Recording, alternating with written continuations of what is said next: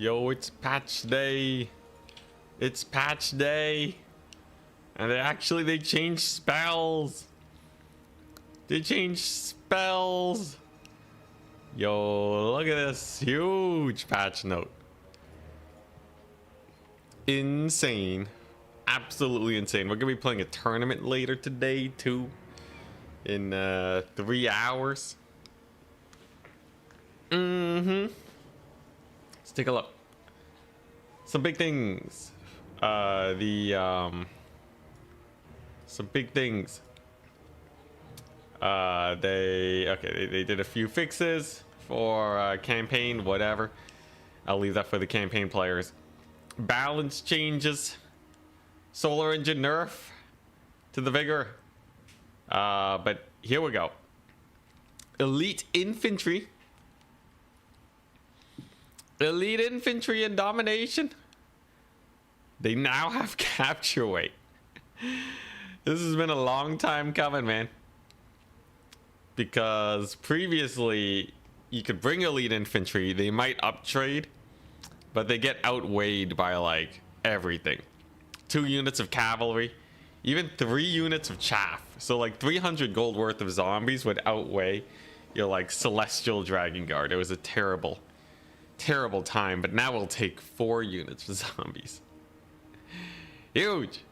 Okay, still though, it's actually pretty impactful because most chaff units cost like 300, right? So as long as your elite infantry are actually up trading, they should still do pretty well. Plus they'll actually hold versus cavalry. So against 2 units of cavalry, 1 elite unit will only let them capture at 1 per second, which is quite slow. Depth guard especially. Depth guard getting the buff is huge. Wrathmongers don't count. Low entity guys don't count. You can see it's just exalted bloodletters, and that's kind of where it stops. So it's not all elite infantry. It's specifically the high entity ones that are easier to throw off the point. So that's pretty good. That's kind of huge when it comes to the meta. But what's even bigger, because I do think this is a what's it? A trading game. Foot characters are now way easier. They're now way easier to get knocked around. So take a look at this. Let's get rid of this browser. Take a look-see. So if we go to Troll Country. Hey, what's up, Flug? What's up? Yo, I'm so excited for this patch. Take a look at Troll Country. You know what was a pain in the butt before? Having a character like Nakari, and you're trying to kill off like a rando on foot. So let's say like you have a wood elf character over here, right? She's just on foot, should be the easiest thing to hit, but Nakari would just keep knocking them over and giving them invincibility frames. Oh, sorry if that was loud. But yeah, they would just keep knocking them over and giving them invincibility frames. But now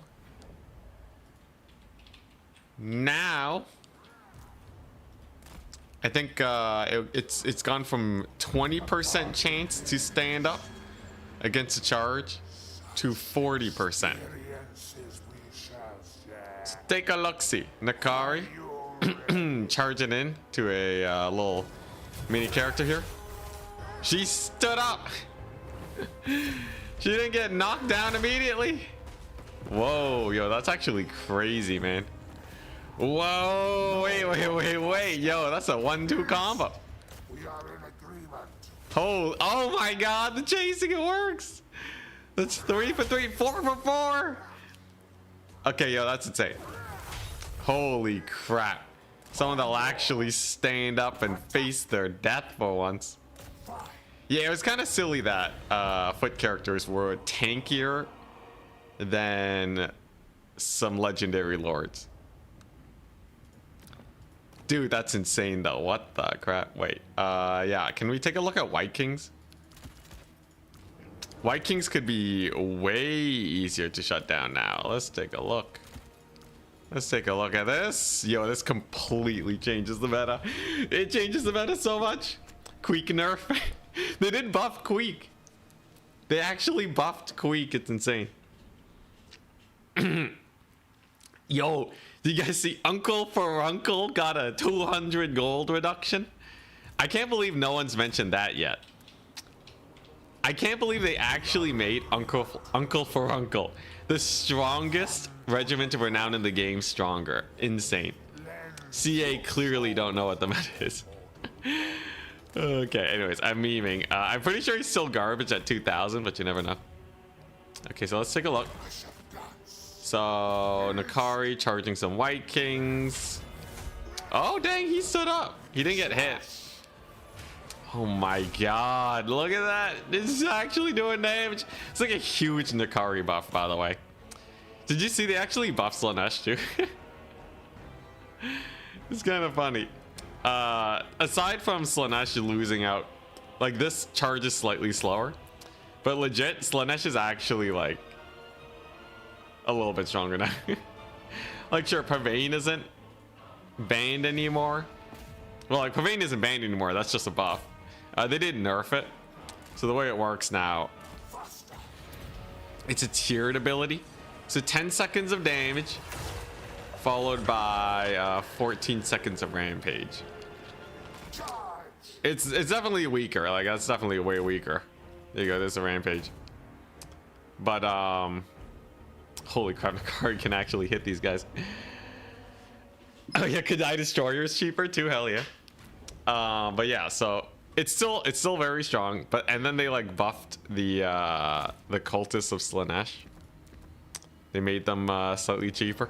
Otherwise, Slaanesh is still basically the same in domination. So I think it's fine. Even without Pavane, they actually seem way less oppressive. So I'm just gonna play them in SFTs 24/7 until they get banned again, because I'm pretty sure they're still really strong.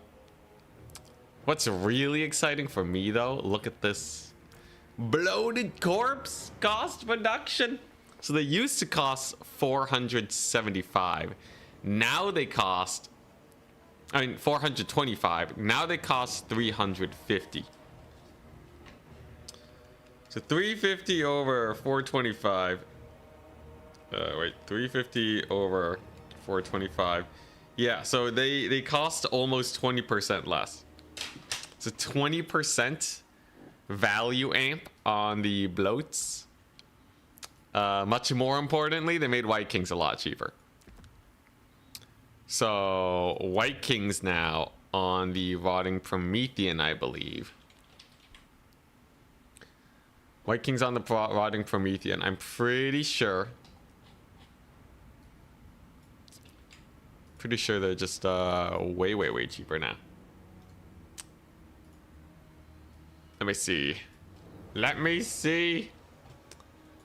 Balance changes. So if we go all the way down, I think we'll run into Vampire Coast.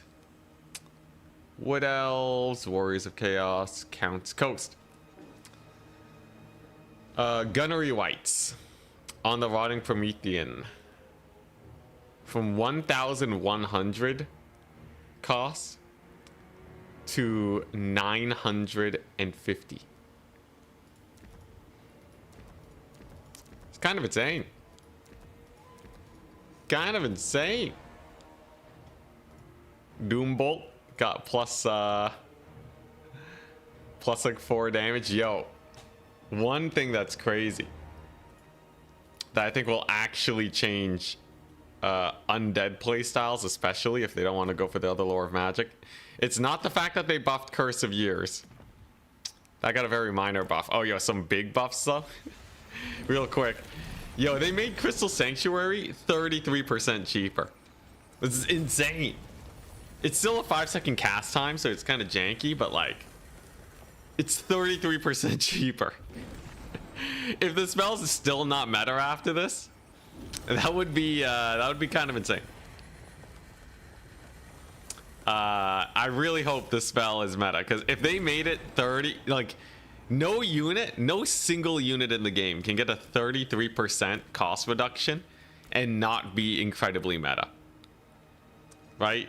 Like, imagine if Blood Knights cost 500 gold less. That's how much they buffed Crystal Sanctuary. If it's still not meta, they really don't know how to make spells good. At least they didn't. We'll see though. Bloated Corpses. Yeah, almost 20% cost reduction. But Depth Guard got a price increase by like what, like 7% or something, or like 8%. I don't know. It's like they got a decent. I mean, not price, health increase. Yeah, they got a health increase of like 7-8%. Yeah, but people actually use Blood Knights. If you imagine if Uncle for Uncle costs 700 gold less, okay? They made him cost 200 gold less. If they made him cost 700 gold less, all right, he would be. You would actually be like usable. Like in a lot of situations, just as a raw single entity with like a bunch of spells. All right, they're like nobody is not gonna be OP. Oh, yo, they gave Plague Drones mass. Yo, Nurgle Air Force, Royal Nurgle Air Force, gonna be coming on in hot too. But here's the thing. So take a look. These are chosen of Nurgle, right? And I want you guys to feast your eyes because CA buffed up. Also, this is bugged. It makes my Lord cost way more than it should. But other than that, Forbidden Rod costs 350 right now. Totally not worth. But take a look at this. For Uncle, it just costs 200 less, right? This is first buff, I think. Unkillable Zarina Katarine on a Frostworm, 25% missile resist. And then, dude, yeah, just honestly, just wait. Snowcat has Guardian, yo, that's crazy. But yeah, you just cast Crystal Sanctuary. It's fine. It'll be sick. Also, yeah, they swapped out the item. It's Forbidden Rod now. Ah, crap. You darn cannons. Yo, look at this though. Look at that. Purple Sun. Actually pretty good damage. Okay, Chosen don't have that many entities, but if you cast it on like Celestial Dragon Guard, it's like 18 Winds of Magic, but it chunks for like half their HP. This is actually a really bad example. Pick like the highest HP low entity unit ever. Where are they at? Celestial. There we go. Yo, Vampire Coast. Vampire Coast is hype. They buffed them so much. Let's see. What else? Oh, Scurvy Dog reduction. They made, they got, what's that? Okay, wait. Alright, yeah, they got Scurvy Dog reduction. They made the deck dropper flyers way better. Take a look at this. Purple Sun versus Celestial Dragon Guard. Insane value. Crafter's like, yo, Celestial Dragon Guard is so good right now. May I introduce you to the Celestial Dragon Guard Massacre spell. That's pretty good. For 18 Winds of Magic, just deleting a unit of elite infantry. Pretty good. It's pretty good. Wait, this increases spell amp? Wait, yo, where's the spell amp coming from? Intensity 10%. Why is it intensity 10%?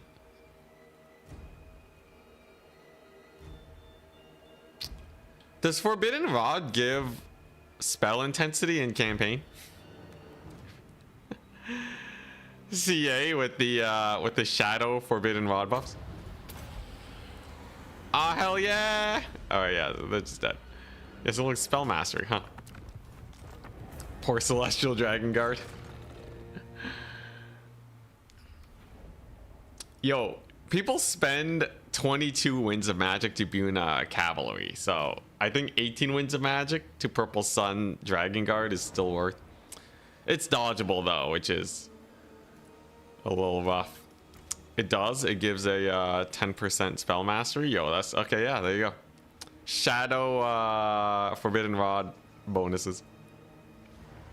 Yeah, it also gives it in single player. Crazy. Oh, oops, that's the army blocker. Let's see what else. What else? So yeah, deck droppers got buffed. Necrofex Colossus got changed. I don't know how. They say that its calibration distance and area is different. I don't know what that means. Anyone in chat? A CA whisper? Apparently this thing got bufferinoed. Actually, there's some elite infantry that are quite good. I think Exalted Bloodletters for Khorne would be really nice, especially against vampire counts. Like, I think Khorne shred vampire counts infantry builds now. And elite infantry can also they're just generally really good against vampire counts. A lot of slower factions too could really use it for the holding power. Yeah, Vortexes got buffed almost across the board. It's quite surprising after their almost full nerf to Vortexes a while back. Also, yeah, Queek, 850, let's go. This is 50 more gold. All right, so calibration distance. So what, does he like not move as close to shoot anymore? I don't know. It's still, you know, it's still Necrofex. Very slow trading. Nothing too crazy, right? It's a Necrofex. No, actually, you know, you can't do a lot of damage versus infantry. Still though, you gotta get them lengthwise shots from to really cook. They buffed Queek. Queek is OP now. He's 50 gold cheaper.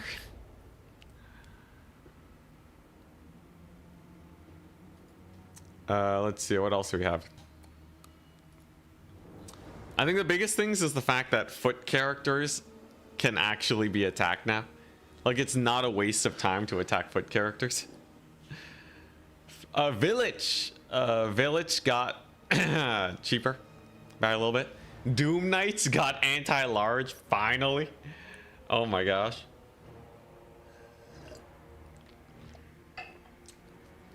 Aeson the Fallen got minus 100 gold. Crazy. Let's see what else. Screaming Skull Catapults got a 50 gold increase. Okay. Slaanesh, Cultist of Slaanesh is cheaper. The let's see what else. Yeah, Keeper of Secrets got cheaper by 50, got an extra lash. So just slightly more cost effective. That will actually help against vampire counts probably. Any buffs to the Hyrule Titan? I don't think so. There's some premium units that they need that they could buff more, but I'm happy that they finally touched on the bloated corpses. Red Morngul, the like the Regiment of Renown. It's used sometimes. This patch is definitely good for Vampire Coast. Cheaper units almost across the board for Vampire Coast. Skaven got, yeah, they got the Queek buff. Yo, Queek actually got an HP increase, and like a fairly significant one at that. I think I might have won my game versus Charix with these Queek buffs. Nah, it was pretty far ahead, but you know, Eshin Sorcerer only is a 300 base caster now, so much like the Empire casters, extremely cheap on foot. Gorich is significantly cheaper. Wow. Brood Horror is cheaper. Warp Grinders, wait, they got an HP bonus? Hold up, man. Wait, yo, Warp Grinders actually got a buff? I'm so surprised. Ah, hell yeah. They have as much HP as oh, actually they have like the most HP out of all the weapon teams, don't they? Yeah, Warp Grinders are the tankiest weapon team. It's not the biggest buff in the world, but it's a buff. That's a it's actually fair. That's like what, 15%? 15% buff. Hey, Semi Fredo, thank you very much for the kind words. Thank you, thank you. Let's see here. Poison Wind Globadiers. Reload time slightly increased. Alright. Doombringer, warp fire throwers, reload time decreased. Oh, okay. A little bit of a shuffle going on. It's, you know, very minor difference, all right. 10% difference doesn't change the fact that Globadiers are getting like 2,000 value. I had to lose for the Queek buffs. Yeah, I think CA saw the stream and they're like, you know, we really got to buff Queek. Yo, Thunder Tusk. It got additional hit points reduced. So they lost 500 HP, even though it's called additional hit points. Leadership reduction. Speed reduction. Stonehorn, leadership reduction. Yeah, lots of leadership reductions on the Ogre single entities, so they're much easier to counter now, where they are meant to be weaker, I suppose. Makes sense to me. Honestly, a lot of Ogre players haven't even been spamming them lately. It's been a lot of man-tied Ogre builds. Lead Belcher projectile penetration 5 to 3. Hold up, man. Did they just bring the ban hammer down on the Ogre Kingdoms? Yo, wait just a darn second. Did they just screw Lead Belchers? That's a lot. That's a lot. That's 40% less damage potentially. Firax, thank you very much for the prime sub. Oh yeah, Bretonnian infantry got a buff. Dude, I think it's gonna be a Bretonnian meta. Bretonnia was already getting pretty strong. Okay, so previously getting shot by lead belchers like this was a death sentence. Okay, a lot of those shots missed. And okay, no, still don't get shot by lead belchers. Don't get shot by lead belchers. I think it is hurting them a little bit less. This actually, I should like test like medium range because the arcing fire is kind of screwing with how much damage you're doing.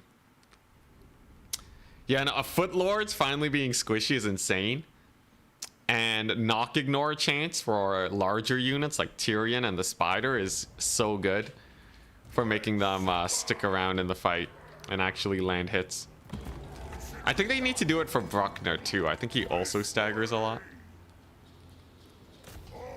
I think it's a big reason why Bruckner is like ultra bad. Okay, so oh god. All right, there's your nerfed lead belcher volley. I'm pretty sure yeah, they're fine. lead belchers are fine. It's a slight damage nerf. If you're getting shot by them, look, a loss is a loss, right? That doesn't don't change anything. Oh, right. Crushers are cheaper. Mournfang cavalry's cheaper. Bruisers cheaper. Yo, Greasus. Yo, they give Greasus a buff.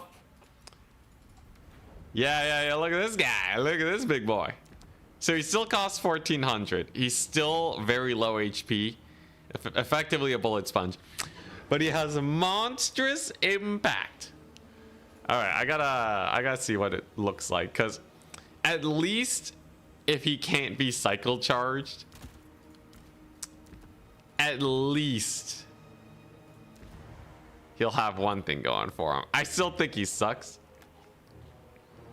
but we'll have to see. All right, so let's say you have Greasus, right? And he's fighting against like, what's a pretty vanilla? It's like a pretty vanilla dude. All right, there you go. All right, you got a Celestial General. And you got him on his lion. All right. Celestial General versus Greasus. Can Greasus cook? Greasus costs about the same amount of money, and he's way slower. So in theory, he should dumpster this guy. Yo, they buffed the Arachnarok Spider though, Meaty Dangler. That's a buff for greenskins. All right, let's take a look. Yo, Greasus is so squishy, man. It's totally worth to shoot him. So he has Horde Master by default. Has that leadership debuff. So let's say Celestial General, right? Lanes, you know, they tussle a little bit. You know, yeah, there you go. They get a few hits. But look at that. Monstrous impact. There we go. Wait, that's actually that's a pretty big slow actually. The animation could really be like way better to sell it a bit more, and if he misses, monstrous impact doesn't trigger, but if you're trying to cycle charge, you slow down quite a bit. Now, can Greasus actually fight? The answer is no. He probably still loses to someone like Alberic, but he does kill a Celestial General. Really good if you're shooting them to death. Jeez, he just has no HP though. God, they really should have buffed his HP. I don't know what is going on. All right.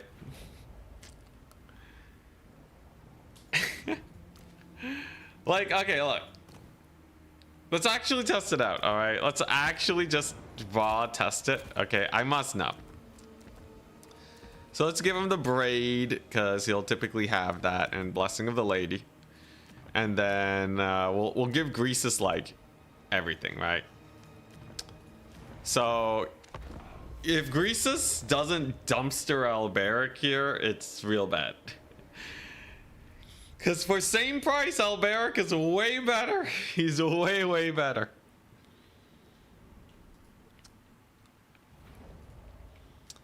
All right, here we go. This is a true test. The thing is, right, they just gave him a slow. So like Alberic can just charge in here, right? Okay, he's not using his abilities. But let's just take a look. Okay, he does beat Alberic. He goes down to like 30% HP doing so. So I guess he'll outduel for the low downside of, okay, like, so technically he wasn't using any of his abilities, right? He does have a rampage, I guess. Yeah, I don't know, maybe you run him against vampire counts. Okay, so you can take it for 1600 and he'll beat Alberic, I guess. Assuming Alberic doesn't cycle charge. And he does have monstrous impact. So yeah, maybe against like vampire counts, and then they can't cycle with their dragon or something. I guess. Oh no, TBD, we'll see. Monstrous impact is such a surprising effect to have on a melee character. It's very unique, that's for sure. It's extremely unique. So we'll have to see if it actually works out. All right, here we go. Why is this Celestial Lion and Eagle? Is it an eagle? All right. So Ogre Kingdoms, I think they'll still be very strong. I think Bretonia is going to be very strong. You know, one thing I actually really want to test out. So Foot Squires for Bretonia got buffed, right? Typically, if you're playing as Bretonia, one thing that is super annoying is if other factions go for some elite infantry. Something like Celestial Dragon Guard, right? You have Celestial Dragon Guard and you're like, crap. I gotta cut them down. But my infantry suck because Foot Squires are garbage. But take a look at them now. Take a look-see now. These Holy Wardens just got a bonus versus Infantry 5. And Foot Squires, I believe, they also got a buff to their, let's see here. I think Bretonia was way higher. Is this ordered alphabetically? It is, hell yeah. Foot Squires, they got a price reduction, a leadership increase, a melee attack, and they basically got 2 chevrons for free. Yeah, they basically got 2 chevrons. So, will it make a big difference? Or will they still suck? We would want them to trade pretty well here. Now, Foot Squires were already on the brink of being rather good. Oh yeah, and they have silver shields now, yeah. Battle Pilgrims. These guys don't, but normal Battle Pilgrims do. So let's take a look at that fight. So Foot Squires versus Celestial Dragon Guard. These are much more expensive than your Foot Squires, but they are anti-infantry versus the halberds. Melee attack, kind of struggling to punch through. You know, weirdly enough, the Holy Wardens are doing way better. Wait, yo, the Holy Wardens are kind of cooking. Okay, now that's unexpected. The non-armor piercing Holy Wardens are actually out DPSing the Foot Squires with armor piercing. Just goes to show that armor piercing's not everything. They actually have the melee defense to punch through this. Holy crap. Holy crap, the Holy Wardens won. The Holy Wardens just killed Celestial Dragon Guard, guys. Oh, holy crap. Yo, that's insane. Test with Harmony. All right, wait. Let's see verse like Forsaken. Yo, honestly, the cheaper, like it, you know, you can put Harmony on it. It'll obviously be really good. Celestial Dragon Guard are insane. This is the fact that these guys are competing is what's surprising me. I got a test verse like Coronate Forsaken, because Forsaken also they got the charge too, which is really impactful, but they do have charge defense against everything. Yo, Bretonnian meta, here we come. Big Bretonnian meta action. Yo, honestly, Bretonnia, an infantry buff for them was really needed. I think they also made Dwellers Below a little cheaper.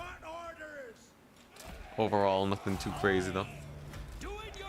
Oh, the damage reflectability, however, is way higher. That one's pretty fun. They made Shield of Thorns 20 reflect.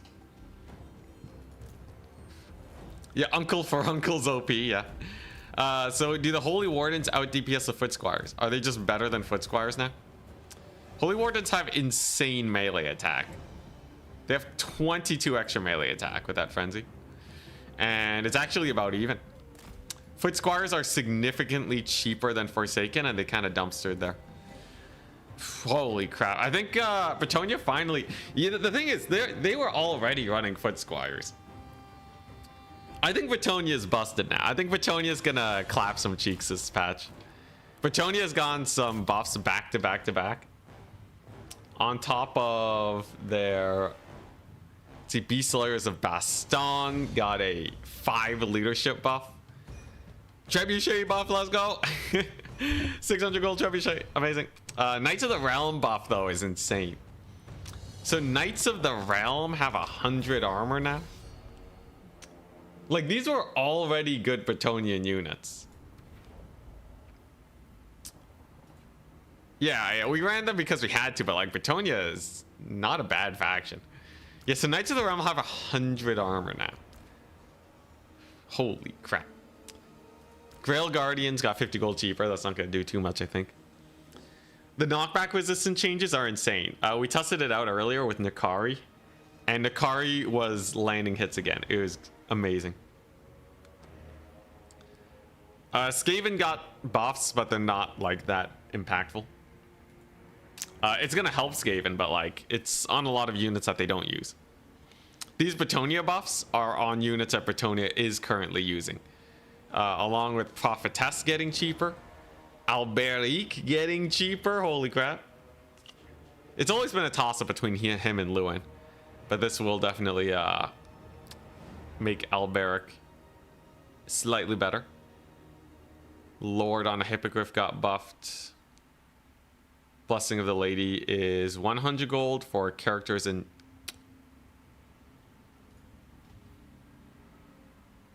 Blessing of the Lady is 100 now. Holy crap. I can have blessed questing knights for... Holy crap.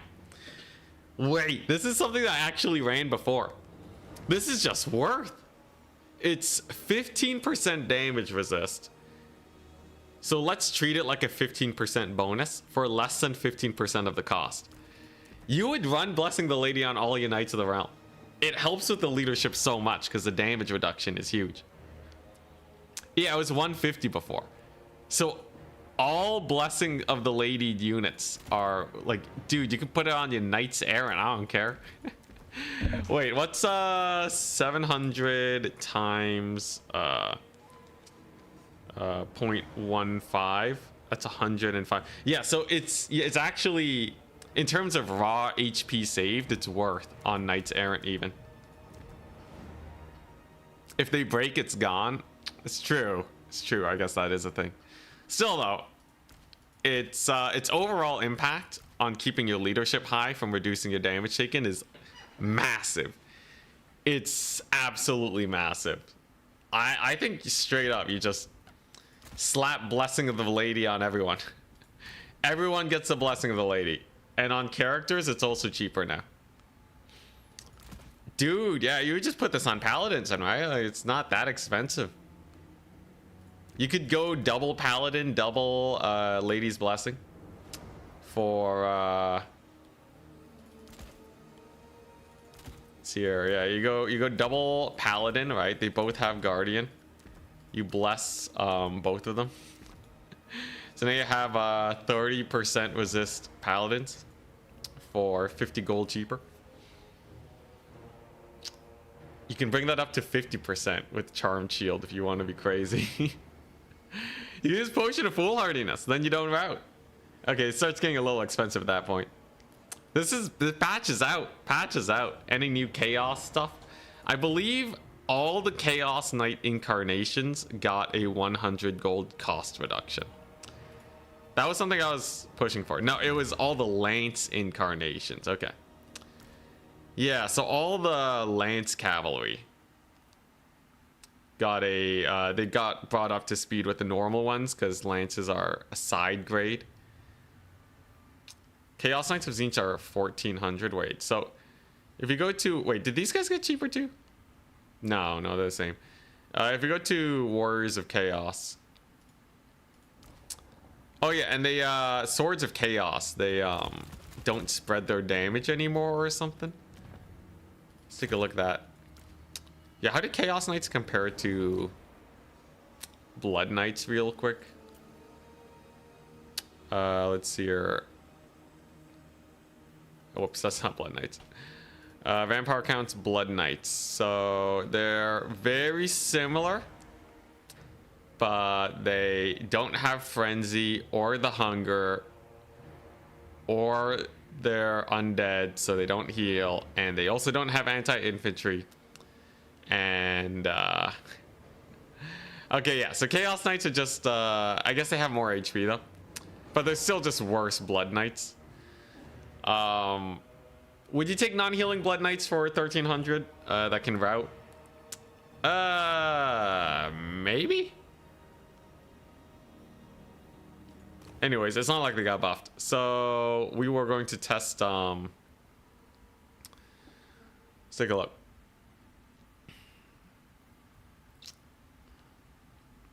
Where we at? Oh yeah, Spawn got buffed across the board. Warriors of Chaos, yeah, so all Lance cavalry is now significantly cheaper at minus 100 gold. We'll see if that actually gets them used, or if they will still fall by the wayside. We will see. Let's take a look what else we have.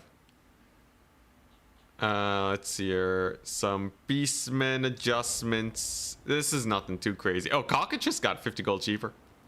And it staggers less, which might be impactful. I don't know, man. I don't know. It's kind of weird. Ungor Raiders got nerfed though, so Beastmen are actually probably significantly weaker.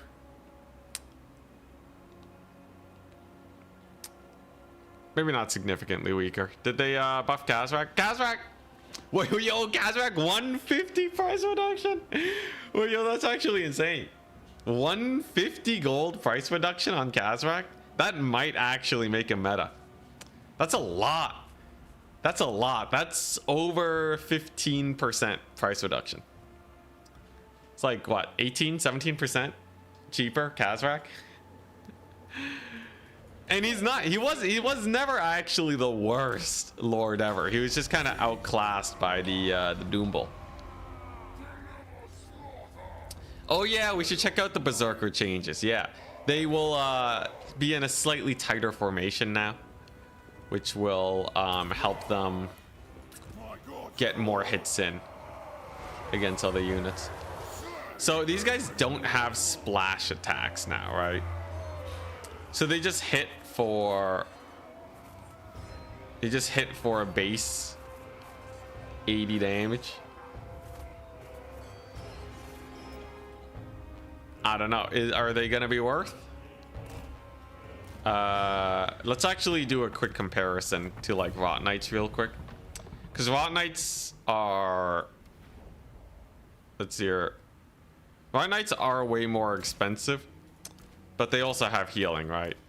So if these guys can't compete, then it's a little awkward, right? Who knows though? If these, I don't know, maybe if the maybe we'll see a Swords of Chaos meta. Any cool dwarf buffs? We might see them in domination more now that hammerers have capture weight. I'll have to see what other like actual unit strength buffs they got though. But yeah, berserkers, yeah, they clump tighter together now. Should be pretty good for them. Berserkers were already pretty strong. Okay, so let's just take a look. So we leave him in combat. Okay, yeah. Look at this. The entity count is actually fairly similar between the Forsaken of Khorne here and the Forsaken of Khorne here. It's only a 4 entity difference.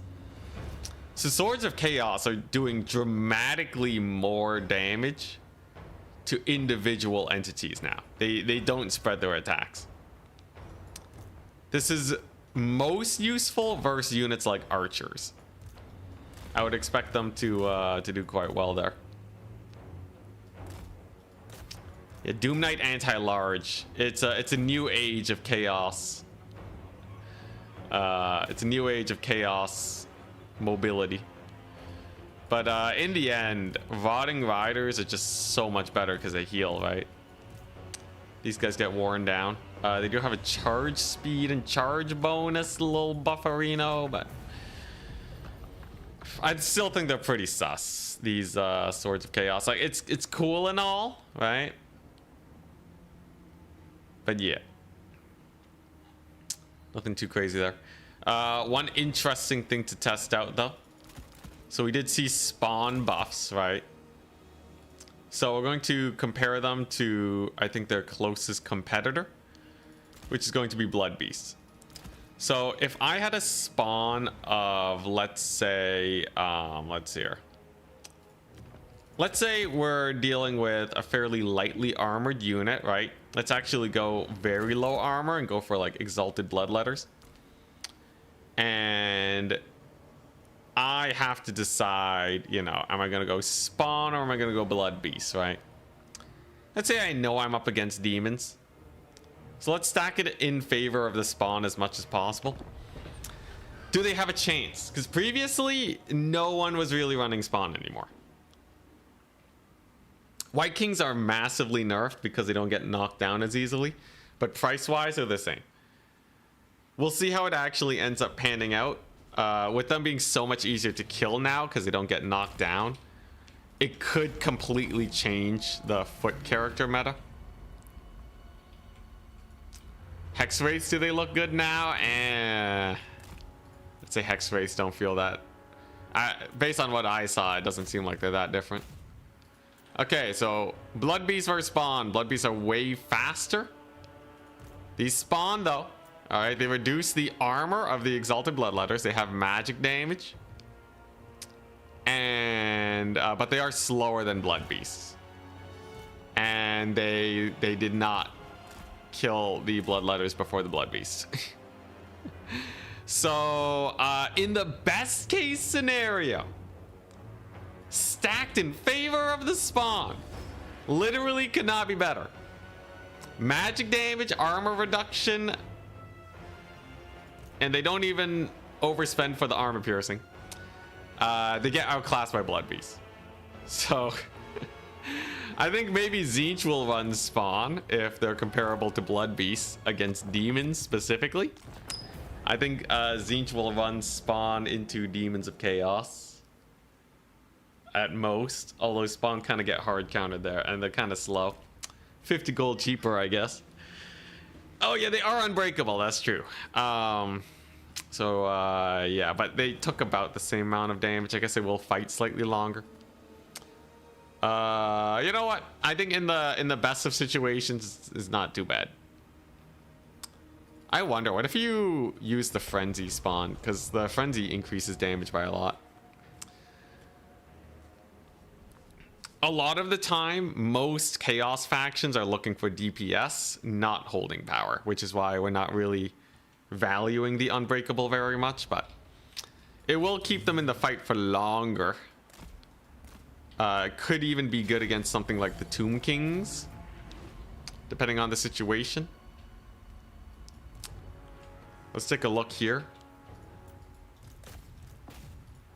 So there's a charge. These are coordinate spawn. And yeah, about similar amounts of damage. Take a lot more damage too, notably. They did rout him off first though. Yeah, I don't know, man. I don't know. Maybe it's the vanilla spawn that are OP. Hey, I'm happy that they're at least more viable. So if you really just want an unbreakable monstrous infantry unit, you can take spawn.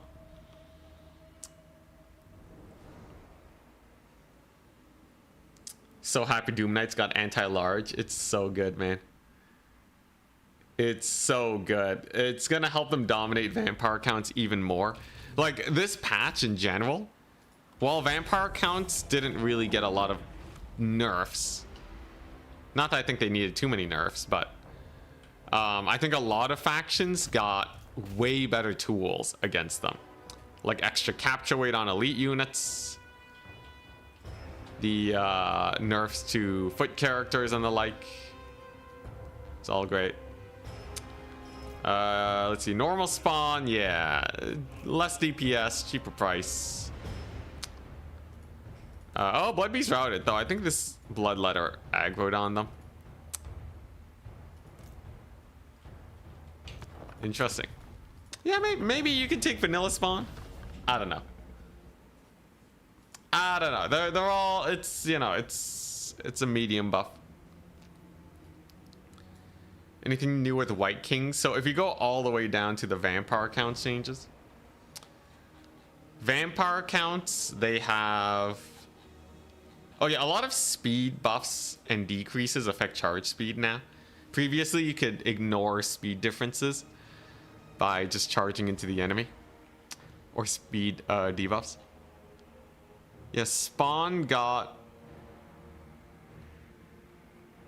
extra charge bonus and just a little bit of extra damage, right? Oh, 8 armor piercings, actually quite a bit. Unbreakable value. Let's see here. So the vampire counts. They got Helman Gorst buffs. Foot Gorst meta incoming. Does Gorst even have a Let me check real quick. I'll leave the page up. But can Gorst Mortis Engine on his thing, or no? He needs his corpse cart to Mortis Engine. All right. Anyways, yeah. So White Kings got an HP nerf, knock back, interrupt, ignore chance to 75%.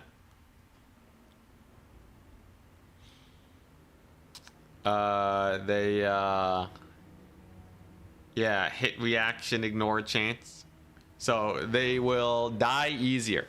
Fun fact though, vampire counts kind of want White Kings to die. See, they can resummon them. And then get more Scab Scraths, because Scab Scrath is like insane value. Lead Belcher penetration nerf, I can't tell the difference. I think it was actually pretty rare for it to penetrate 5 targets anyways. Lead Belchers still annihilate elite infantry. So if it is a damage reduction, at most I'd say it's like a 20%. In the realm of you can see it if you do a bunch of testing, but is it actually notable in most situations? Is it really going to make a big difference? No, I don't think so. Maybe against cavalry though. I think like on the higher end of lead belcher damage, yes, there'll be some less devastating shots, but like as far as the unit is concerned, they're still totally happy with the state of things. Yeah, Ruin of Hearth and Home is gone, so I think that's just because there were too many disgusting dwarf boxes in land battle. So Banshee got an HP buff. The Banshee actually sapped the HP from the White King and put it into their own entity. That's it's a 400 HP difference. So they are about as tanky as White Kings now if you treat their physical resist like armor. And the armor piercing damage went up a little bit. Here's the thing though. People take White Kings for Scab Scrath. So I think they're still gonna run White Kings. It's just the build is going to be a little bit weaker, but like they're still gonna run White Kings. Scab Scrath is so important for killing off archers. And yeah, and like where are you gonna run Banshees? You made them nerf avalanche mortars? Wait, they nerfed avalanche mortars? That one game where I lost with avalanche mortars, they saw it and they're like, yeah, we gotta convince people to never take them again. Oh, Crypt Ghouls got an HP buff though. Crypt Ghouls are they're weird on the vampire counts. They were kind of used as like a utility back capture. Hex rates got a buff. Not a huge buff though. I think they're still the same. Flaming attacks doesn't make a big difference. I think hex rates still suck because that's just so squishy. But Blood Knight buff, 50 gold reduction on Blood Knights. Now we're talking, all right. Honestly, I think vampire counts are gonna run literally the exact same builds they have been, and enjoy the slight price reductions. And White Kings will be easier to snipe, but otherwise, they're gonna run the exact same builds. Streaming in the AM, yeah, I was so excited for this patch because they buffed Depth Guard, man. They buffed Depth Guard. They did it. Also, Aranessa, she got nerfed because she gets knocked down easier. Hell yeah. Let's see here. Tzeentch, yeah, Village got buffed. Iridescent Horror got buffed. Someone said there were a lot of Tzeentch buffs. These are not highly impactful Tzeentch buffs. I think Exalted Pinks, yeah, they get one more armor piercing, but like, at most it'll just bring them in line with Blues, who are already doing way better. Doom Knights are a big question mark. It'll help in a set amount of matchups, but I don't think that like elevates Doom Knights to absurd levels. It's nice though. It's definitely nice. Spawn of Tzeentch got buffed. Cockatrice got buffed. Aeson, Lord of Change. Like all these are units that Tzeentch doesn't use right now. So I don't really think it's massive by any means.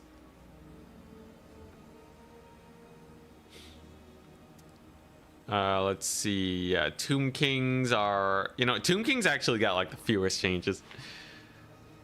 Tomb Kings essentially got nothing. Unless the Chariot of the Gods. So I think they buffed Chariot of the Gods again. Pretty sure they've been buffing the Chariot of the Gods every patch for the past like year. Let me see. All right, we have to, who knows? Maybe Cetra on his Chariot will finally be meta. Who knows, right? It's, it's been a long time coming.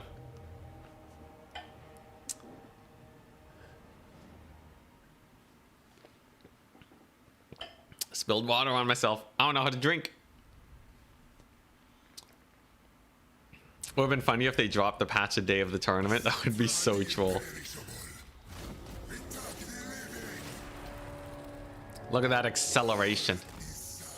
Look at that Cetra. Oh my gosh, he's so fast. Wow. Yeah. Look at him go. There you go. That's pretty nice.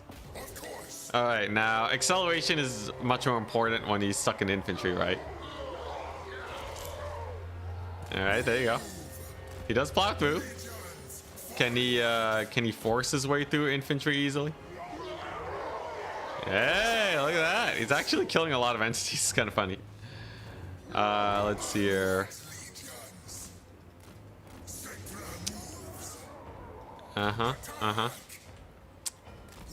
And yeah, there's the chariot of the literal gods. Actual gods gave him this chariot. Amazing, isn't it? Best buff I've ever seen in my entire life. Anyways, yeah, Tomb King's got nothing. What else do we got? We have Kalita. Kalita got a slight buff on a chariot. Yeah, it's just like very mild chariot changes. Slaanesh is more or less the same. Soul Grinder of Tzeentch buffs. Like 10 bonus versus large is nice. But I think the biggest thing is that maybe the Keeper of Secrets will be run more at 1650. It's not bad. And it gets an extra spell cast, which is a couple hundred. Could be like 100, 200 gold worth of value.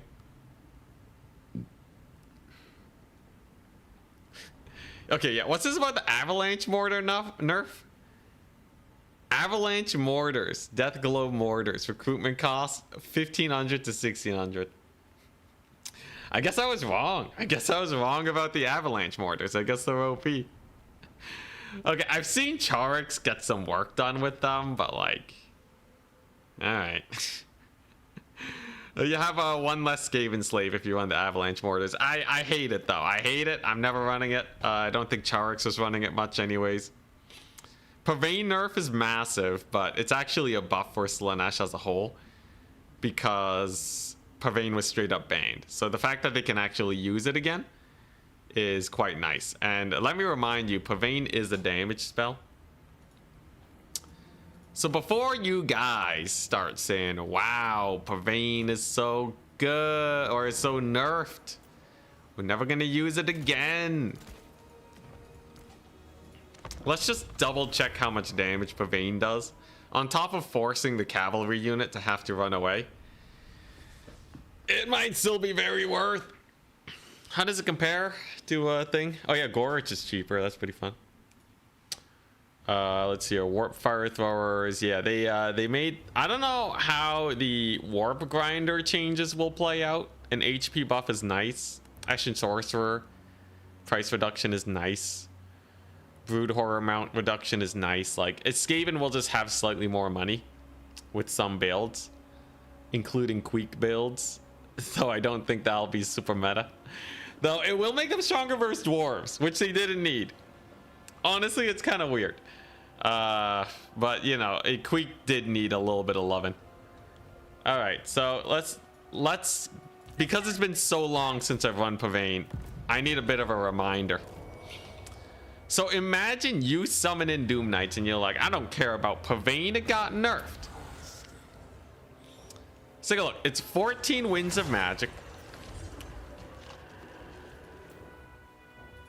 And the damage is actually pretty middling.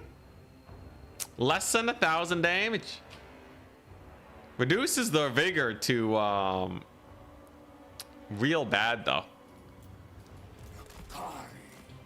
And the aggro radius is still pretty big, right? So it makes them move about like what? Maybe like 100 meters forwards. But you do have time to retreat. So I don't think it can actually leash units in. I think the time that they have to retreat will offset the rampage, but it does about 1,000 damage. Is it going to be better than Malkoth's? I think definitely against some lords it's still good. And against range units it's still not bad. The vigor buff is something you can't write off either. It really hurts their vigor. Should overcast a spell. A 28-second rampage. All right, sure. Let's.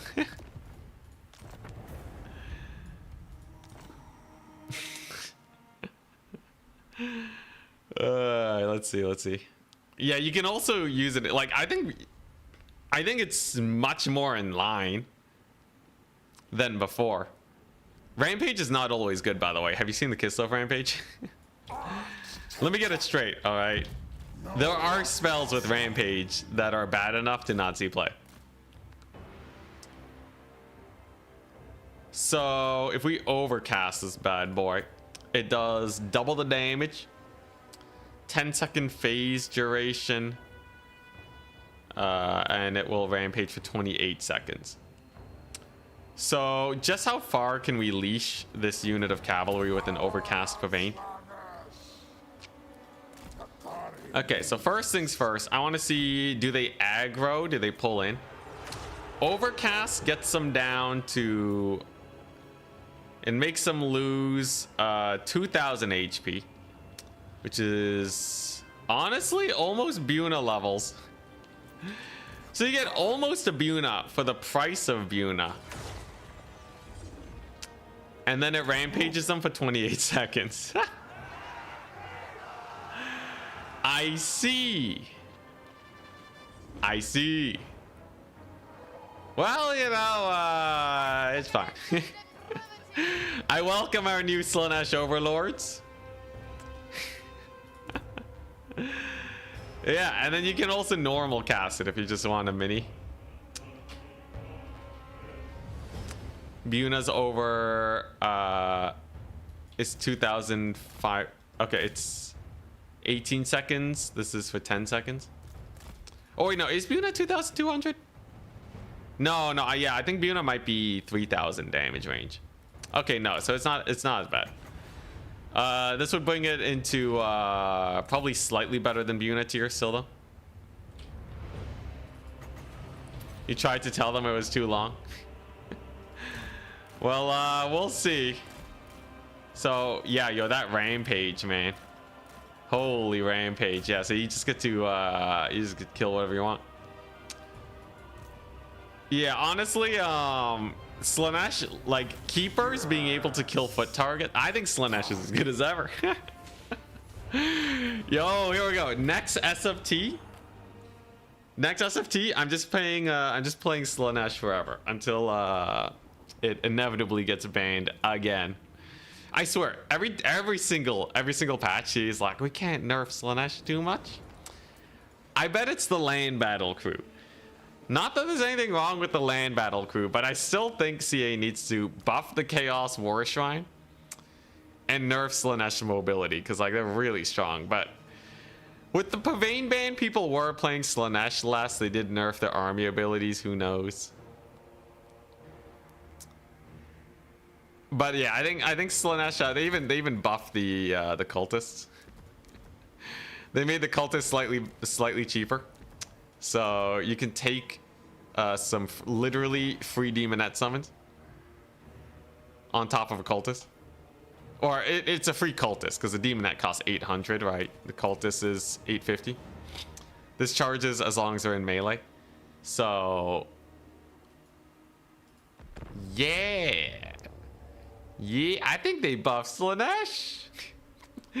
I think a little bit of land battle action got in there, and then I don't know. Look, here's the thing, right? In the last tournament, people weren't playing as Slaanesh as much as I thought they were. So maybe they do need a buff, you know? I think, you know what? I think my favorite faction in the game that I have like a 100% win rate on, I think they could use a buff. You know what? Why not, right? Why not? Yeah, I'll take it. As a completely unbiased... Also, by the way, this is not my fault. Before anyone actually starts saying that, like, this is my fault, I told them to nerf Slaanesh, okay? But no, this is... Yeah, nah. Completely unbiased Anticity strikes again. Guys, so CA's trying to make me look bad. Anyways, the scary thing is that these ladies, they have, come on. Holy crap, can you stop charge attacking into the Cold One Knights and getting knocked over? What are they doing? What is that? I thought they made them harder to knock down. Anyways, unbinding, it's yeah, it's a 30 second, so they don't last very long. Wait, they start at unbinding? Yo, that's crazy. Okay, so it's actually not that bad to summon. They start with unbinding. They'll last about 1 minute. They can get a lot of work done though in that 1 minute. Is it worth? I don't know. Oh crap. Dang it, I had the thing up. No, not the blocker. It's fine, you didn't miss anything. GG patch notes, patch notes. They got me again.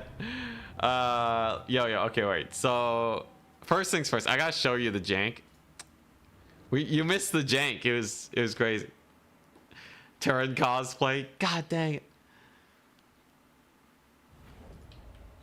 Yeah, look at these ladies. It's hilarious. So there's a little bit of a weird thing that happens when you try to charge into these Dread Knights with them. I don't know if their knockback chance is still super low, but look at this. Ugh. This is instant knockdown. It gets really bad on some of these charges. Give me a second. One of the charges, they got knocked back like miles away. No, dang it. It just happened once. Come on. I know I can replicate it. Dang it. Oh, now it's working. I swear it only doesn't work when I'm it only doesn't work when you guys can't see it. I swear it's hilarious. What the crap? Now it's working consistently. What a ripoff. What a ripoff. Come on, she got sent launching, man. She's launched miles away. Oh my god, yeah, it's just... Come on. Wow, all right. Oh, it was a rare situation. Yeah, she got like knocked miles away. Anyways. Yeah, I was having a hard time using the gate of Slaanesh because she keep getting knocked around, but now apparently it works perfectly. So I guess I'm chat chat fixed the bug. It's Schrodinger's bug. All right. Wait, what? Total War? We're live bug fixing just to trick you? Wait, is the actual CA's actually here? Yo, what's up, CA? Yo, summon the CA. Yo, honestly, I'm so excited for the unit changes. Yo, we got CA to tune into the stream. I made it. Oh my god. Yo, I can't believe Yeah, no, I think it's I think I had the super rare chance that they got knocked down. But then afterwards, like, you know, the higher chance to stand your ground against hits kicked in, I guess. God dang it. Yo, that's crazy. Yo, Christmas came early. Oh my gosh. All right, quickly everyone, pray CA. Okay, no, actually though, I really think legit CA, I think Slaanesh, not CA. CA is OP. No, I think Slaanesh is still probably going to be OP. Time will tell though, because they actually weren't getting played that much in the tournament. But at least I'll be playing them a lot. I sure hope they don't get banned, because then I can actually play them in tournaments. Crush face. Because I was beating people with just Melkoth. All right, what else we got? Just checking out the hotfix reactions. Ah, hell yeah. Let's see here. Yo, okay, so Kislev. Big thing about Kislev. Okay, so this is the most buff spell in the game right now. This has to be meta, right? This is literally the most buff spell in the game. We gotta test this out in front of CA. Obviously, you guys don't have to stick around, but happy if you do. I really gotta see. So Empire was basically, they were going for like a mega net build, right?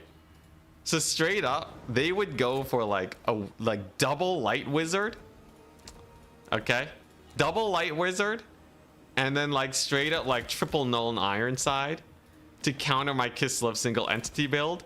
Fun fact, Crystal Sanctuary lasts longer than Net of Amantok. Which is actually kind of a downside. I'd rather it lasts the same amount, but whatever, right? This is how balance works. Counter to Pavane. Oh, yeah. It also counts as Pavane because it lasts 35 seconds, which is kind of absurd.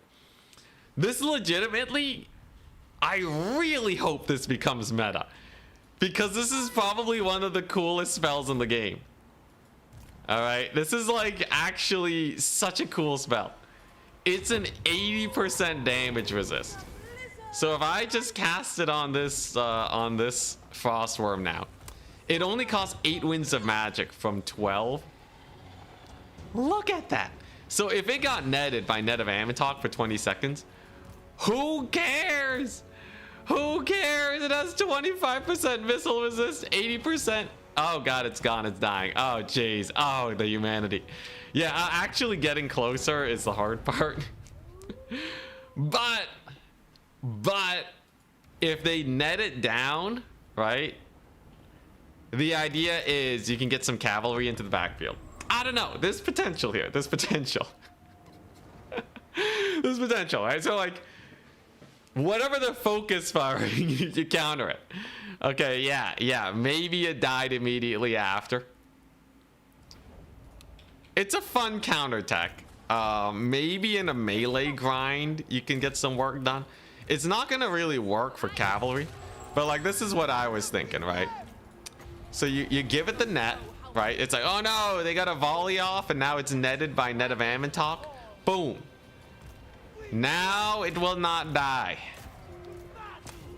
Look at that. The animation is pretty subtle too, so like maybe they won't notice that it's not taking any damage. And then in that time, right, you have more than enough time to get your cavalry in and to flank while this is just being a distraction Carnifex. Oh yeah, Missile Mirror also got price reduction. So Missile Mirror got what, a 20% price reduction? Distraction Carnifex Worm, yeah. Missile Mirror, yo, oh man, yo. The one spell though that I really wish they buffed. Now that they're actually changing spells, I'm so excited. Give me Stone Ground Stance, man. Give me a 10,000 mass Frostworm. I need to see it. I'm sure there's some shenanigan. Unless it's actually hidden OP and we never knew. Can we give it a quick test?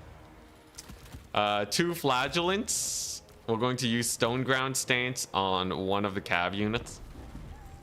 Obviously, it's supposed to be used on infantry based on the rest of its design, but I think the most interesting way to use it is with cavalry. So let's see. Also Terracotta. Yeah, Terracotta got a price reduction. Yo, let's take a look. Boom, baby. All right. Was this spell ever? Okay, here we go. So Stone Ground Stance versus not Stone Ground Stance gives a mass increase, which should help charges and impact damage. And it's going to help impact damage by not very much. Yeah, so like, I don't know. It costs 8 winds of magic and it lasts like 24 seconds, right? I would love to see this get the same treatment as the other thing, but for now, let's take a look-see at what they did buff. Because honestly, I'm just happy to have any new toys. Missile Mirror. So it's 18 seconds of reduction for 8 winds of magic. Like, how much would you pay to disrupt a range unit for 18 seconds? It's a 20% buff. Like I said, most 20% buffs on units here would make them really strong. Also, these lions are cheaper now too, right? So they're actually a good deal cheaper. Missile Mirror. You know, if you think about it, what if you're running a new Jet Lion build against the Empire Nuln Ironside Net of Ammontok build, right? You know, it's kind of, if you think of, if you squint really hard, it's kind of like Crystal Sanctuary. But you can move. So like, what if you do this?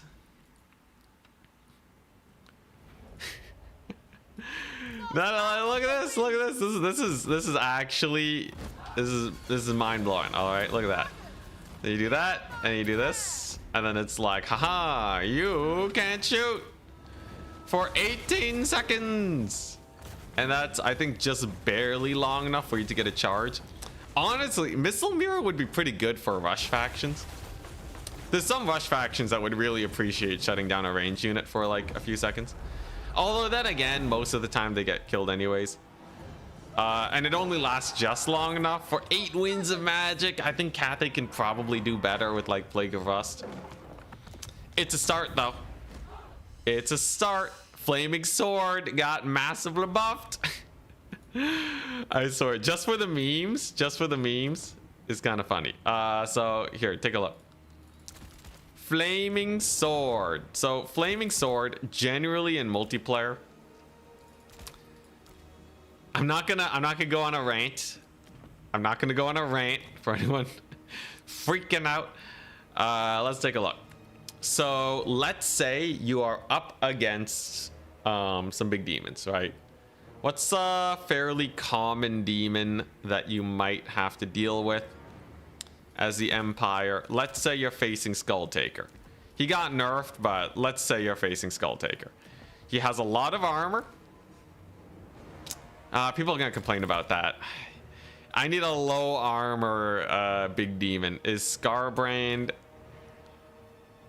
Oh, beautiful. Red Olgor. Okay, yeah. So you're going up against the very common Red Olgor of Khorne, right? And you're like, crap. How am I going to deal with them? Oh, wait a second. I have a spell that just got buffed more than 20%. Or more than 15%? No, yeah, about 15%. Let's take a look. You have to run. Peace. Will do. I'm so excited about today that I streamed early. All right, so let's take a look. See. Yo, dang. CA actually watching the stream? Yo, people were so skeptical before. They're like, CA never listens to content creators. All right, let's take a look. Flaming Sword against Red Olgor. CA saw me take out the Flaming Sword. They're like, I gotta head out, man. I can't listen to this rant again. I scared CA. All right, let's take a look. So this is the power of Flaming Sword against these guys. You're looking at a 1,600 damage difference. 1,000, about 2,000 damage difference cumulative. It costs 7 wins compared to like a Spirit Leech. It's more valuable if you can get multiple volleys off. It's okay. It's fine. It's nothing crazy though, right? I think you're still using it for the magic damage. Let's see here. You should show the Guardian bug. You can stack abilities if both units have it. So take a Zote plus Life Caster. And you can give a Zote 60 permanent resist. Wait, the Guardian... Is this the same thing as the War Mammoth thingamajig? With the ability stackerino? Yo, Zotes are cheaper now. So what, you're saying Zotes have... What's this? Pavane nerfs are good. I still think it's quite strong though.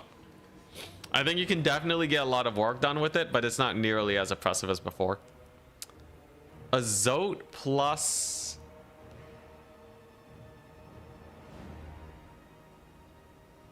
Life Caster. So what? Are you supposed to use like Flesh to Stone or something? Are you supposed to use Flesh to Stone?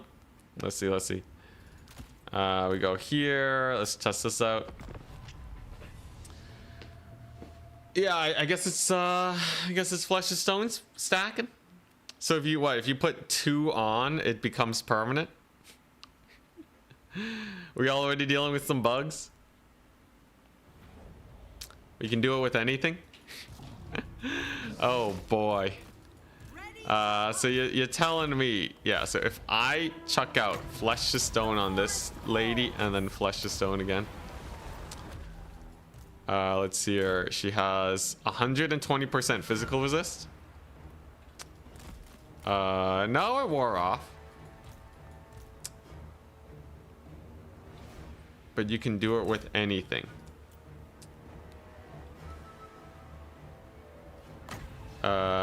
So what is it? Normal cast Flesh to Stone that I should be? So I know it's stacks. They technically count as different spells. And it's gone. Cast it on the Zote. I think the Zote. And use the bound spell. Is CA actually live patching?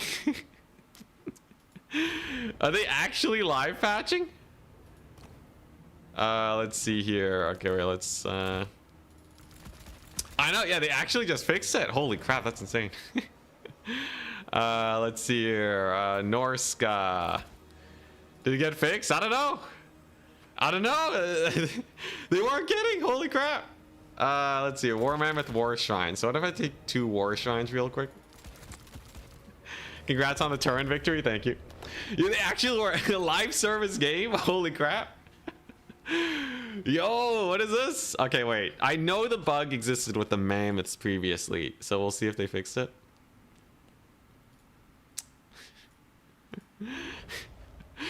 Yo, that's insane. All right, here we go. Try it with 2 heroes with Guardian. I think with the mammoths, I remember it worked here in the previous patch, but is it fixed? It's fixed. Yeah, whenever I find a new bug, it'll get fixed in 2 minutes. Yeah, in fact, it'll get fixed before anyone can actually see the bug happen. So War Mammoth War Shrines, they do stack, or at least they used to stack. You can see physical resist 19%, despite only being at 12% charge. So they do absolutely stack, and then you separate them, and they still maintain that physical resist. So despite maxing out at 20%, this guy still has 26%. Let's see with a Guardian stacking on the Brats. I've only ever seen the bug with the Mammoths, but let's take a look-see here. Ah yes, players preventing ready up because money. Hardly anything PvE, but wowza, that was a lot of cost changes for competitive. Dude, it's a new meta. A lot of cost changes, but most importantly, the Footlord meta is like punched in the gut.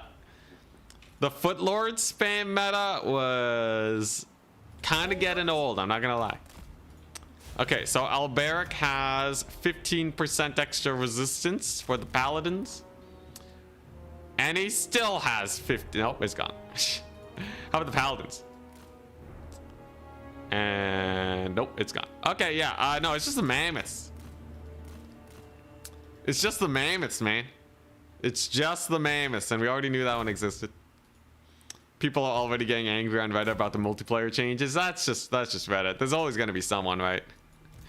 Try finding someone that isn't angry, you know, in a large group of people. Such is life, such is life. Honestly, I think a lot of people are just waiting for the new update.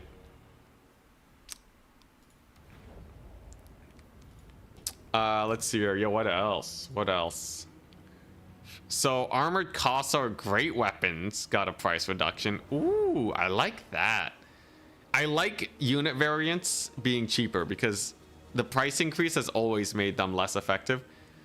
Because stuff like great weapons will decrease their stats in other ways.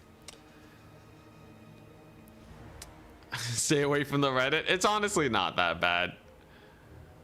You know, just don't visit the Reddit like right before the DLC hits. You know, like, you know, it comes in waves, right? But like, you know, I think it's fine. But I played League of Legends, so. What we got? Gorby's Chariot buff. Hell yeah. Acceleration, some melee defense increases. Blood Crusher increase to HP. Not that much though. Yo, it's like the people see the Reddit the same way people see Legend of Total War.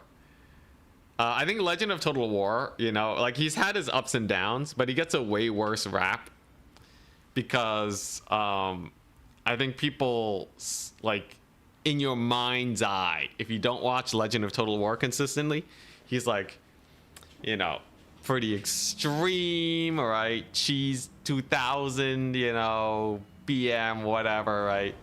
But no, like I've watched a couple of his videos, and it's like so different from how people describe him. Yeah. Not that he isn't like skewed more towards, you know, speaking his mind, more unfiltered, right? But he's not like, I've never been like, holy crap, he said that? Wow. At least with the more recent videos, maybe in the past. And he does cheese a lot. That much is true. But personality-wise, I've never been like I said, you know, compare it to League of Legends or even just the Reddit. Compare Legend to Reddit. I think the Reddit's way more toxic than Legend. You know, so yeah. Anyways, all that aside, Syla got a buff. That's a 75 gold decrease. Hell yeah. Let's go, Syla. New age of Syla and Fingrim. Yo, High Elves though. I think High Elves, they were almost meta before with Charix. Tyrion, 20 more AP. Doesn't make a difference. Hit reaction ignore, 80%. Big difference. So he won't stagger as much on his mount. From 70 to 80%. That's 33% fewer staggers than he was getting before. Fairly big difference. Alithanar, still useless. Don't get you baited. Okay? Moonbow has a homing projectile. Alright, you know what? Who knows? Maybe Moonbow is like so goated that like, you know, it's maybe the Moonbow is OP, right? Maybe all it needed was a bit of homing. I'm getting debated.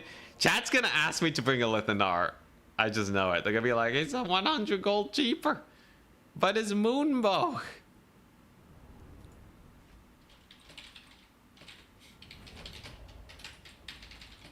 Responding to someone on Reddit, on Discord. My bad, not Reddit.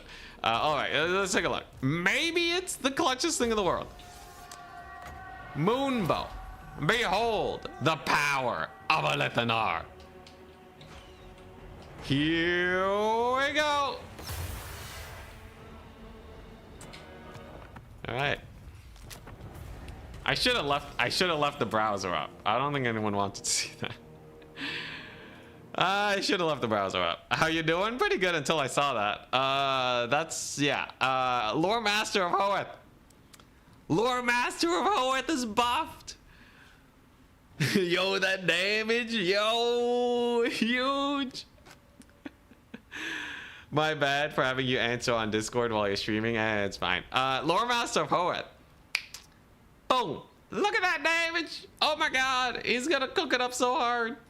I can't believe, you know, I know, right? As a multiplayer pro, you can trust me on this, okay? Everyone and their mother was like, holy crap. If the Lore Master, and I can do this because he is not watching now. If the Lore Master just did 40 more damage, they would crush face. Just 40 more damage. It's definitely not the fact that they have no mount. The fact that they die super easily. The fact that their spell choices aren't that great. Nah, man. It's that damage. Yeah, how much do they cost? Let me check. Lore Master base cost is $750. Wow. Oh man. You know, some hits and misses definitely. But hey, you know, yeah, it adds up. It adds up. It's 35, not 45. 20 plus another 30. No, that's 50 damage. According to this, that's 50 damage. Also, my phone.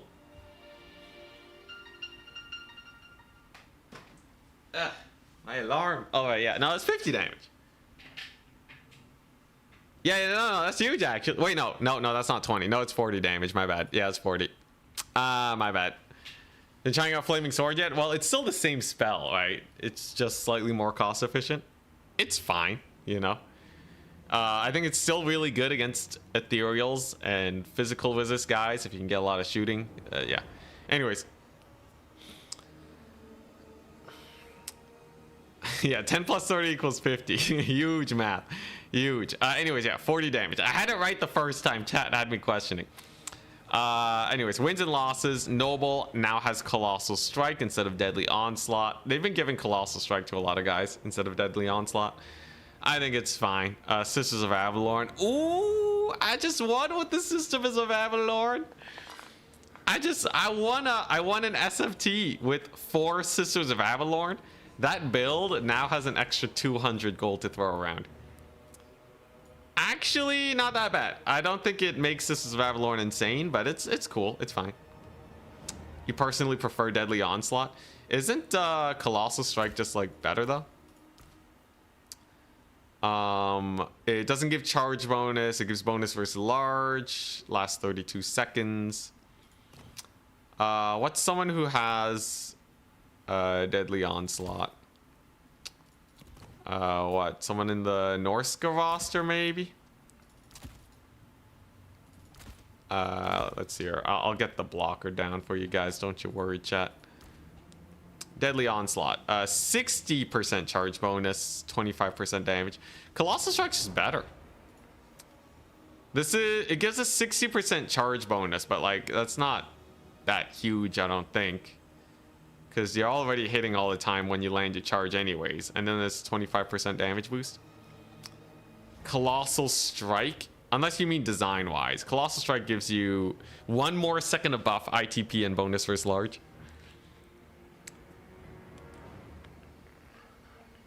Moonbow might be better for hitting infantry. You really want me to... Alright, you know what? We'll test it out against the new berserkers. Because they should clump up a bit better now, right?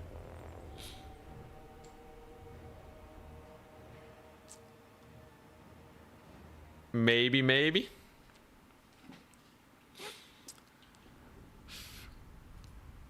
Yo, more HP for White Lions is massive, man. White Lions can actually cook now, potentially. Okay, oh crap, they're in loose formation by default, though. I'll send in the Noble. All right, people. Behold. Witness the true power of the moon. Give it a second. And 40 more damage on Lore Master. He's not even fighting. Hey, look at that. Look at that. That's actually not too bad. 50% damage. Dang. Is that good against shows? That was actually a decent amount of damage. Can we test that against like what if I have like literal Chosen of Corn? New sleeper top tier. Yeah, that's actually not bad. Yeah, here we go. Chosen of Corns. So this is spell resist, but its damage should be so high it still kills them. It's like a poor man's Amber Spear. It's like a poor man's Arrows of Kurnos. Okay, if the homing actually makes it hit center line here. Wow, okay, that's kind of funny. It didn't even detonate on them. All right, we got to try that again from the high ground. It's too powerful. It's too strong. All right, it has to be shot from the high ground though. That's the downside. That's the downside we gotta do. All right, so if Alithanar is like here, right? High Elf's clearly OP.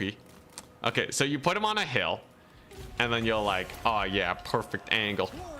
Power of the moon.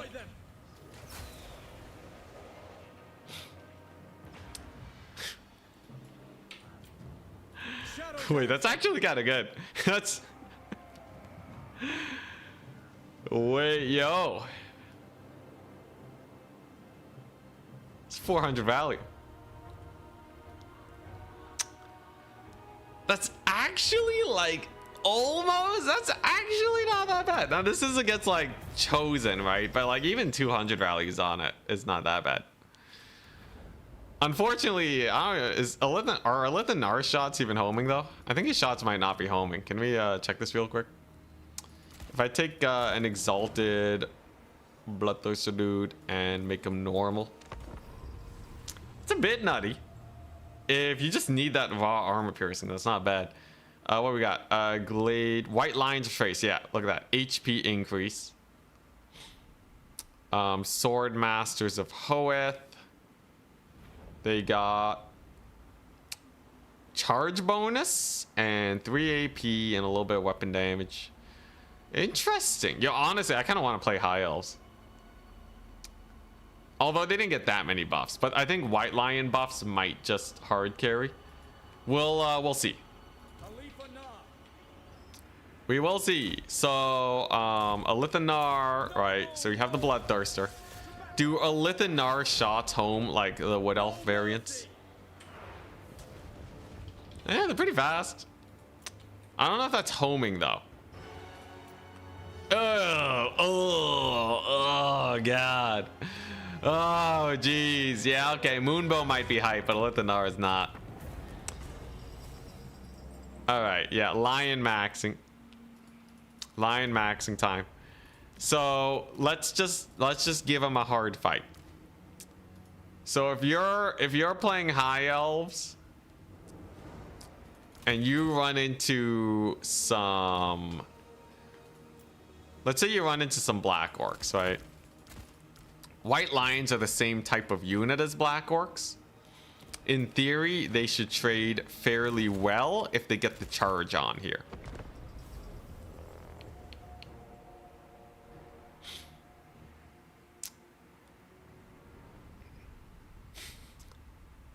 Wait, Elithanar is voiced by Zach from Zach and Cody? Dang.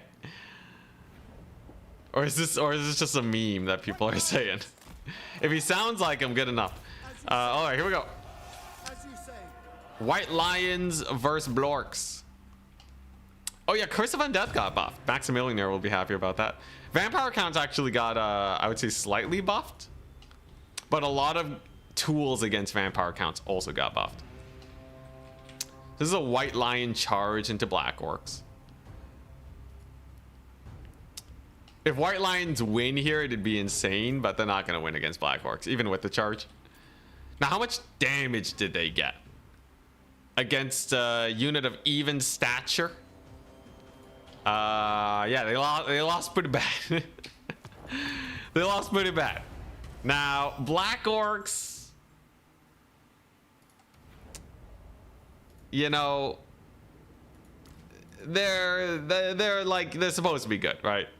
You gotta run White Lions versus like let's say, ooh, you know, Saurus Warriors got buffed too. That's pretty hype.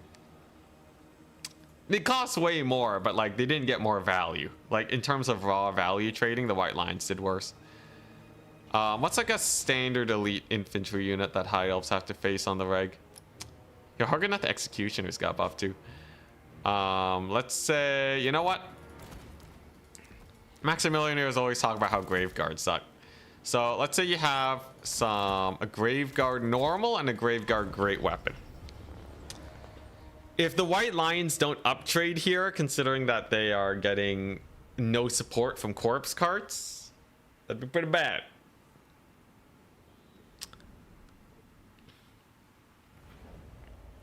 Pretty bad. Let's take a look.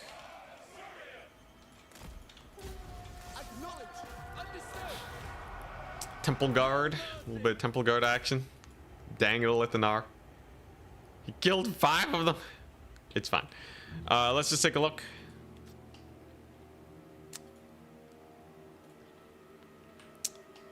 And remember, the White Lions got a charge on the Black Orcs. The Black Orcs didn't get to charge them.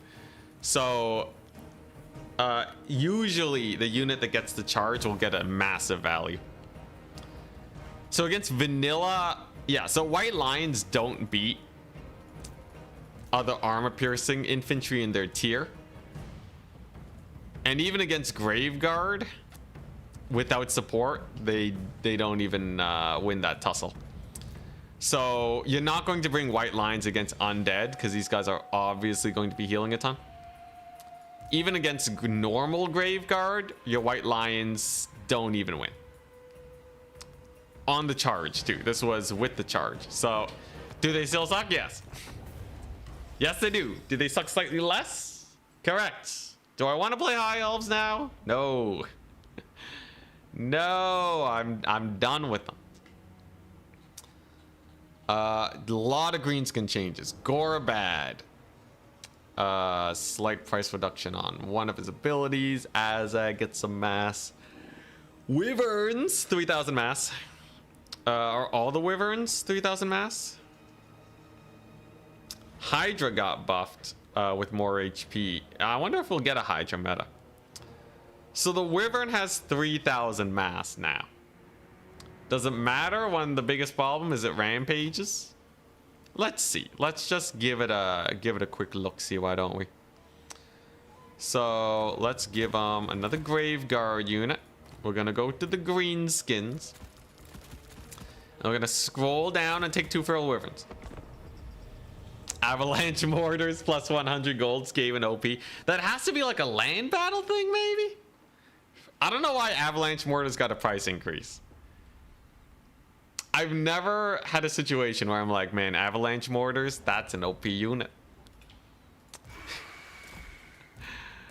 Like, it would make more sense to me to see Blood Knights get a 100 gold increase. That's how weird it is. And that's not to say I think Blood Knights should get nerfed. I think Vampire Count's cavalry should be buffed. But, you know, such is life. All right, so let's see animations between being on the ground or being in the air. Will the mass increase do anything?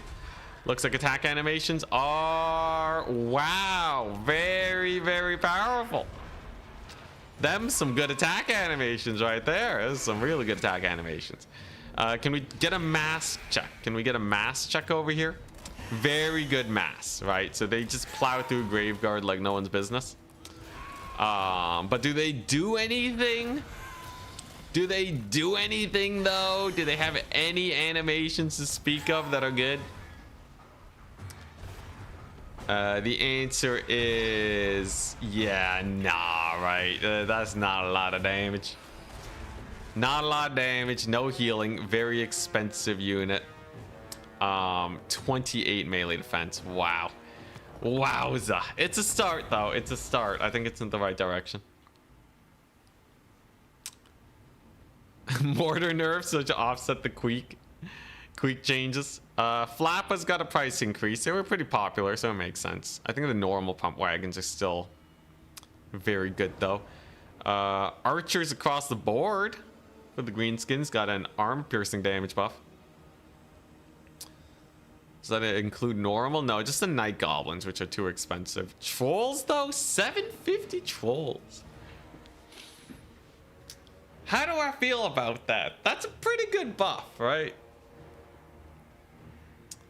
It's a 50 gold reduction on trolls. Mangler Squigs got bonus versus infantry. They might be viable now. I think, what? The Arachnarok change is pretty big. Uncle for Uncle, still the same unit. He's just cheaper. We have dragons at home. The dragons at home. Yeah, at least the dragons have a cool dash animation that does a lot of damage. These wyverns don't have any impact animations. Yeah, the Pavane nerf was pretty cool. Rusty Errors got a damage increase. Yeah, so all night goblins got 1 extra armor piercing, I guess. Snagla, 50 gold cheaper.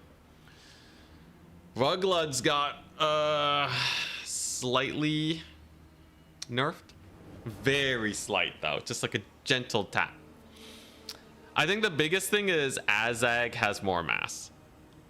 Greenskins overall though are basically the same faction. Unless RTK cooks up a sick troll style. 750 troll. You take 4, it's 200 gold. Does that work? It might be worth, guys. It might be worth.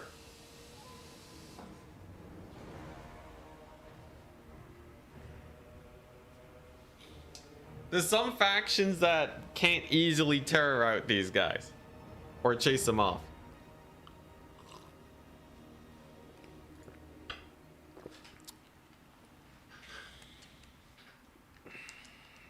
$750 over 800.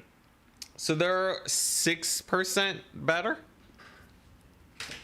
This 6% cheaper? 6% cheaper? A little over 6%. 6.25% cheaper. Probably not to launch them into the meta, but more viable for sure. Yeah, what they do for Chaos Dwarves? Anyone catch that?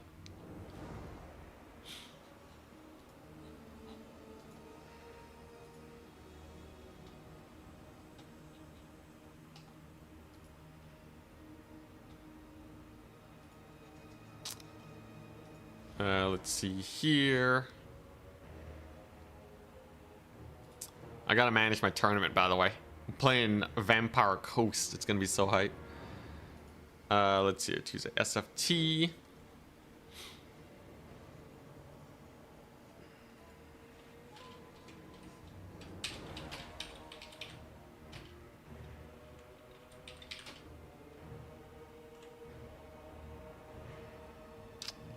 Let's see here.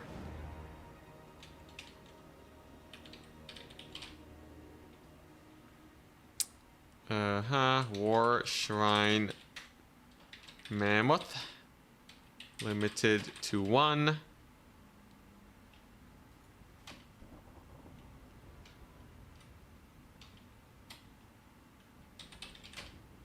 Let's see here.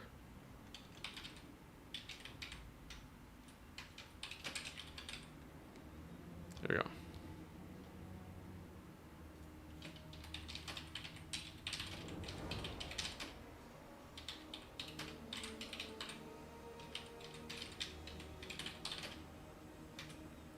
Alright.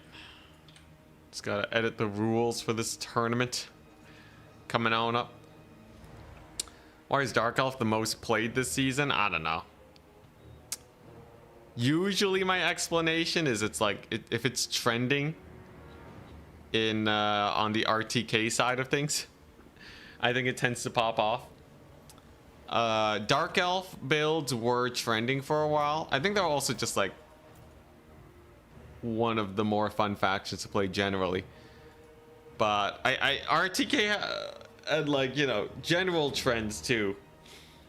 Like something gets figured out, the faction gets played a ton. And then it kind of mellows out. But like I'm pretty sure it's yeah, a lot of the Cold One Knight plays. There have been a few Dark Elf mains that have also been really grinding them. But they got nerfed. Get wrecked, Dark Elves. Get wrecked. Yeah. Honestly, I don't think they were that strong in domination, but Morngul Hero. Oh, I'm gonna be trying out all the buff Vampire Coast stuff. So Empire, Volkmar. Oh yeah, Archlector got bonus versus infantry. I gotta test that out. So the big test is up against the nerfed White Kings. So does an Archlector, the dreaded Warrior Priest / Archlector, do they do anything? Wait, Warrior Priest didn't get anti-infantry? Warrior Priest just got a melee defense boost. What? It's just the Archlector? No one runs the Archlector, and a bonus versus infantry is not going to do anything. Engineer, calibration distance. Nolan Ironsides got cheaper though.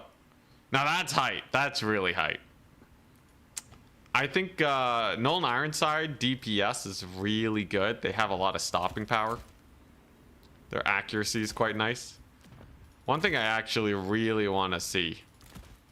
If we take this unit over here.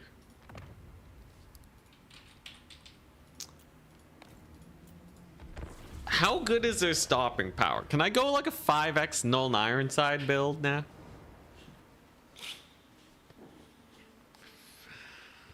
Archlector's a dual wielder, probably why.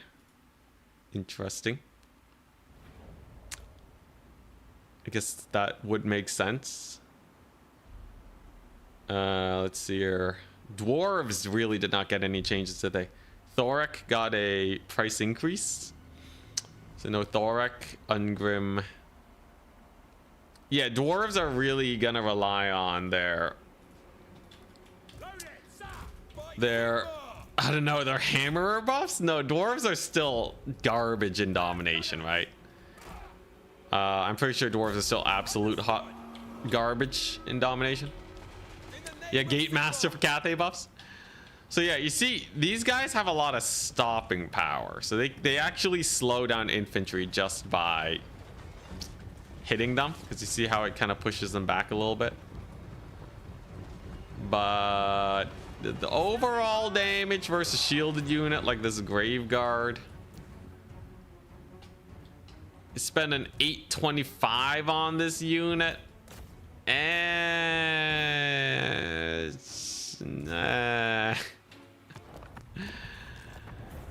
if it's unshielded, it'll be better.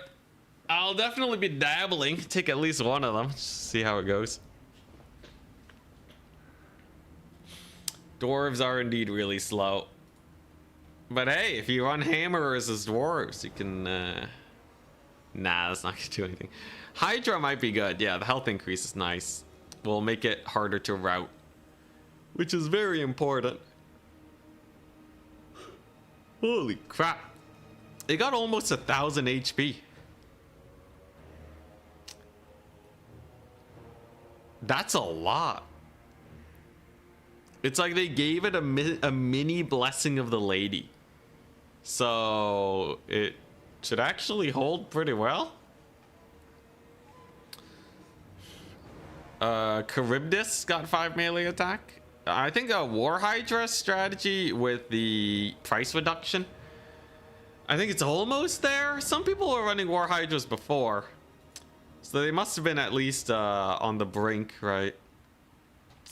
Scourge Runners got a reload time increase, but if they're using all their ammunition anyways, it just slows down the build a bit, not the overall damage. But I think it's warranted for how common they were. Executioner buffs, I don't think changed that much, right? Kind of like how we saw the White Lions get just a smidge more HP. Executioners still have very little HP. They'll probably just die. Like, no one was even close to running Executioners before. Hey, Esterific Ace, what's up? It's going very well. Very excited for today. Demons of Chaos, Belacor! Belacor! You got a 150 gold price reduc. Your Chill of Santar meta? Yeah, Belacor. Is this base cost still more than Archaon? Is the base cost still higher than decked out Archie? Demons. Oh, Chaos. I play them so little, I don't even know where they are. Belacor. Wowza. Alright, so at bare minimum, he's gonna run you 450 more gold than Uncle Frunky over here. So think about it this way, right? Belacor is a bloodthirster that's 25% more expensive for 1,600 HP, 10 leadership, 10 melee attack, 11 melee defense.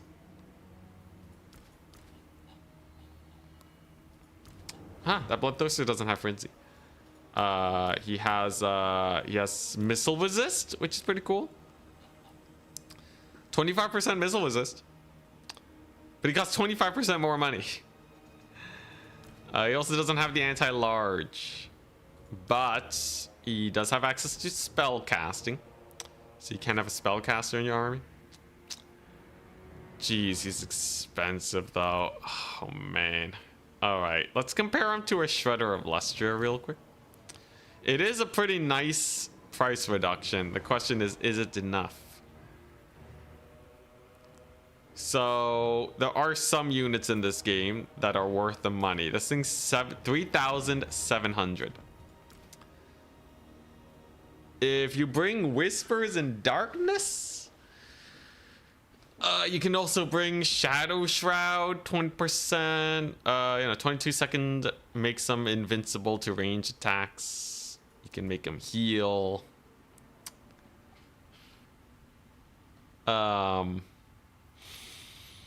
Yeah, you know, he's alright. Oh, man, I'm tired. He's alright. He can't even hope to match Unky Funky. Yo, Uncle for Uncle, let's go. Let's go. You think he can beat a Shredder of Lustria? Obviously he can, right? Chaos Dwarves. The Iron Demon got a 50 gold increase. Very minor, but Chaos Dwarves aren't the strongest faction, so I think it's fine. Demon's Tongue, Dreadquake Mortar. Infernal Castellan, slightly more bonus versus large. Demon Smith. Ah, okay. Yeah, so Chaos Dwarf builds actually got 200 gold more expensive. That is starting to get significant. Kadai though? Kadai getting cheaper by 75 gold? Never mind. Chaos Dwarf builds just got cheaper. I think you play them exactly the same. But you take more Kadai. I think that's how that works. Alright. So Unky Funky versus the Beast. Oh my god. He's actually doing it. He's actually doing it. Holy crap. Come on, Funky. Come on, you got this. Yo, his melee stats are juiced. Come on, 65 melee defense. Hold. Hold. Yo, if you just take 2 Uncle for Uncles, you can beat the Shredder of Lustria. You're like smacking it around. He's pushing it back. He's gaining ground. He's pushed it to the edge of the cage. And he still dies anyways. Well, you know, surprisingly not that bad. Considering he costs half as much. Oh, yeah, get him, Nurglings.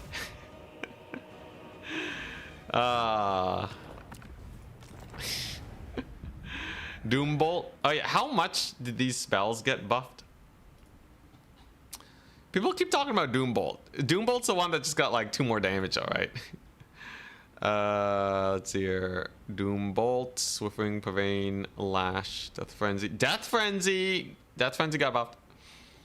That's actually pretty jokes. Is it only the Overcast that got buffed? So Incantation of Skullstorm got buffed. It's not bad versus like things like Ungors, but no one really runs it.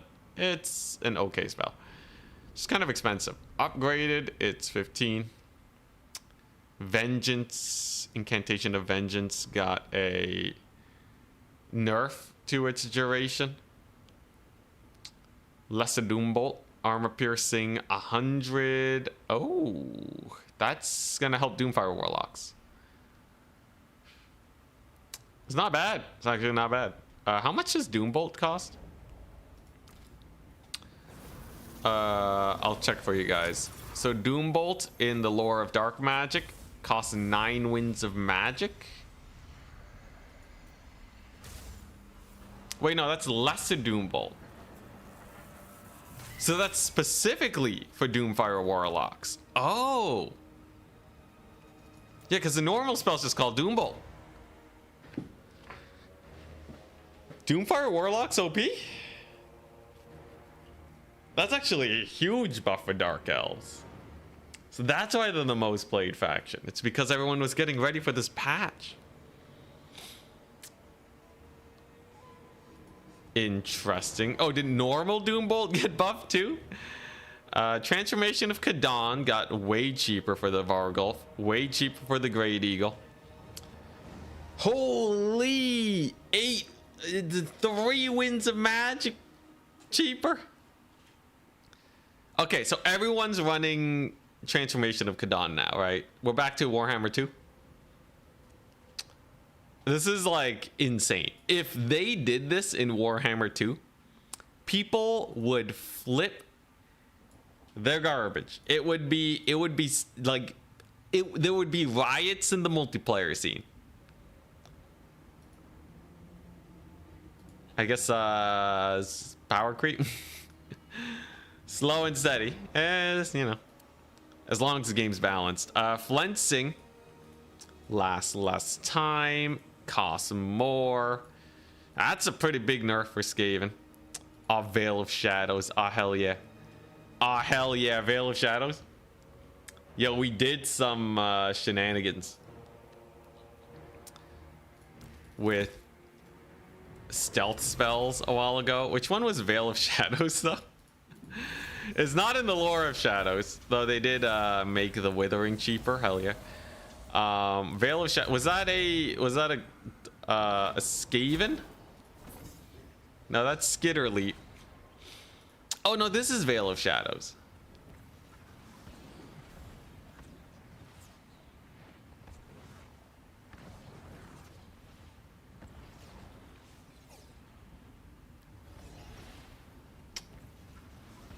If this becomes meta, that would be insane. Okay, wait. So you're telling me it's a Veil of Shadows buff on Skaven along with the Eshin Sorcerer being cheaper? He only costs 300 now. 6 Winds of Magic is way better than 8, so that's a 25% cost reduction. Oh boy, how do I feel about that? Okay, I gotta test it out. I gotta test out Veil of Shadows now. Why use it? Well, that's what we're figuring out, my good sir. Okay, so let's just take 2 Plague Monks. Yeah, it doesn't do damage. I know that. It's literally just a disruption spell. It comes back to the question, how much money would you spend to disrupt a range unit for some seconds?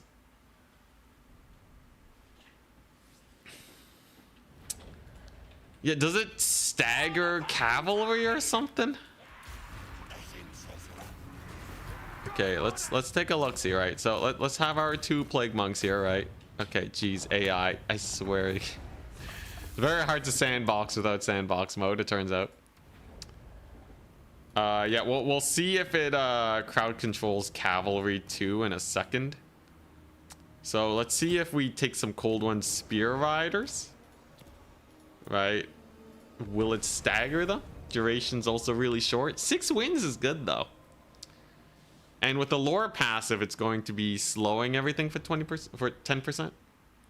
Don't work on big units.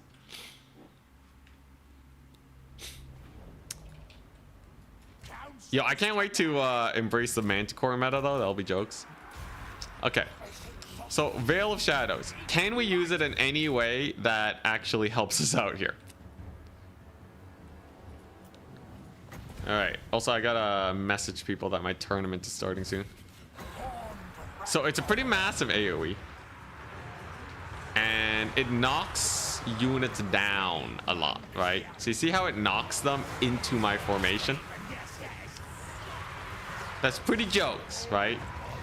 Now, effectively what it's doing, though, is it's making it where both sides are dealing no damage to each other.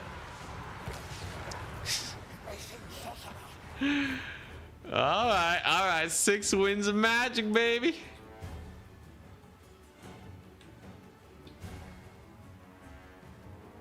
Okay, you know what you do, right? You Veil of Shadows like this, right?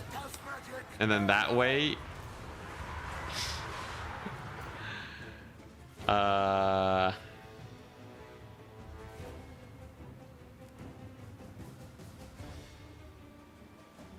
Did they uptrade at least?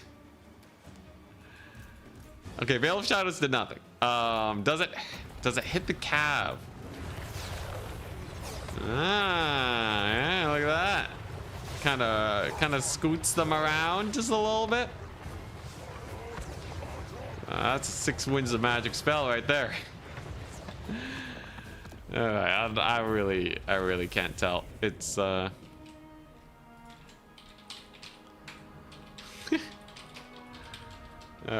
Well, anyways, tournament check-ins are open for anyone that wants to play. Very situational. Like, so you want to use it if you want to push into a back line. So like one use of the Veil of Shadows is to just like march right through their formation. Honestly, if the spell was free, I still don't exactly know what I would do with it, but it would kind of be cool to just chuck out for the lore passive. Okay, so one thing you can do with this spell. All right, so let's say you're like, I really, for whatever reason, I'm playing a Rush Skaven build, and I gotta break through this front line. Oh, it can decrease leadership. Okay. It's 10 winds of magic. All right, so you're like, I gotta break through. Get through there, boys. Boom, get Veil of Shadowed.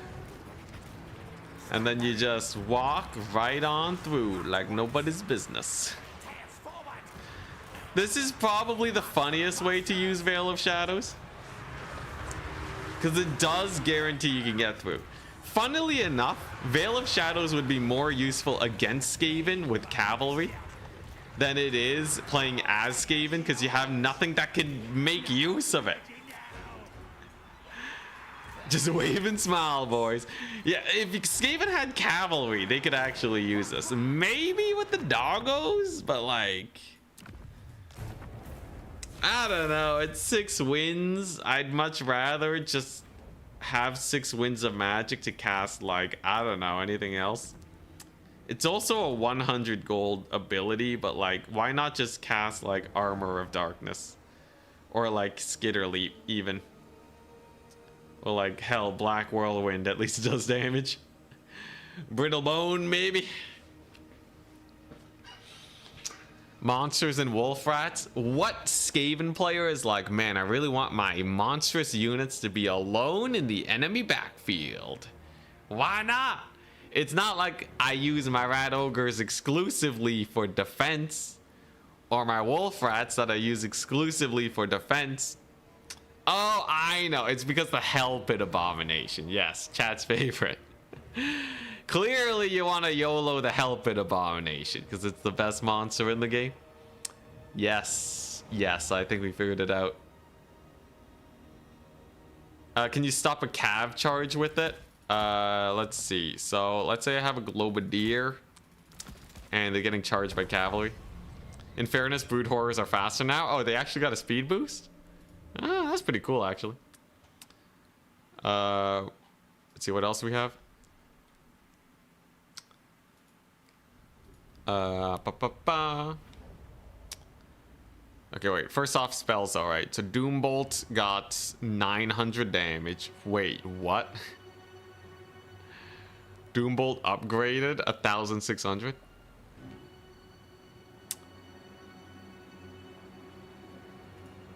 Okay, I gotta test that out after. Is Doombolt actually insane now? Okay, wait. Screw the Skaven spell. Okay, so let's say... Oh, crap. I gotta turn on the AI. Then we gotta test out some Doombolt shenanigans.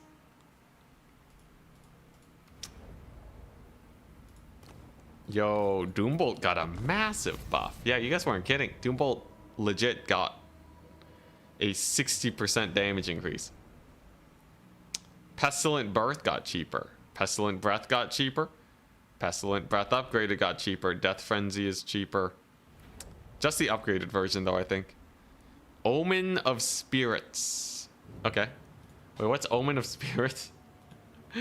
Yo, it's so nice looking at the patch notes and being like, what's this spell? That's a good sign. That's a really good sign. I think that was the Lore of Hag. Omen of Spirits. Oh, Oh, that's pretty fun. So the spell mastery amp got cheaper. That's pretty funny.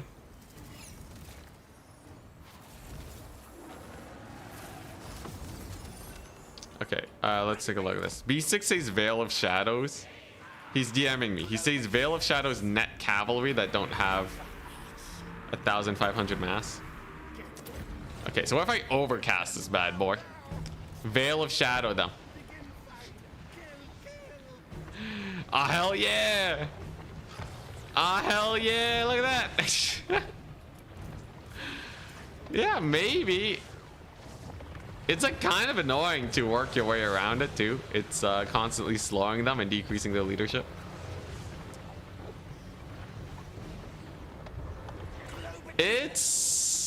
I'm gonna give it a hard maybe. I'm gonna give it a hard maybe. Net of Hammond talk at home. Oh no.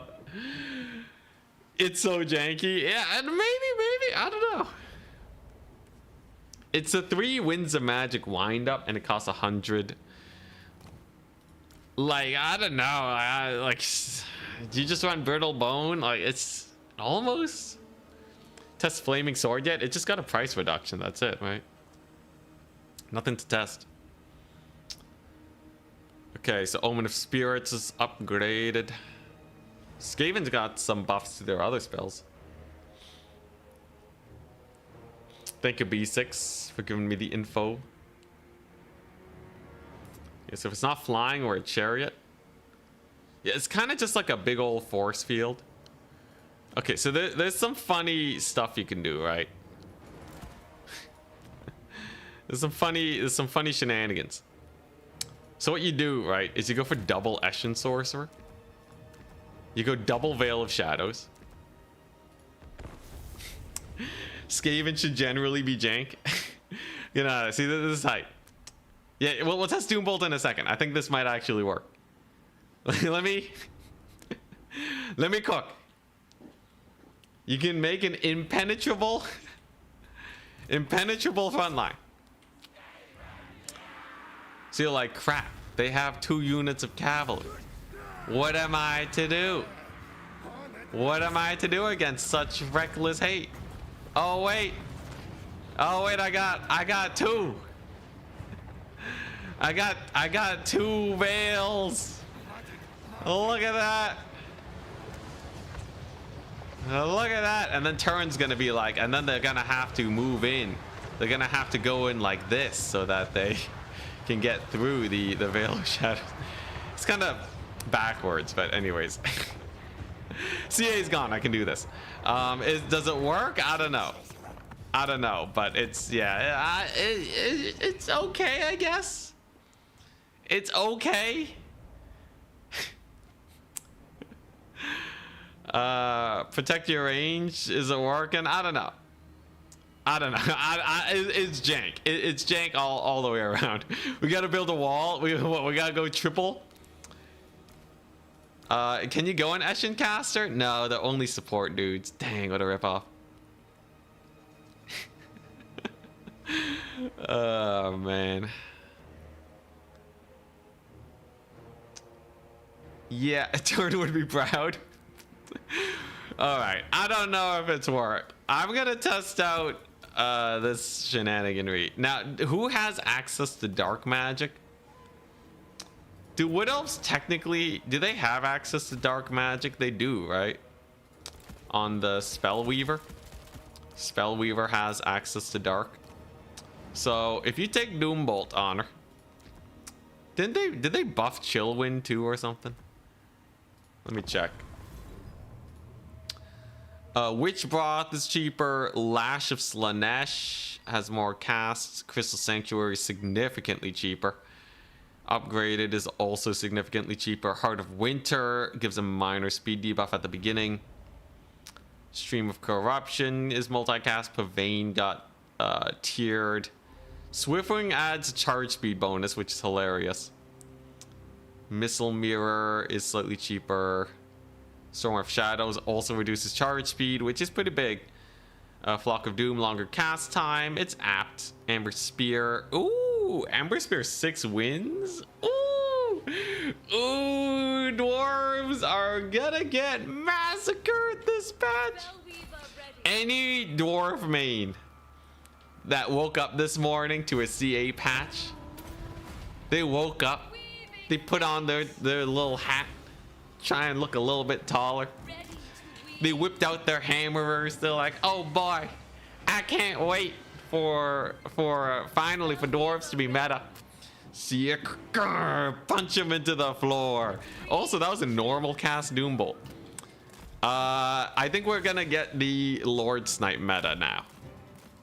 I think that's what we are about to bear witness to. Because that Doombolt actually did a lot of damage. Plus, you can do stuff like this. So you just, oh, come on. So you just do this. Come on. I said you. I said you just do this. Holy crap. Just let her shoot. Just let her shoot. Holy crap. See, I swear, CA, it's only fixed when they're watching. I swear to God. It's the...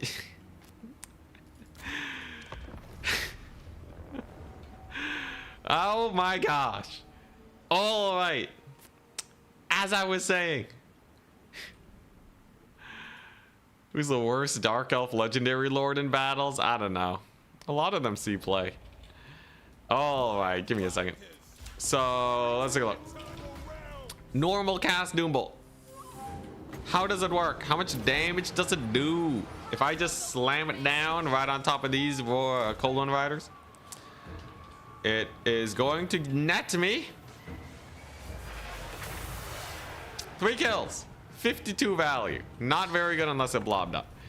However, what I think will be significantly more impactful, what I think will become far more meta, is let's say you're playing like Chaos Dwarves, you have Drazi, he's in the air, you're feeling good.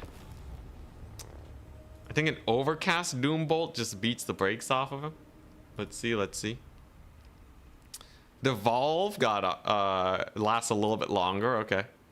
Honestly, some of these buffs are not huge, but I like the direction it's going. Shield of Thorns especially is, that's pretty cool. Dwellers Below I don't think will be impactful enough. Neither will Pendulum. Withering is a hard maybe. This is a pretty massive buff, almost 20%. Foot of Gork, that's not going to make a huge difference, I don't think. It's still mostly normal damage. Like 50% AP is not going to really kill elite infantry, which is what you would want to use it on. Purple Sun is huge. Purple Sun upgrade is massive. I think we will actually see people run Purple Sun. Flaming Sword of Ruin is fine. It's nothing crazy. Banishment. Maximum angle change. I don't know what that means. I don't notice any differences. Thrones Time Warp, basically the same. Curse of the Bad Moon. Slight buff. Could be hype. Night Shroud for the Gobbos. Still really expensive. Golden Hounds? Armor piercing damage. Maybe we'll see some Golden Hound action. A little bit of Houndo. Alright, but really, and we'll move this before you guys freak out. So Overcast Chill Wind. It's gonna run you 14 winds, oh magic. But on a moving target, it's homing. Long wind up.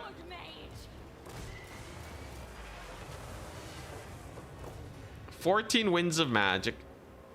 It did about 1,100 damage. Drazi has 25% missile resist. Compared to Spirit Leech, it's actually not that crazy, right? I think it just costs a bit too much, maybe. Yeah, he wasn't moving. It is pretty homing, though.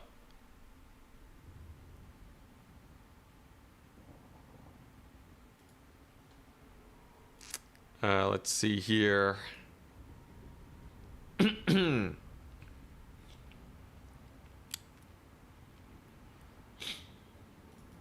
What I really want to see though is like some degenerate dark elf build. So imagine you're playing as Skaven, right? Imagine you're just a humble Skaven enjoyer. And then you have dark elves with lore of beasts with transformation of Kadan at 15 wins. Wait, Amber Spear is also cheaper? Wait just a darn second.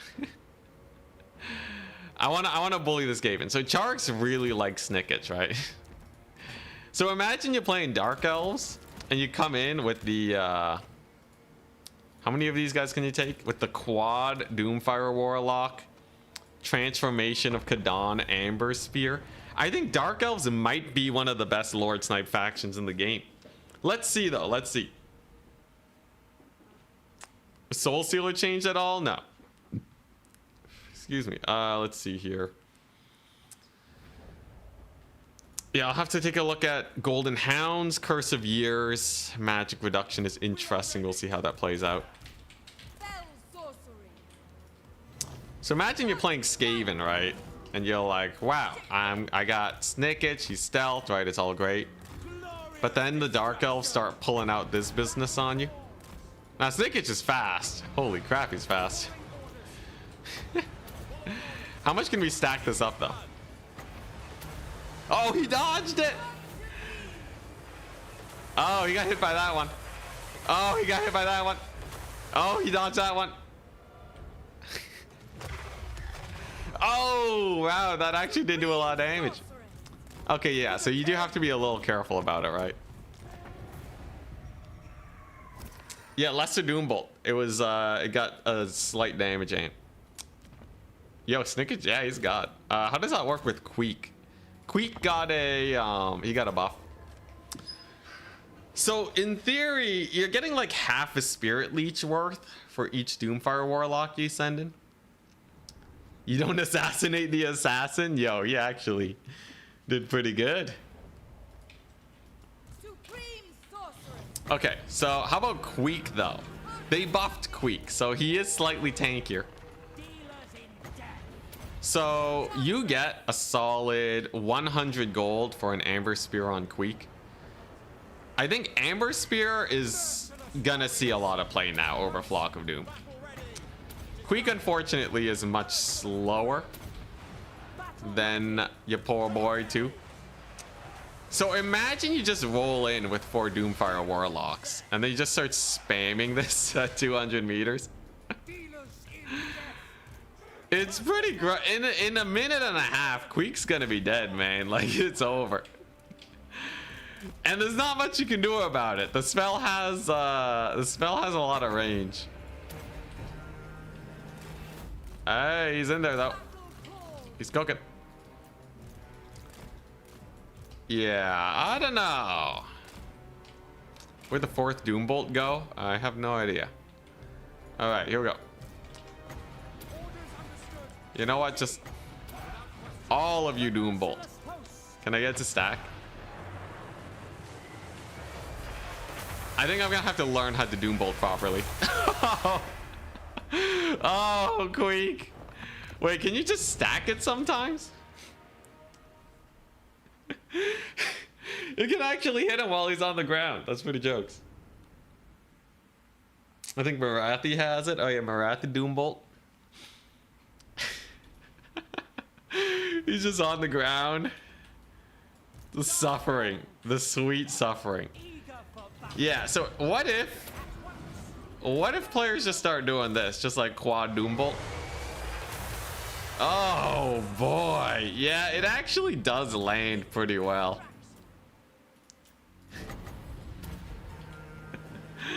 Oh, that's pretty brutal. That's pretty brutal. You don't even really need the Amber Spear. You can run a Spirit Leecher. So it is 100% armor piercing, so Soul Blight's not actually going to be very useful. I don't think you lose out that much damage by just casting it all at once. It seems like it still manages to hit fairly well. So let's take a look. Quad Doombolt.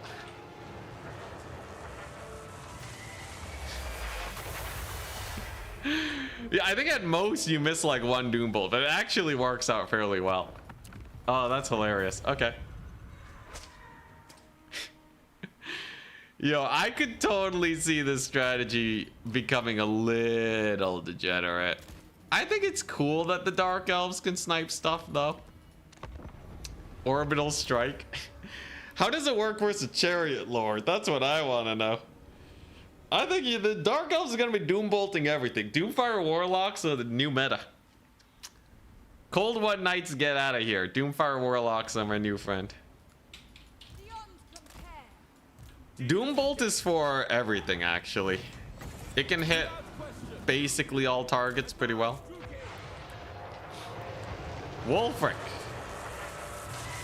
And... oh my god. So, like, literally, at the beginning of the game, the Dark Elves can take a third of the HP off your Lord. I dig it. Ouch! Oh god! All right, I gotta learn how to use Amber Spear. Oh, it still hit him though. Interesting. Yeah, it's you know. I think we will probably see some Lord Snipe shenanigans. Can you dodge Doombolt? Only if you're Deathmaster Snicketch. I think once you start hitting like the 80-90 speed range, it's not too bad. Yeah, I think you resummon the Warlocks. Like, I think your Lord is dead if you're playing against Dark Elves. I think you just have to accept your fate. Yeah, how does that work versus, like, a Kairos Fate Weaver? You can counter it, though, with Oracle of Eternity, but we must know.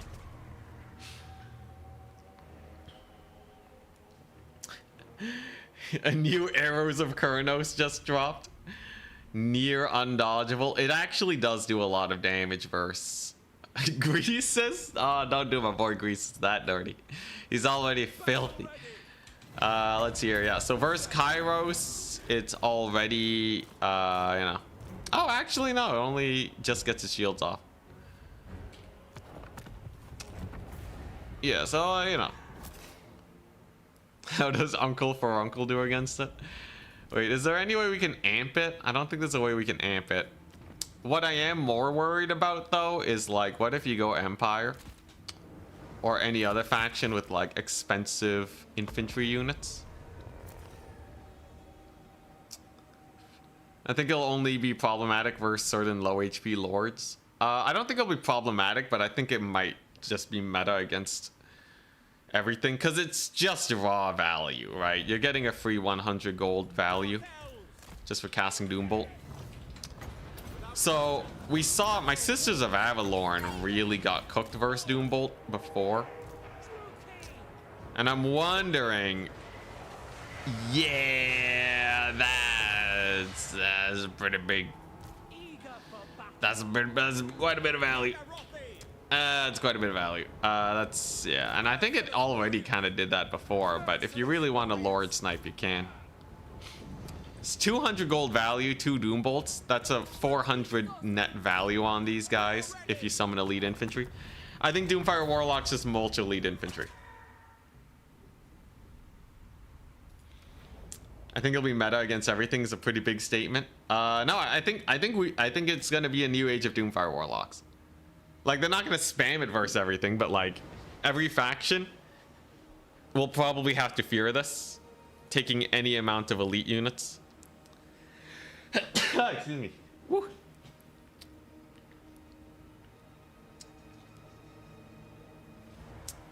Interesting.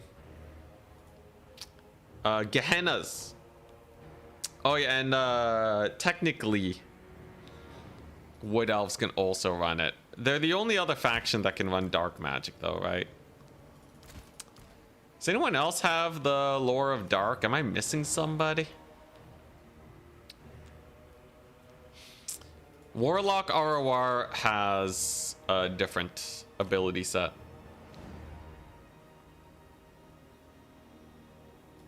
I think it was... okay, Soul Sealer and Word of Pain. Yeah, I think you just bring vanilla Warlocks to just blast infantry. Kislev? No. They have Lore of Death. Okay, but Gehennas is the new age of Gelt deleting units abound. So let's say you are running into Cathay because all of a sudden, with all the buffs, they're like super meta now, right? They're capturing things, points with Celestial Dragon Guard, and you're like, oh no, I need an anti-infantry Vortex. It's just Wood Elves and Dark Elves? Oh, okay. Dark Elf versus Dark Elf Lord sniping minigame. Gotta go now. Alright, peace out, Daikon. Thank you for the good luck. So, you got Geltonator. You can overcast this bad boy. It's 15, or you can make it last way longer. Cast time on this spell, 3 seconds. Fairly short. Can be hard to dodge. It's 8 winds of magic.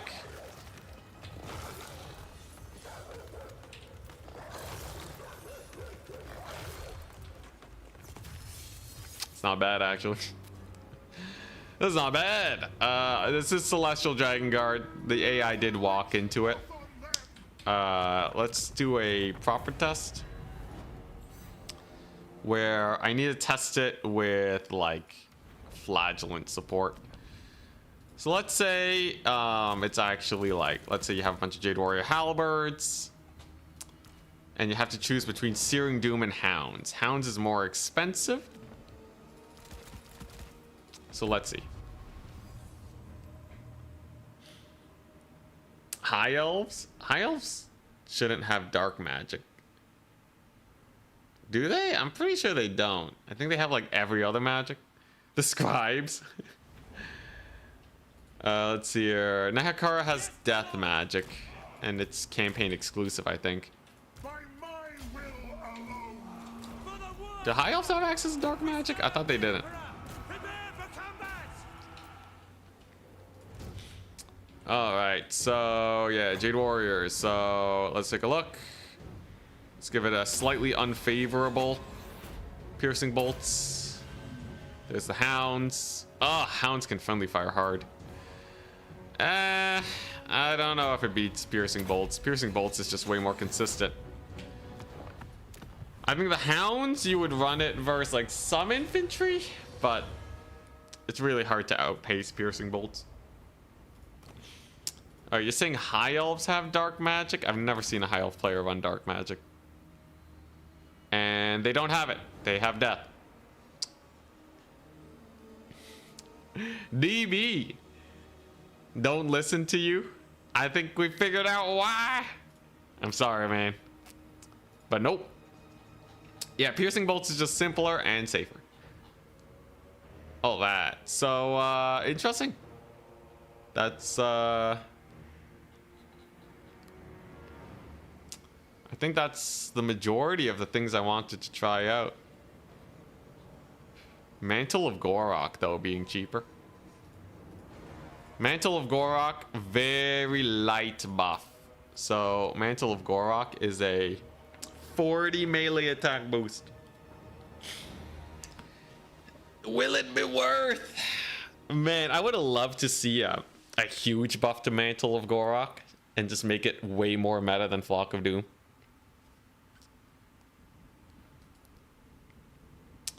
Who's the biggest winner and loser of this patch? Ooh, alright, alright. So Beastmen is basically the same. Their archers got a DPS decrease.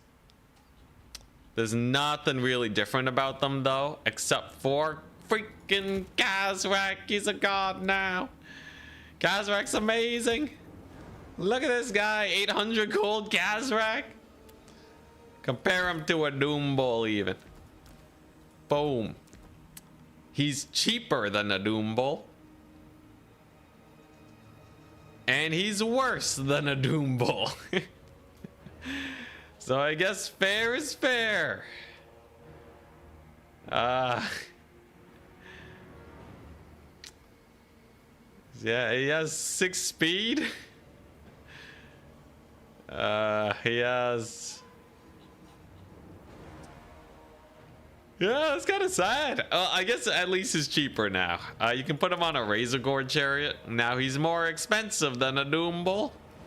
And he's still worse. Yeah, I guess he has infantry clear, but just take a normal caster. Bretonnia, I think, is the biggest winner.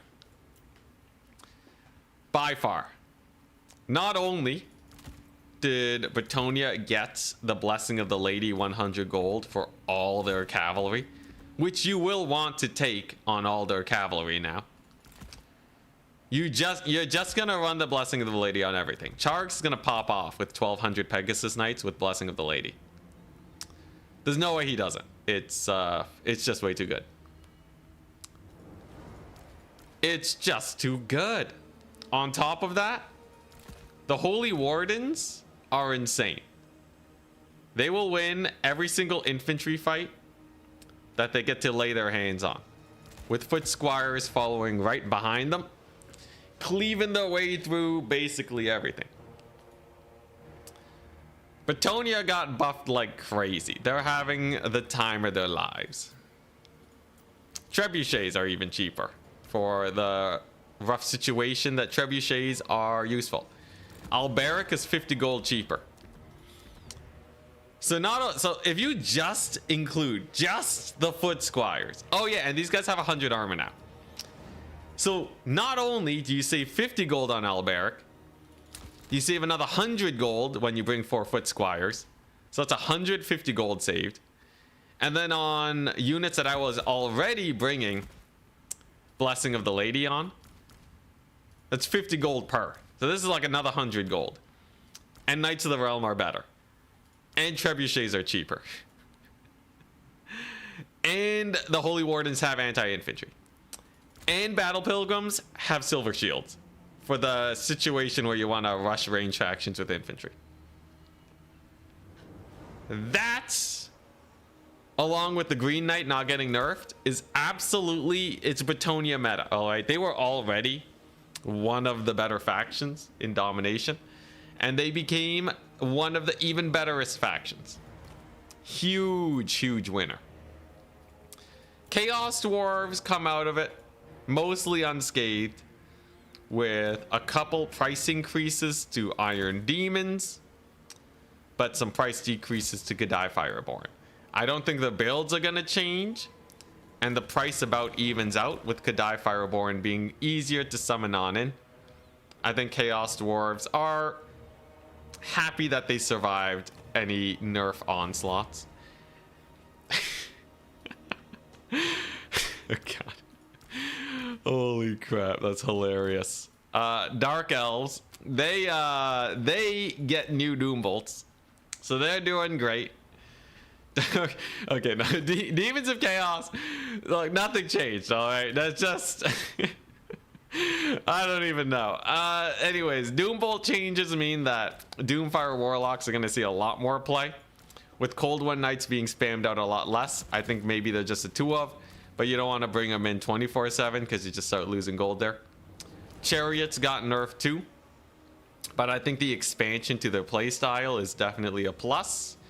I think Dark Elves come out about even, with some meme enjoyers gonna be having fun with the new amped War Hydras. I think that'll be pretty hype.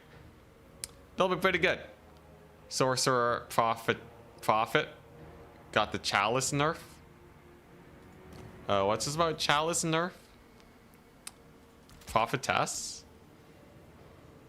Oh wait, no, Sorcerer Prophet. What's this? I don't know what. I think I saw something about Chalice, but Dwarves. So Giant Slayers in domination. Doesn't show the capture weight. There's one out. There's one out for the Dwarves that might put them back in the meta. Giant Slayers are fast infantry that do pretty good damage. Oh, Sorcerer oh yeah, Sorcerer for Chaos Dwarves. That's true. Never mind. Chaos Dwarves are very scathed. Never mind. Chaos Dwarves, they suck now. They're gonna have to bring other lords, or just keep bringing them anyways, but they're gonna be way worse. Never mind. Chaos Dwarves suck. Get them out of here. But these guys, capture weight 7. So even compared to these Jade Warrior Halberds. They still capture. Keep it from the foe. I think Giant Slayers are a little underrated too. Because on the charge, they do 1,000,000 damage apparently. Apparently they do 1,000,000 damage. In the grind, they're way worse though, but I think Giant Slayers for capturing it could help dwarves. But are dwarves very happy about this patch? No. In land battle, they've been nerfed. In domination, they're basically the same. The Empire, they got Null and Ironside, slightly cheaper. Arch Lector got mildly buffed. Overall, though, Empire is Empire. They are the standard that will never change. Oh yeah, Ungrim. Yes, Ungrim. He has, yes, Glorious Death. Wow, I can't wait to spend 150 gold to make him not die for 40 seconds. And then he will die. Wow, look at that. Look at that. 150 gold. I think CA, at some point, they gotta... This whole ability thing is weird, man. So many of them, it can be hard to make them work. Especially the ones that are not meta. Like for Red Ruin, it's just... It's for all Slayers? Oh, okay, that's not as bad. 55 meters. Okay, no, it's still pretty bad. It's okay though. It's okay. Here's the thing though. This guy also has it, right? It's not run. No one wants this. They die immediately after, anyways.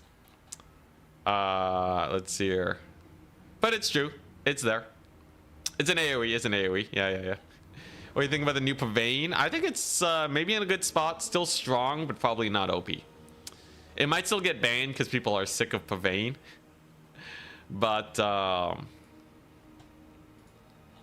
yeah, it might actually be not the end of the world. Wish you had more magic items, that'd be hype. But anyways, yeah, dwarves are still probably going to be low tier. Empire is more or less the same, except for the fact that maybe there'll be some cool Null and Ironside builds coming on in. Though they do die to Doombolt, so we will have to see. Grandest Cathay got some buffs to their Jade Warriors. Cheaper Jade Lions. If these ever become meta, Grand Cathay suddenly has a 75 speed 3 capture weight single entity that can run around. That's great. I think Grand Cathay loves that. But most importantly, Celestial Dragon Guard are an amazing unit, only held back by their capture weight. They now have 7, which is insane.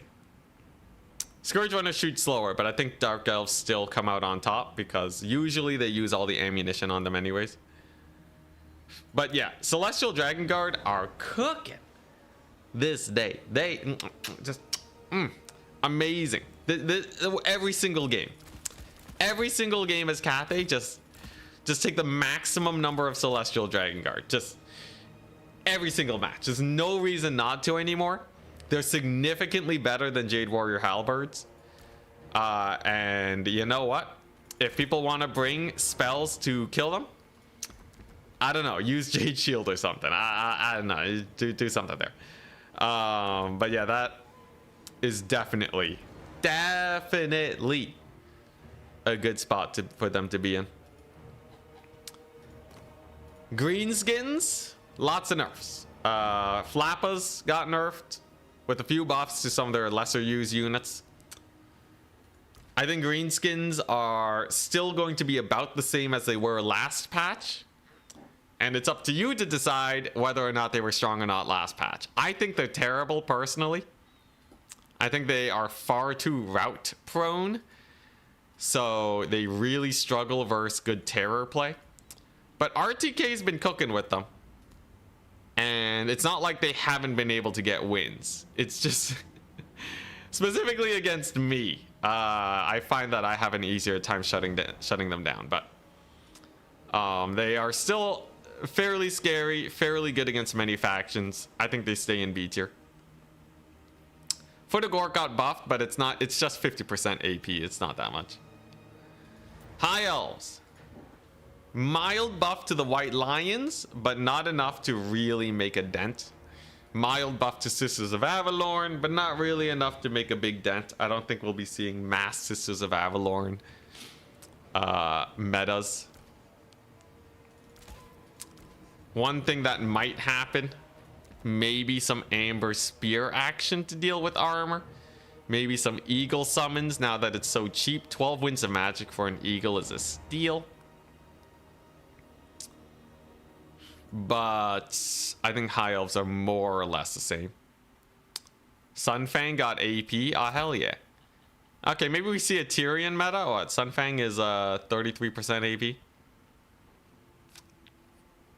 It's 11 AP. That's not that much. But Tyrion will stagger less. So, the Moonbow has homing now. Yo, did you guys hear? The Moonbow has homing. Use it versus Infantry if you ever decide that you want to lose. By playing a Lithanar. Khorne. In an age where many spells are getting buffed, I don't think they're getting buffed enough for Khorne to really worry. More or less the same faction, but now Exalted Bloodletters and Chosen have way more capture weight. So Khorne will be even better at stuffing you up. But Skull Taker did get nerfed. So a couple key things. Khorne got a little nerfed. Spawn of Khorne got slightly buffed. We'll see if they ever get meta or if they're just outpaced by Minotaurs. My guess is they will not be meta. And slightly more HP on Blood Crushers and Skull Crushers. So they're rocking almost 8,000 HP. Still a pretty sketchy unit, but I appreciate the HP increase. Kislev, Patriarch got nerfed. He's still extremely cheap and he can still perfect vigor everything. You just can't blob up absolutely everything. Does that matter? No, right? These are your 4 single entities that you're healing. Guess what? The cap is 4. Like, you don't get to heal your cavalry a little bit. Boo-hoo. Kislev is still basically the same faction. The Great Weapon variant Armored Kossars will be a nice addition to their builds too. For situations where they're in a melee grind more than a shooting fest. So that's pretty nice. The cavalry is basically untouched. And they also got a cool little buff to one of their spells. Lore of Ice Crystal Sanctuary. If they figure out a way to make Crystal Sanctuary work, and I think they might, Kislev can do quite well. There's some weird things where maybe you keep your shooting alive and indestructible forever. You could cast it on your single entities and just deep dive their back line, sit in the melee grind, and who cares if you're getting shot at? You have Crystal Sanctuary. Skull Reapers, yeah, they got 7 capture weight. And Ulrika's slightly cheaper, and she's actually a lord that we would sometimes see because Malkoth is so good. You can get a 1,000 gold Ulrika, 1,200. She's a pretty good fighter. She's a fighter combat caster. It's potentially there. Potentially there. I would say Kislev got out mostly unscathed. Basically the same faction as they were before. Lizardmen. A lot of Saurus warrior buffs. In fact, if we actually open this up, Lizardmen got a good amount, right? So they had Saurus Old Blood is cheaper. On a cold one, he's even cheaper, which is going to help them out. Red Crested Skink Chief is cheaper for the army spam builds. Lord Croak is 50 gold cheaper. Come on, CA. Come on, man. They're so comfortable having Seekers be OP for like a year. but they're so afraid of making Lord Croak OP for even like half a second, man. I really feel like look, honestly, at this point, I would welcome more extreme buffs to these units I never see play. Just because the multiplayer community can ban these units, man. Just let us ban units and just give us lore. Like, there's like 33% of the game is not being used right now. I swear. Rants aside, though, it's pretty good buff. Saurus Warriors got +3 melee attack, so they got like 1 or 2 chevrons worth. It's not going to be a huge difference, but it helps. Feral Carnosaur gets even cheaper. Dang. I think we will see more Carnosaur play with all these price reductions on it. So I'd say Lizardmen are still probably not a top tier faction, but they get in there. I think they will be more threatening. Norskin Berserkers will be able to get into combat a little bit better. I think they're nice, but they still have a lot of hard counters. Norse Controls 750. Tariff, what's up? Anything that excites you for this patch? How do you think about the infantry size character knockdowns being changed? Anyways, yeah, Norska's mostly the same though. Nurgle, obviously the most OP faction in the game now that they have a slightly cheaper Uncle for Uncle, right? Yeah, long time no see. Yeah, slightly cheaper Uncle for Uncle. Is Nurgle OP now? Has much changed? Not really. The Lances are slightly cheaper now, but I don't think they were seeing much play anyways. Aura changes are nice. It's hard to tell if they're going to be significant or not. Mass increases on plague drones, though, could do a lot. Versus infantry, though, right? So, like, if I go back to the wonderful troll country and go for these plague drones, they got a 50% mass increase. So if you just have like a unit of infantry and a unit of Jade Lancers, and then you send 2 plague drones at them, they might just die. Let's see though, let's see. Yo, Tariff, how does it feel to have single-handedly ruined the reputation of Norska? How does it feel?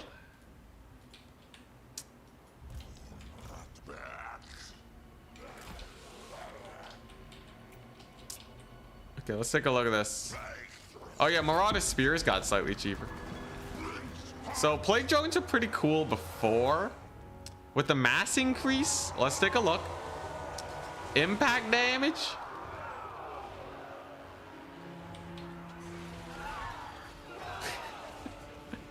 Pretty good. Pretty good. Wow. So they hit kind of like flying chariots now.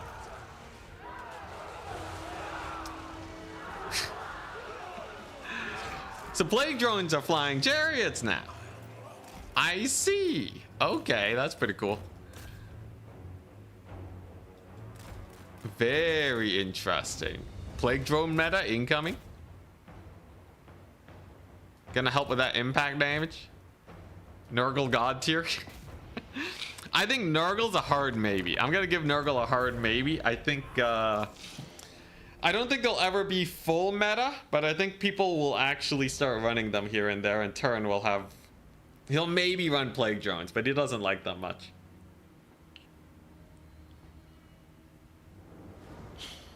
Vought, glorious Vought buff. It got buffed? How'd it get buffed?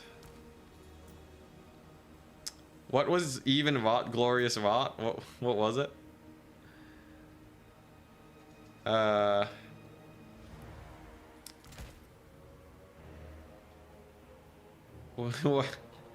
What was Vought, glorious Vought?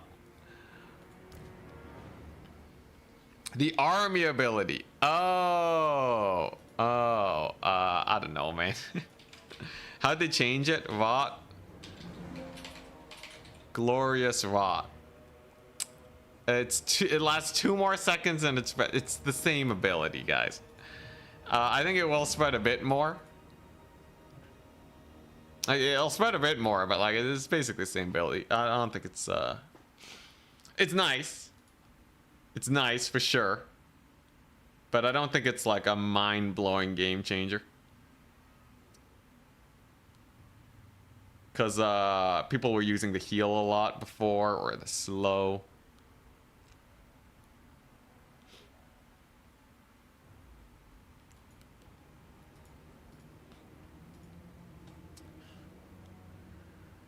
Let's see here. It might be alright. Anyways, I think Nurgle is more or less the same faction. They're going to enjoy some very mild buffs. Ogre Kingdoms, their army ability charge is slower. The lead belchers are still really good though. But the single entities got a bit nerfed. That's not exactly the most popular Ogre Kingdoms playstyle right now though. But if people don't have to constantly worry about Stonehorn rushes, they're going to start hard countering the usual lead belcher Mantide Ogre Kingdoms playstyle. So I would say, oh yeah, the destroyer buffs. Destroyer still sucks. 12,000 is like the same price as Uncle for Uncle right now, and I don't think Uncle for Uncle is going to see play, despite probably being better than the destroyer. That's right, I said it. But yeah, I think Ogre Kingdoms are still going to be top tier. Skaven, the Avalanche Mortar nerf was weird, but maybe it's a land battle thing. Their Flensing Ruin got nerfed. It's still going to be strong, but less damage is still less damage. And I don't think Veil of Shadows is going to break the meta. Call me crazy, but Veil of Shadows is not... I don't think it's going to do it. I think it's going to be a fun meme, but there are many better spells that do things. Neither will Warp Grinders really change much. And a slower fire rate on Globadiers hurts them way more than a faster fire rate on Warp Fire Throwers. Though Skaven overall will have some new toys to play with. You can't say cheaper Gorich isn't hype. At 1450, compared to a Mutant Rat Ogre, he is significantly buffed up with anti-infantry armor and HP. I say we might see a Gorich meta.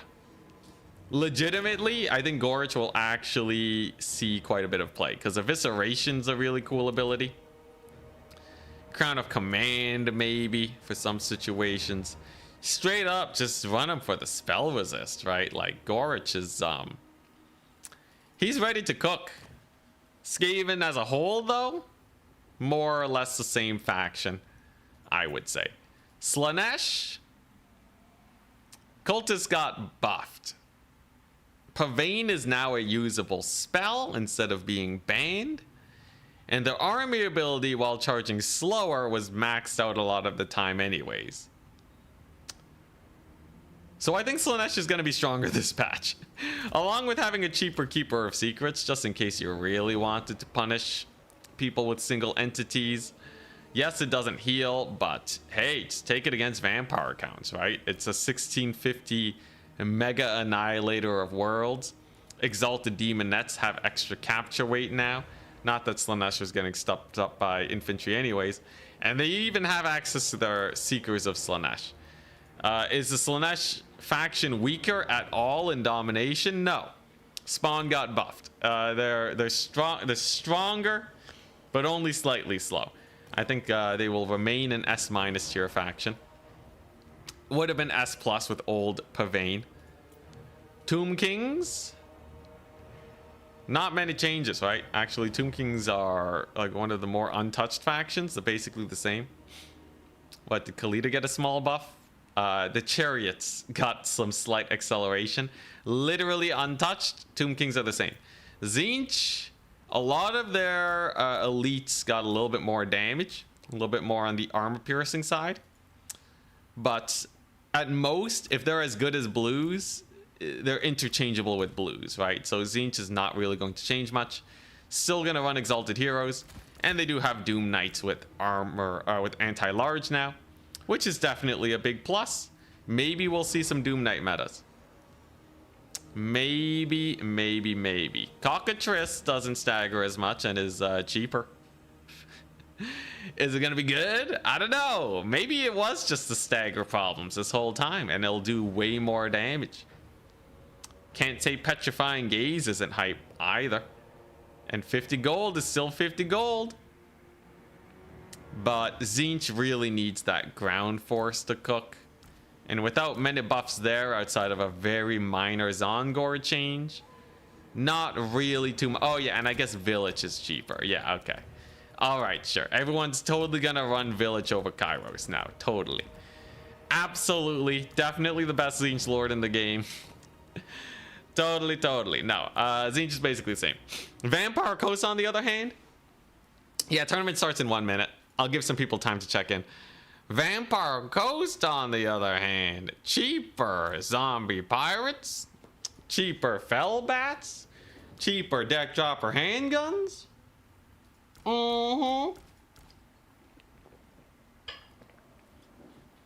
Cheaper heroes.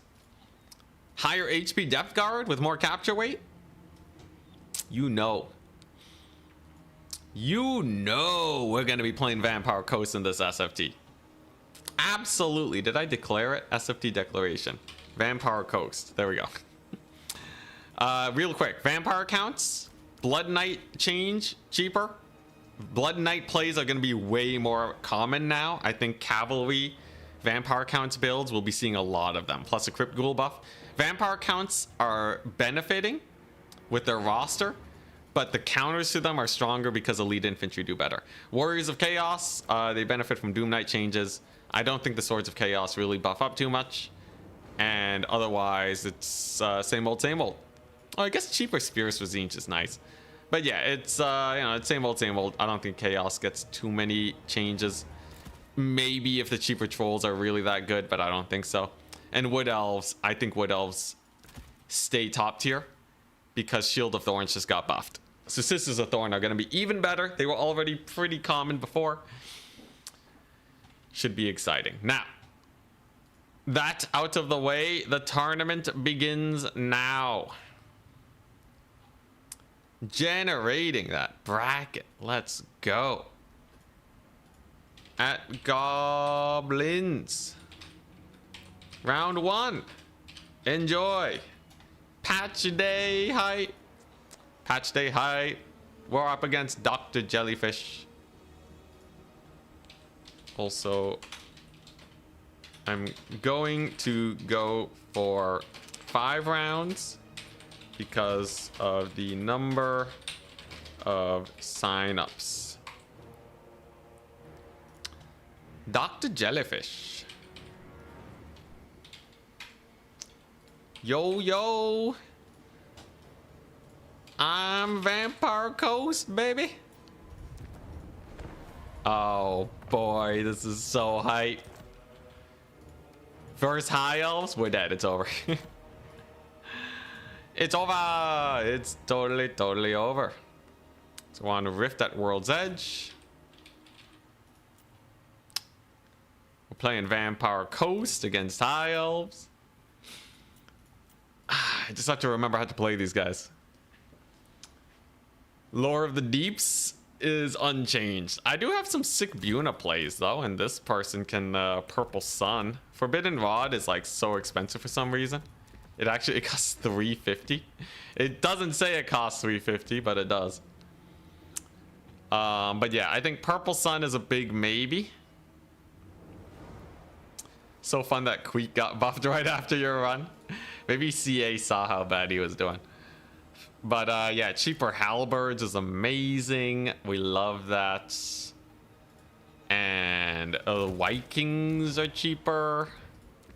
I love that. So like, look, it's just... This is an old school strat. Old school strat. Cackle Fruit, I might even try it out for that speed reduction. It costs an extra 100. It's pretty cheap. Lord-wise, though, who do we do?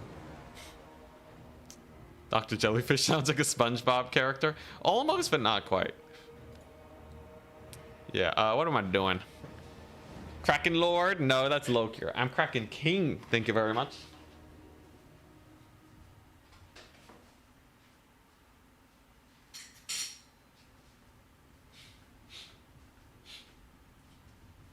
All right, now how do we beat High Elves? Kraken's Pull. Redeem the hydrate, thank you.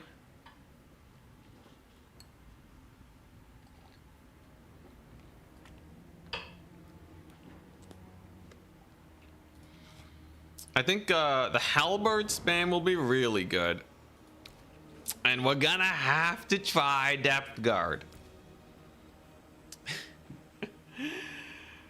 Oh, here we go.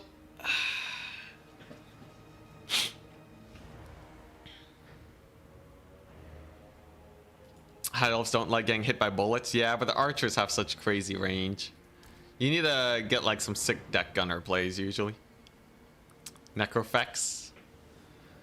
Like I really want to have it. Like I have to try at least one gunnery white. The Haunter also is cheaper, but like against high elves. So he's a 1,150 gold single entity. He's basically a Vargulf with less HP. He does have the hunger, but he's a Vargulf with less HP, right? It's cheaper though. He's definitely way cheaper. Still waiting for Dr. Jellyfish to join on in. He's definitely cheaper. Deck dropper handgunners are pretty funny. I think you gotta try them out. The options are plentiful for sure. Oh yeah, and bloats. I'm gonna run at least 2 bloats. At least 2 bloated corpses. We will see how it goes. I'm pretty sure they will just suck, but you never know. You never know. Maybe they'll cook. Maybe they'll be hype. Okay, so yeah, we're gonna run a couple of these. The cheaper bats are really cool. The cheaper dogs are really cool. It's just coast, but everything's cheaper. It's discount vampire coast. And then I have bloated corpses to make up for it. So then that way I can still throw it all away. Throw it all down the drain. Okay, Morangles are hype because they cause terror. Animated Hulks are hype because it's just good. Let's see here. But yeah, I gotta make sure I don't get shot to death though. That's the real big annoying play that the high elves can employ against us. I think I got a pretty decent build though. Walmart coast. Deck gunners are hype. They do have their counters though. You gotta be real careful. The bloated boys. The bloated boy meta. Yeah, this seems like a decent situation. I'm really interested to see if the depth guard cook. That's the biggest thing. Because this whole build, it lives and dies based off of the new units. Oh crap, I forgot to spend 900 gold. Jeez, what am I doing? Let's see here. I definitely want like, excuse me, definitely want some of this. Jeez, this is a weird build. It's a real hodgepodge build, guys. But sure, why not? Maybe it'll be clutch. Yo, if the bloated corpses had stealth, I would be okay with them costing 425. 350 though means that he has to hit him with a single entity. I do uptrade if they hit his cavalry at 350. I wonder what he's gonna run though. You think we're gonna see a bunch of white lions? A little bit of white lion spam? I think they lose to the depth guard, right? Depth guard getting an HP boost. Massive.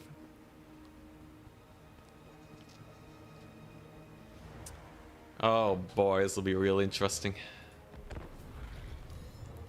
Yeah, so depth guard have 7,800 HP now. It's pretty hype. It's pretty hype. And away we go.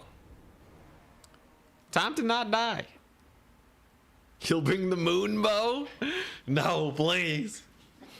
Anything but the moon bow. Phoenix Guard and or Sword Masters. Yo, oh man, this is gonna be so exciting. I love multiplayer patch day. Depth Guard for the win. So don't let him know, all right? Don't let Dr. Jellyfish know. I've started with one bloat. All it has to do is make contact with one unit, and then it will get value, okay? Just nobody tell him. Nobody tell him. There's no way he can see that bloated corpse. Let's see. So we have, yeah, this is, I kind of have a little bit of everything. I'm like a kid at a candy store type situation. There's just so much stuff that I want to try out that just one of everything. I would like one of everything, please. So we have the White King to poke down his Eltharion if he decides to bring him. He has 9 units. He actually did go for the elites. We have a deck gunner ready. Good luck, have fun. We got the deck gunners. Lore Master of Howarth build. Insane. Dude, the bloated corpse is gonna cook his elites, right? Oh man. Oh man, it's been so long. It's been so long since I ran this guy. Look at him. Just look at him, man. Look at that beautiful model. All right. He says he's ready. Oh, it's Shadow Warrior Kite. Oh, and the Major Metal Plague of Rust. How vanilla. How absolutely vanilla. Dodge them up, doggos. Dogs are great. Because they can dodge. Because they can dodge. So I have loads of infantry and he's Shadow Warrior kiting me. I should just be able to win via stuffing them up, right? Ouch. Shot my Moringal. Bloaty's getting in there though. Bloaty's getting in there. Very interesting. So how do we want to play this? What do I want to summon? Probably another deck gunner and then just some defenses for said deck gunners. Doggos can stay mostly safe. And I do have Purple Sun now. So Purple Sun's a pretty long windup. The bloat. The bloat is coming. Oh, jeez. He shot my death guard. Hey, the armor actually held up pretty well, though. I can't wait to get a Buna on him. Can't wait to get a fat Buna on his face. White King's in. White King's gonna cook. So he's just shooting my bombers. That's okay. There you go. And we've pushed up. Lots of deeps. Wait, no. War Lions? There's no way the bloat's good against War Lions, right? There's no way. Alright, so yeah, he's just hitting the bombers, but I have mostly a face the foot style here. So that should not be a big deal. They go with the War Lions, and then we just push him back, right? Into the depths. Into the depths with you? Wait a second.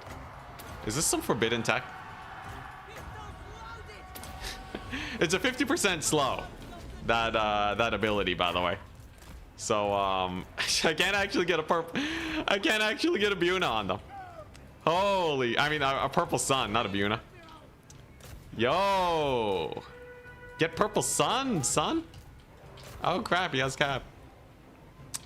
Doggos, save him. Hell yeah. All right, got him pretty beat up. Bloaty. Bloaty's over here doing his best.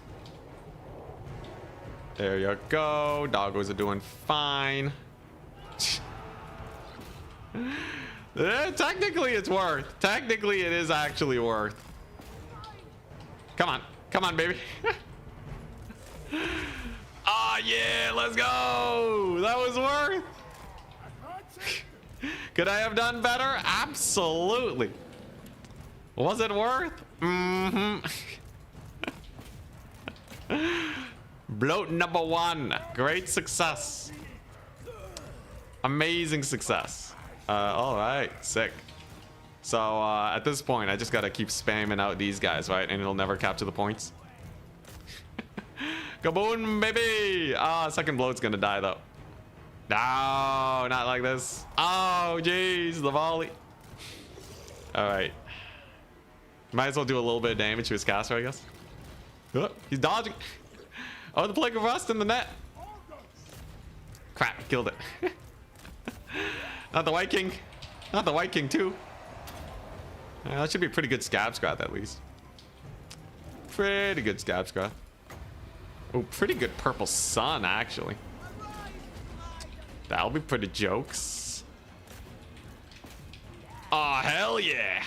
Amazing purple sun. Holy value. Also, my gunnery white is really doing well here. He's just chilling. He's tanking. He's having a good old time. And then as long as I keep spamming zombies, I think he'll just never have enough oomph to get in here. It's a little flaming bird action on me. Doesn't matter very much. Let's see, where my depth guard at? Ooh, they're actually grinding pretty... Nope, that's not my depth guard. Where are they at? Oh, they're here. There you go. Still in good health. Very nice to see. And I just need anti-cavalry, right? Let's get another Nurgle. The indestructible depth guard continue. Very good route. Hell yeah. Yeah, I think he's just dead. I don't think he can actually take any of these points. Especially because of those purple suns cooking them up so hard. He took some pretty massive damage. Fortunately, I do not have many purple suns left. But not the worst. Here he comes. He's sending in more rangers. But I got more Nurgles over there. Very nice. Who's he targeting? Just some zombies. Not a big deal. You know, I could actually just summon in these deck droppers now. They're another unit I wanted to test out. We'll see if they can actually get value or not. But the idea is that they're supposed to... They're supposed to get a lot of work done for cheap. Because they're just high DPS range firepower. Here come his white lions. We're not particularly worried about them. There you go, deck droppers in range. I can give him some ammunition potentially too. And yeah, turns out deck gunners are good versus skirmishers. White lines are getting brutalized. There you go. Hey, look at that. Deck dropper volley. Deck dropper volley kind of cooking. I don't think he can actually contest them either. And then he summons in the Fireborn into deck droppers. Okay. Now that's a pretty crazy play. I think we are just spamming out these guys now. So how did the deck droppers do here against them? Can they get any amount of value? Ooh, can I get a purple sun? Pretty good initial volley on the Fireborn too, I'm not gonna lie. Get the cackle fruit. The often unused cackle fruit. Huzzah! Did it do anything? I don't know. It slows them down by a little bit. What? They have oh no, it didn't slow them down. God dang, cackle fruit, did he miss? Well, they're definitely getting botched up now. We have one over there. Let's summon in the cheaper doggos now. And then purple sun. I don't know. They're already gonna die, so I don't have to worry about them. Could save purple sun for a rainy day. Or I can just chuck it out right here on these rangers just to get him killed right away. And then he can't steal him a points. Doggos are here. So there's the purple sun. We're gonna buff our ammunition on these bats. Very hard to tell if they're getting value or not. But yeah, white lions just kind of sucked. And Fireborn got absolutely cooked compared to usual. Usually they are a very, very good unit.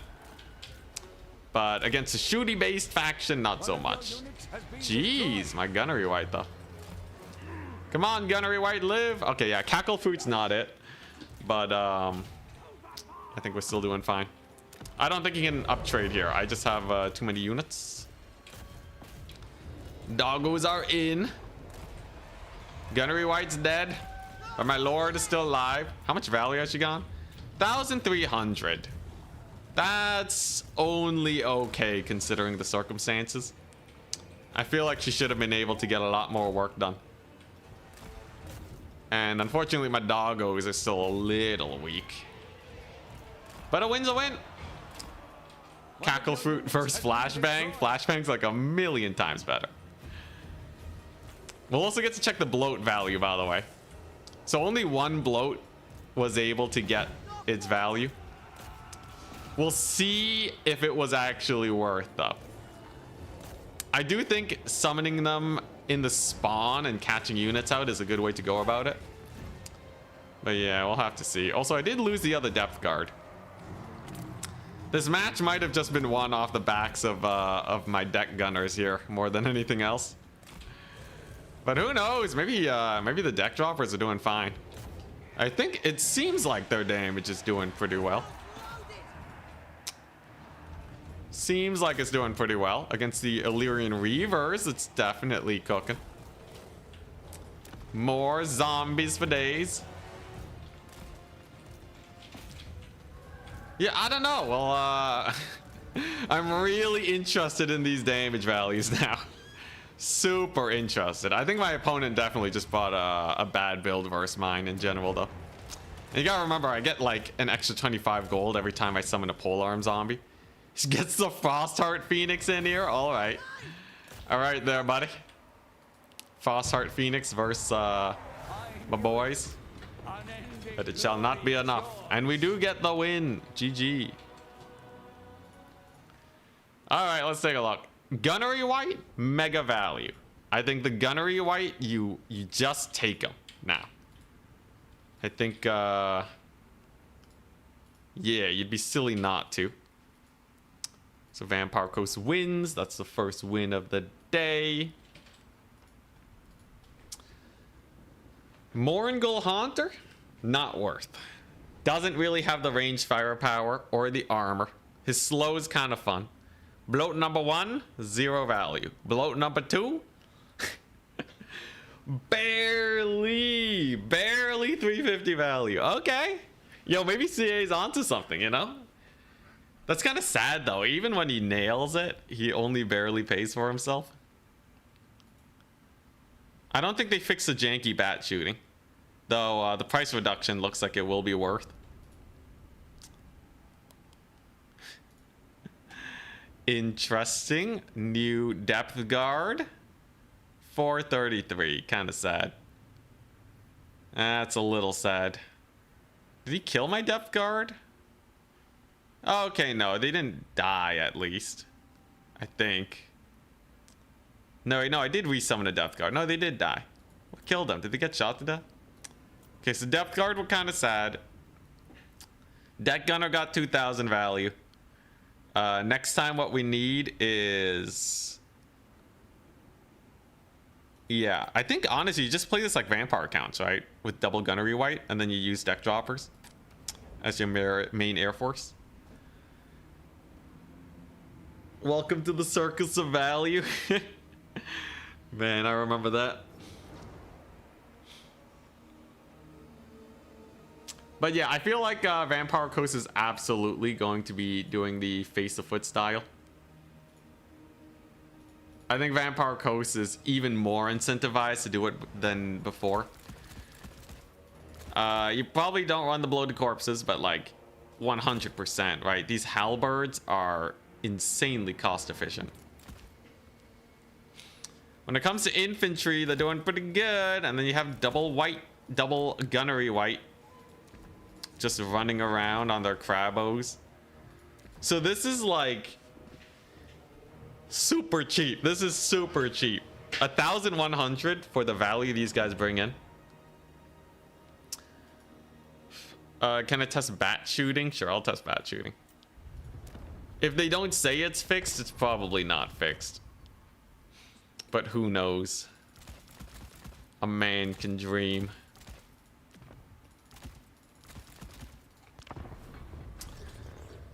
Oh, did I purple sun my own depth guard? Is that what killed him?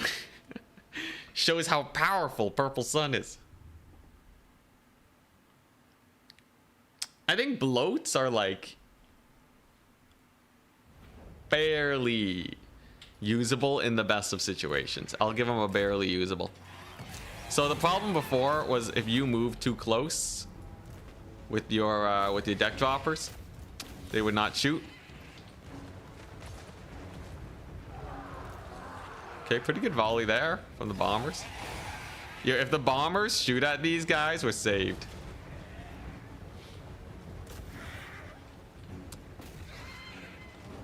Uh-huh.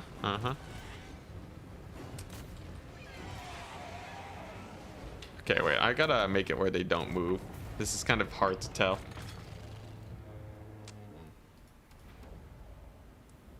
They fix Yuan bow and Longma animations without saying so, actually.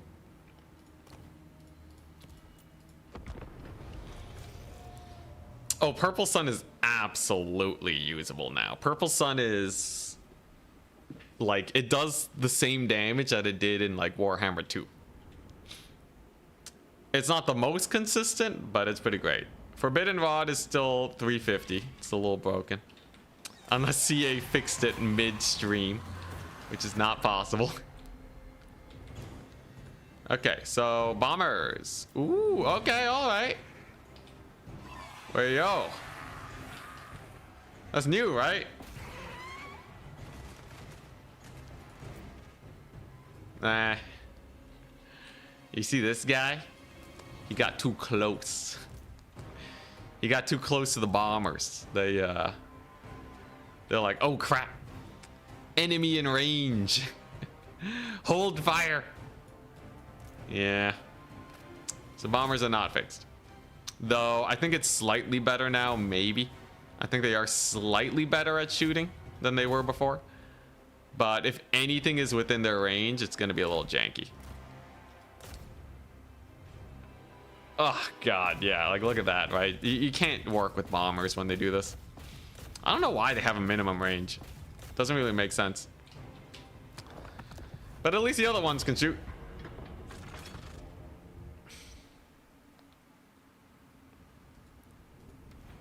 Cathay bombers having more entities. Does that change their damage? Let's see here. I thought I heard someone talking about that. Yeah, apparently Grand Cathay Nangao Grenadiers. Did they get an increase to the number of dudes, number of ladies they had?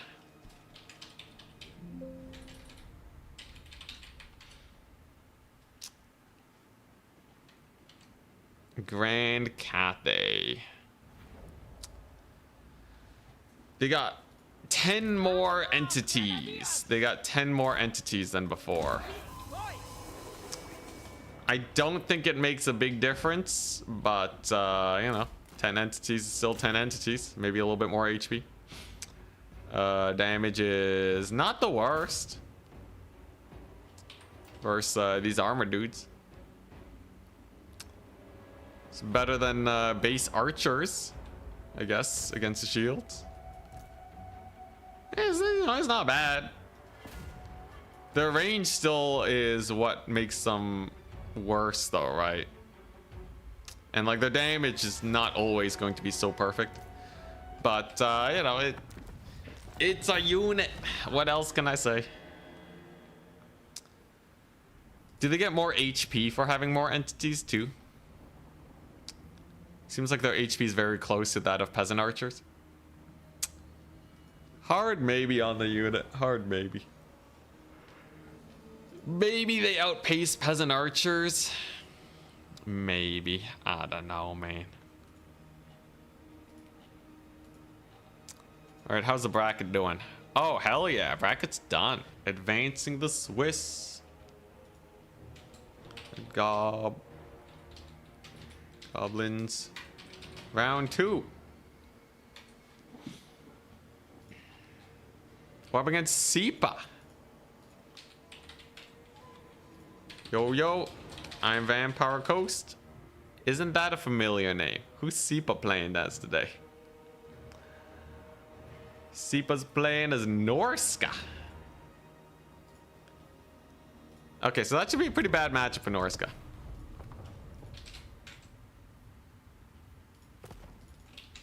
It should actually be an atrocious matchup for Norska. What's the map? Border low landing. Ah, yeah. Ah, yeah. Yeah, this should be pretty bad for him. Unless he has some crazy hard counters. If you look at the Norska roster, they have like, what? Frostworm and Manticore, and that's it. I guess they have Marauder Horsemen, but they don't really do that well here. So, yeah, I think we're good.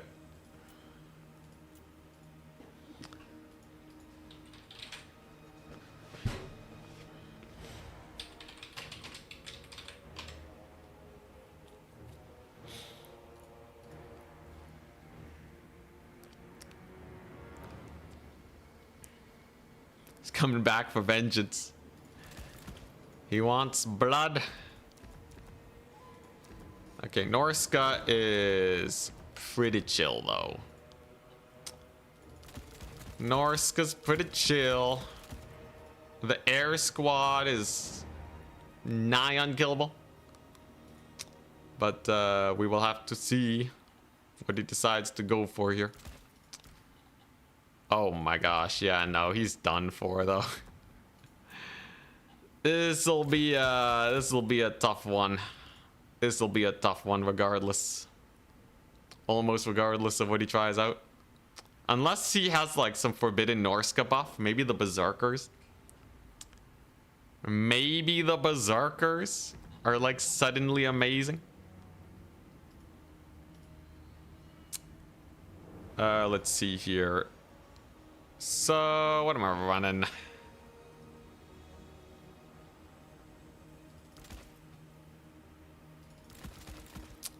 What costs the right amount of money?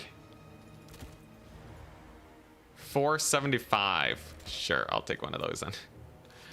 All right. What else do I want? It's Norska. Yeah, sure, I'll take one of these. Obligatory one bloated corpse or two. Every game I need to have at least a couple bloats.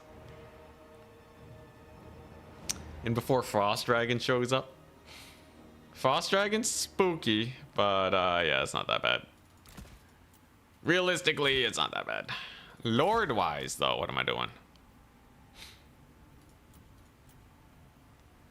Curse of Years. New Curse of Years tech just dropped.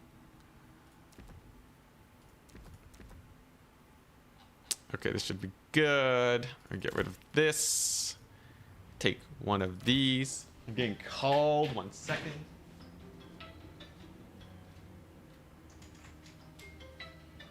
And it's spam. Who would have guessed?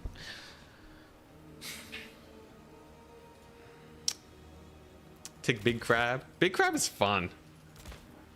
The Rotting Leviathan. Doesn't it just get taken to Pound Town, though?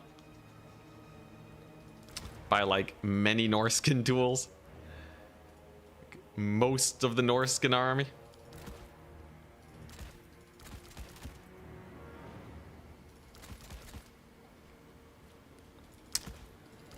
Let's see, how does the money line up here? Ooh, so close, so close. It's good enough, though. All right. So, looking pretty good so far. I do want to find a way to jam a depth guard in. And then I guess this is the build. Sipa's Norska. Coast is not. Coast is pretty good in SFTs because they have a lot of good matchups. Really depends on, you know, if I run into like Wood Elves or something. Yeah, you missed a match. You missed one.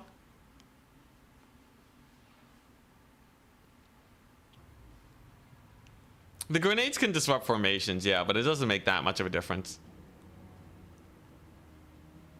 And also, yeah, they do friendly fire a bit once the melee starts.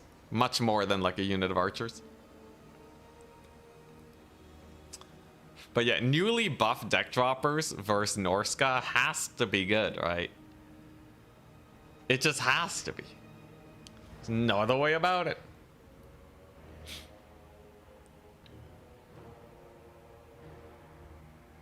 The Kraken King stirs. Yo, if bloated corpses ever become meta, be pretty nice.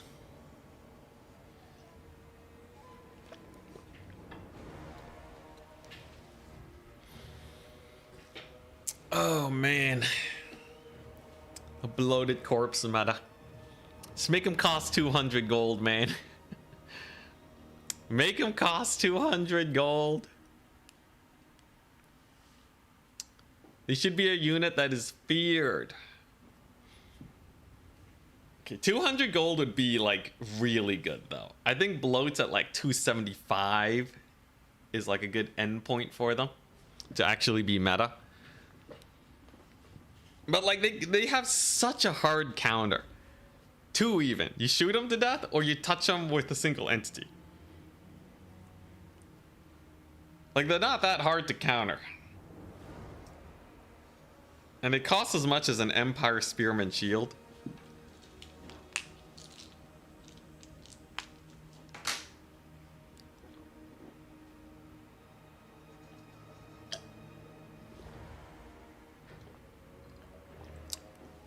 Man, he's really thinking. He's really thinking. But he's ready. Bloat's hard counter vampire counts confirmed. Yeah, if they just don't bring a Dragon Lord or a Necromancer. If they actually just don't bring anything, I think we have a chance. The funniest thing is that zombies counter bloats. Oh god. Yeah, hell, a skeleton spearman unit would counter a bloated corpse. That's sad, man. That's so sad. Alright, so I'm not starting with the air game, but I have it in reserve. Just in case he's come up with like some crazy counter build. I don't want to get caught with my pants down. But in general, I think we have everything we need here. Ready, good luck, have fun. I got a dragon for cycle charging. We have a bunch of zombie pistols. What's not to love?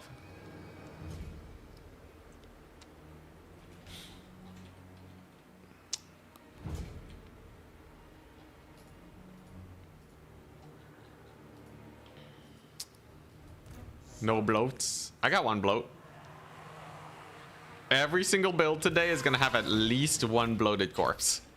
I'm not gonna start with a bloat every single time though. I'm not just gonna play 350 gold down at the beginning of every battle. But if they ever go into my backfield, I can just summon them in and we can see where we go from there. So he's gone for a Burning Head, Marauder Horseman, and an Ice Wolf Chariot. Okay. So he doesn't have anti-air. So I'm just gonna summon in anti-air. Seems simple enough to me. Double gunnery whites. He's gone for Fimir. He has a chariot. Getting in the jabs. All right.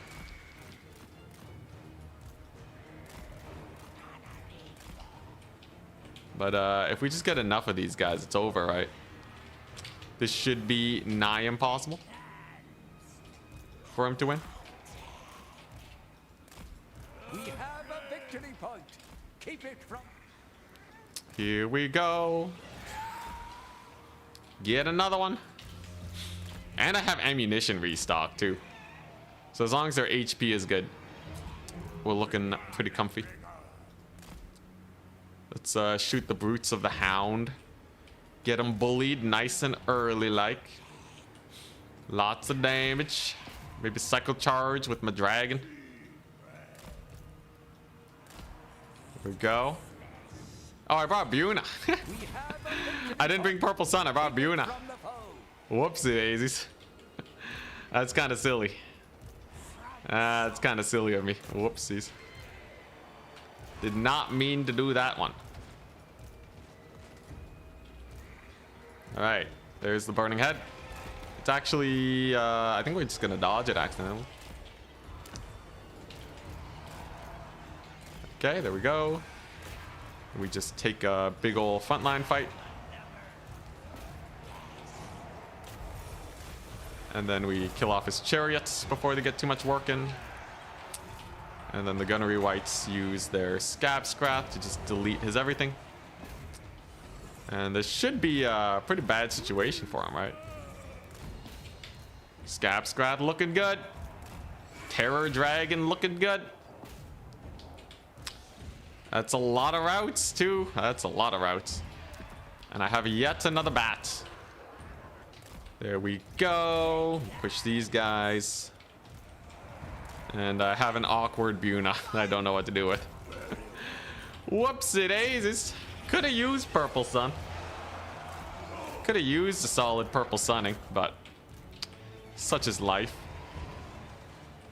What do I even Buna? His cavalry, I guess. I guess we'll just hit up his cav. Let's get the White Kings in there. Little dragon that should be able to help out. There we go. There's the restock. Very nice. So they're routed. And so far, value trading is okay.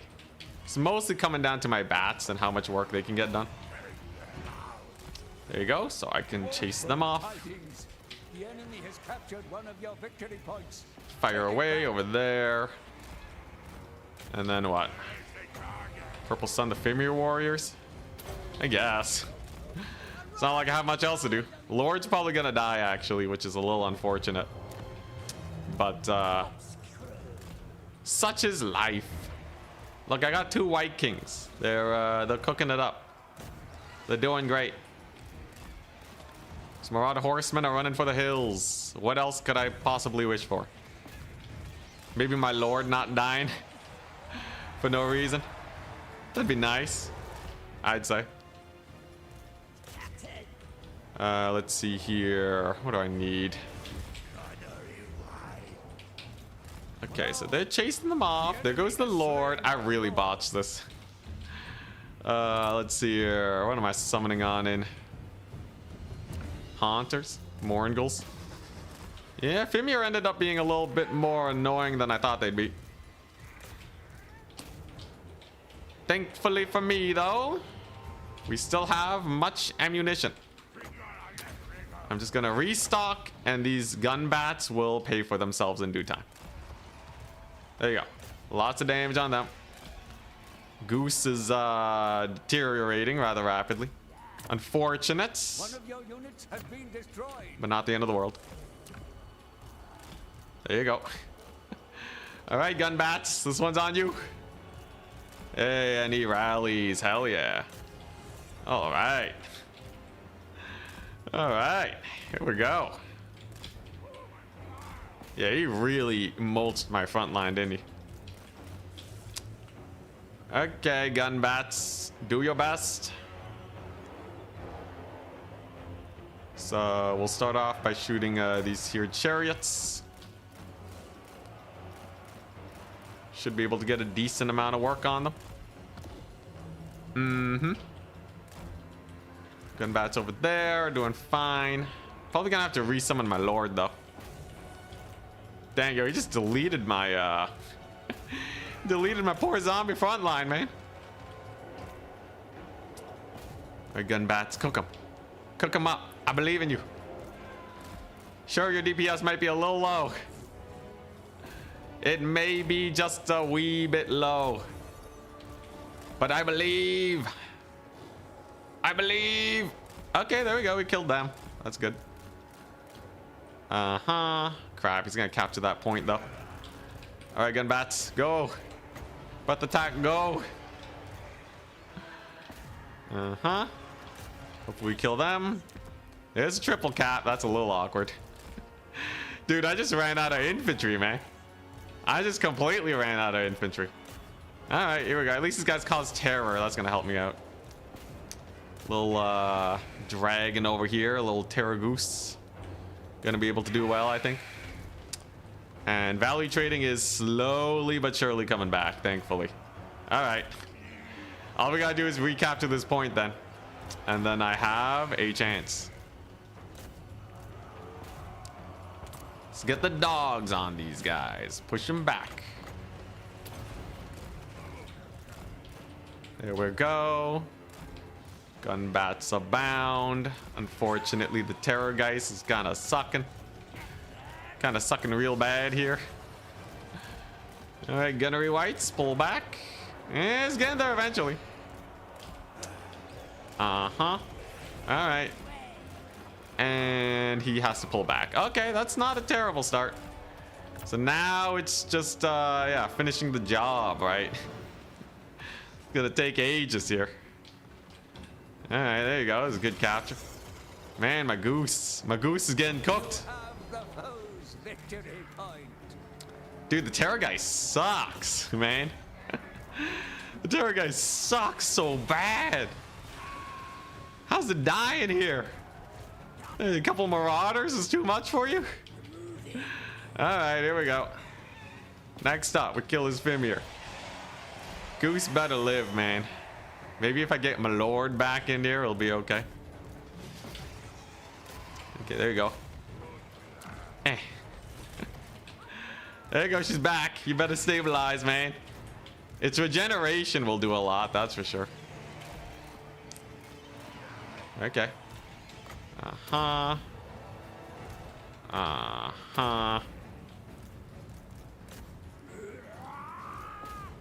Nurgles at least are cooking up pretty hard. Come on, you darn goose. What are you doing? All right. No more terror guys. No more terror guys. They suck too much. They suck way too much, apparently. Alright, let's start getting some zombies here so we can actually outweigh them on the point. Unfortunately for me, my goose is slowly but surely deteriorating. I do have my lord back, at least. And we have a lot of gun bats. But this is gonna be a rough match. This is gonna be a very rough match. Oh god. Dude, what are those Fimir doing, man? Do not want to die. All right. Yeah, and the goose just dies. God, the goose sucks so much. All right, White Kings, this one's on you. They're gonna push on in now. And they're going to save the day with the power of Scab-Scrath, okay? Hear me out. Okay, they're gonna... There you go, Scab-Scrath number 1. Scab-Scrath number 2. Ammunition boost. Alright, there you go, and they're in. They're on the point now, that's good. Good start. Okay, there we go. So there go the doggos. I'm just gonna need a man title, right? Just gonna need a man title. Gunnery whites are doing the best. Nurgles are in at least. Okay. It's a good start. It's a good start. But can the White Kings actually cook here? It's a bunch of Fimir warriors that we're gonna have to take out. I have 2 units of dogs. They could probably get a little bit of work done. Yeah, he gets a Wolfric boat down. But I will have another Buna in a second here. I will have another Buna. Crap, he kills one of my gun bats. Oh crap. Alright, it's good. I'm gonna Buna his javelins, I guess. Maybe we can rout him off. And then I just gotta pile on with the infantry. Yeah, I should have just played this a little bit smarter. It's okay though. The doggos are in. And the gun bats, they're also in. The White Kings, they do not die. So is my lord. She's having a good time. Lots of zombies are on their way. And mayhaps we can pull a victory out of nothing. With the power of the doggos. Let's go, doggos. A little bit of a rout. It's good. Zombie tide is here. Gonna need to capture this point and maybe even the other one. Gonna take ages, man. It's gonna take ages. Hey, zombie tide at least is doing all right. Yeah, the goose was a really bad idea. The goose, and it actually lost me the game. I did not expect it to do so exquisitely bad this battle. The White Kings were fine. But, yeah, I just kind of goofed it. Moringal spam would have also done really well, yeah. I think Moringal spam would have been pretty good. There you go, he's trying to capture my point. There goes my lord, because he doesn't have any healing. Oh boy, she sucks. Okay, there we go. There you go. Double White Kings doing all right. Hey, yeah, maybe we still win this. Assuming he doesn't hold this point. It's actually not entirely impossible. Though, I think we're in a really bad position right now. We definitely did not play this as smartly as we could have. Lord's gonna be there, though. Okay. Moringals can save the point.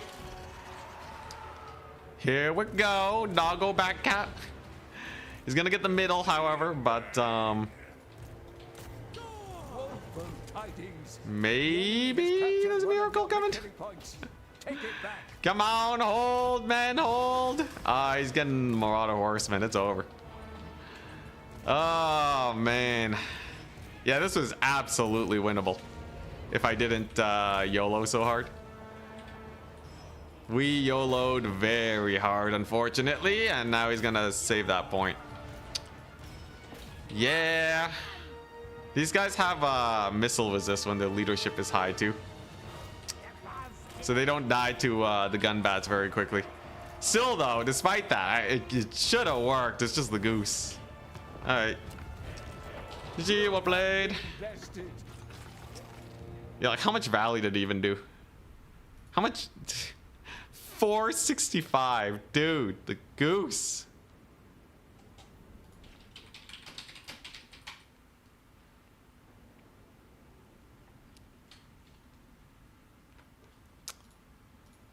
Goose was so bad. God dang, Terrorgeist of uselessness. All right, I also brought the wrong spell, but I don't think that would have changed much. The biggest thing was, yeah, okay, yeah, the Moringals were also really bad. God. Oh my god, Jesus sucked. I hated this build. Aside from the bats, I think the deck droppers are great. Deck droppers were amazing. The Terrorgeist, I can't. Jeez, it died to basic Marauders. It died to a bunch of basic Marauders.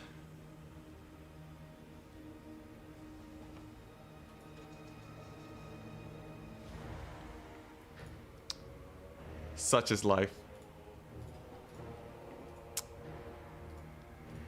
Yeah, the Femur were surprisingly good. I think if I think what we really got to do is just go really hard on the deck droppers.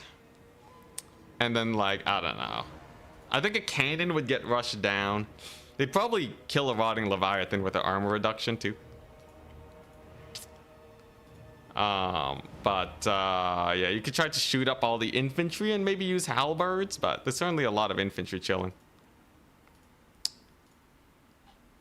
I think like a rogue cannon in reserve is fine enough. I think it would get a lot of damage on the Femur. And then from there, it's just get Mega Valley with the deck dropper handguns. Yo, that's crazy though. That 50% missile resist. 50% missile resist got so much work done. My goodness. Gun bats are barely viable,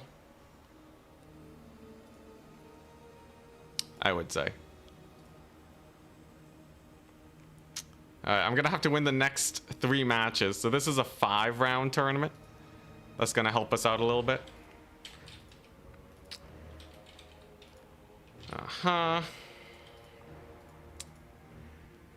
Depth guard, yeah, depth guard with the capture weight. Dang, that should have been a free win though. Brutal. Does it apply to carronades? No, I think carronades should still kill them. Let's do a quick test. Let's see here. So, dang, wait, okay, they did get a price reduction, I think, a while ago. That actually helps them out a lot. How do they hold up to a carronade though? If it one-shots entities, it doesn't matter that much. Usually cannons will overkill anyways.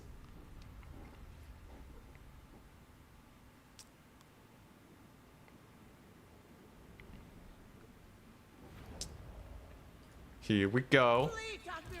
Cannons versus Fimir. So they have a mighty 50% missile resist. And they do actually tank cannonball shots. Holy crap. Yeah, look at that. Yo, they're crazy tanky. For pretty cheap price, too. Is this a Fimir meta? You gonna run into a Fimir meta or what? Bretonnian's gonna have to do a lot of work to kill these guys, too. Dang. Alright, yo, that's crazy. For 1150? That's crazy good.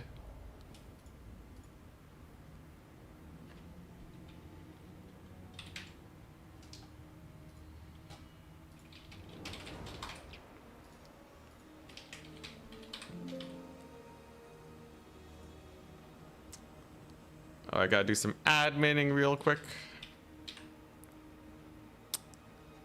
All right.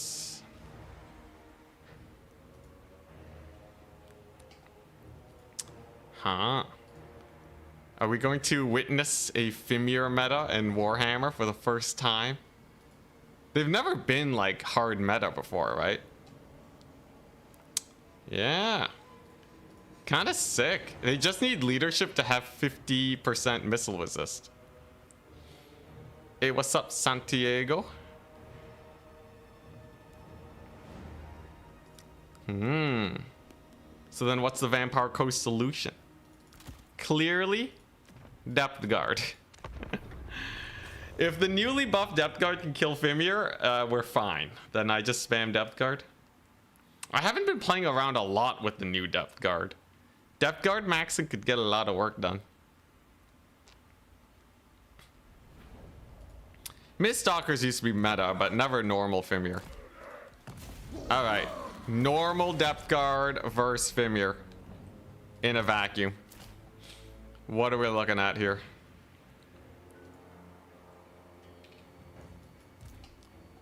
Jeez Louise. A lot of damage on the charge. In the grind, though, it can be a little sus. Though, I will say that is most definitely an uptrade. But they got down to half HP. There's reason to believe that with a little bit of extra damage, like a boat, the Depth Guard just crumble. But they do damage. It's very one-sided, though, because, yeah, I got that charge. Honestly, I think we just cut the Terrorgeist and we're fine. Just cut the Terrorgeist. He was starting to run out of units anyways. Cut the goose. Never run the goose. It's terrible. And then I think you just go for yeah, the double White King on crabs with Scab Scrath. Like, these guys are amazing when paired with Deck Dropper handguns. So like almost every game I should just go for that. And then I just gotta be able to win the front line with some decent trades. So maybe we try out the Depth Guard, assuming they can get favorable fights. It's not the worst.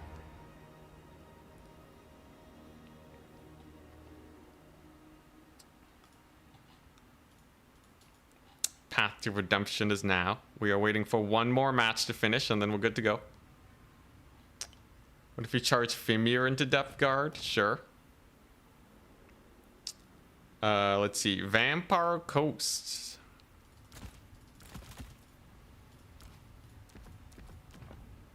And we are playing as Norska. So they will be braced, but let's take a look-see. These are the anti-infantry Fimir too. But that's the one, those were the ones that he was bringing. Man, they used to cost 1,300.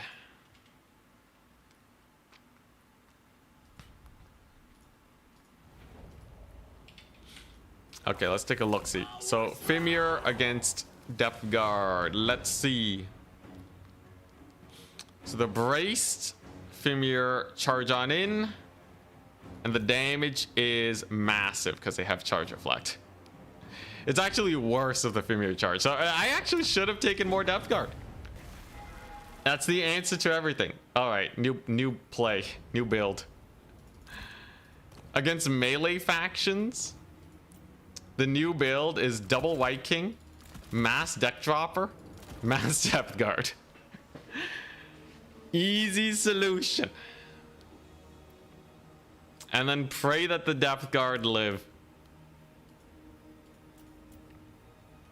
They did buff Curse of Undeath to be slightly better, but I don't think that's going to be a huge plus. Yeah, Depth Guard spam. Get a couple bloats in there in reserve.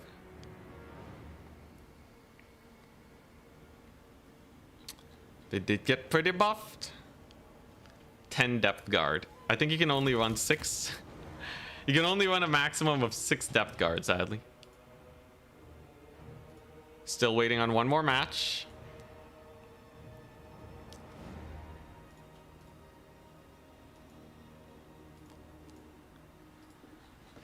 Oh boy. Come on, Vampire Coast, please. The deck drop for handguns, too.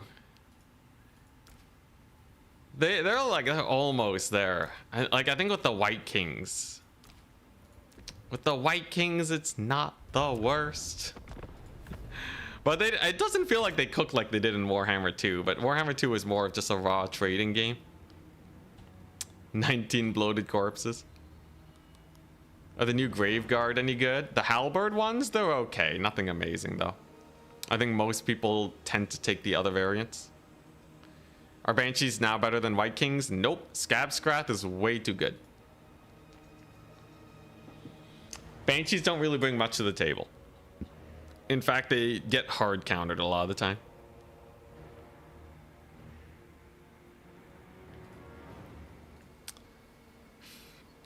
I think Lord-wise, honestly, Purple Sun is cool and all, but like... Will I just do better with like Count Noctilus? He's kind of expensive, actually. Honestly, Purple Suncaster is like as cheap as you can go, right? As far as Vampire Counts Lords are concerned. You don't really get much better than that.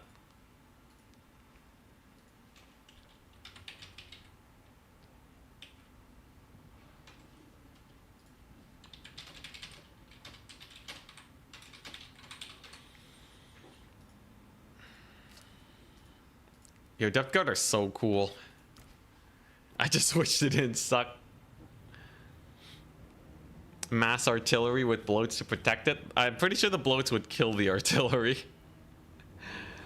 Pretty sure. Although, if I put the artillery slightly offset, then maybe. But then what if they shoot it? Or what if they bring monstrous infantry? Or what if they bring a single entity? Or what if they use spells? Also, Vampire Coast artillery is really inaccurate. So sadly, my carronades. I think that's the biggest thing. Vampire Coast artillery is just not that height. Queen Bess is the same.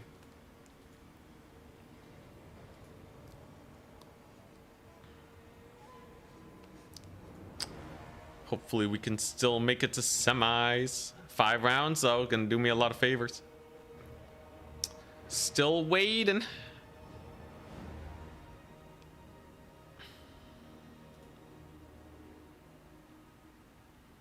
What were the bloat changes? They made them 50 gold cheaper. So now they're 350. Any patch notes? Ah, hell yeah. Yes, indeed. Here's a link. Here's a link for YouTube, too. And the mortar, I've never really seen people make mortars work. Yeah, I almost wanted to bring deck gunners, but I'm pretty sure that Norska build could have rushed down any ranged. I think it's bait to take more range against that Norska build. I really just needed, not the goose. Man, that goose took so much damage. The smaller entity size on the berserkers might have actually helped out a lot for killing off that their single entity.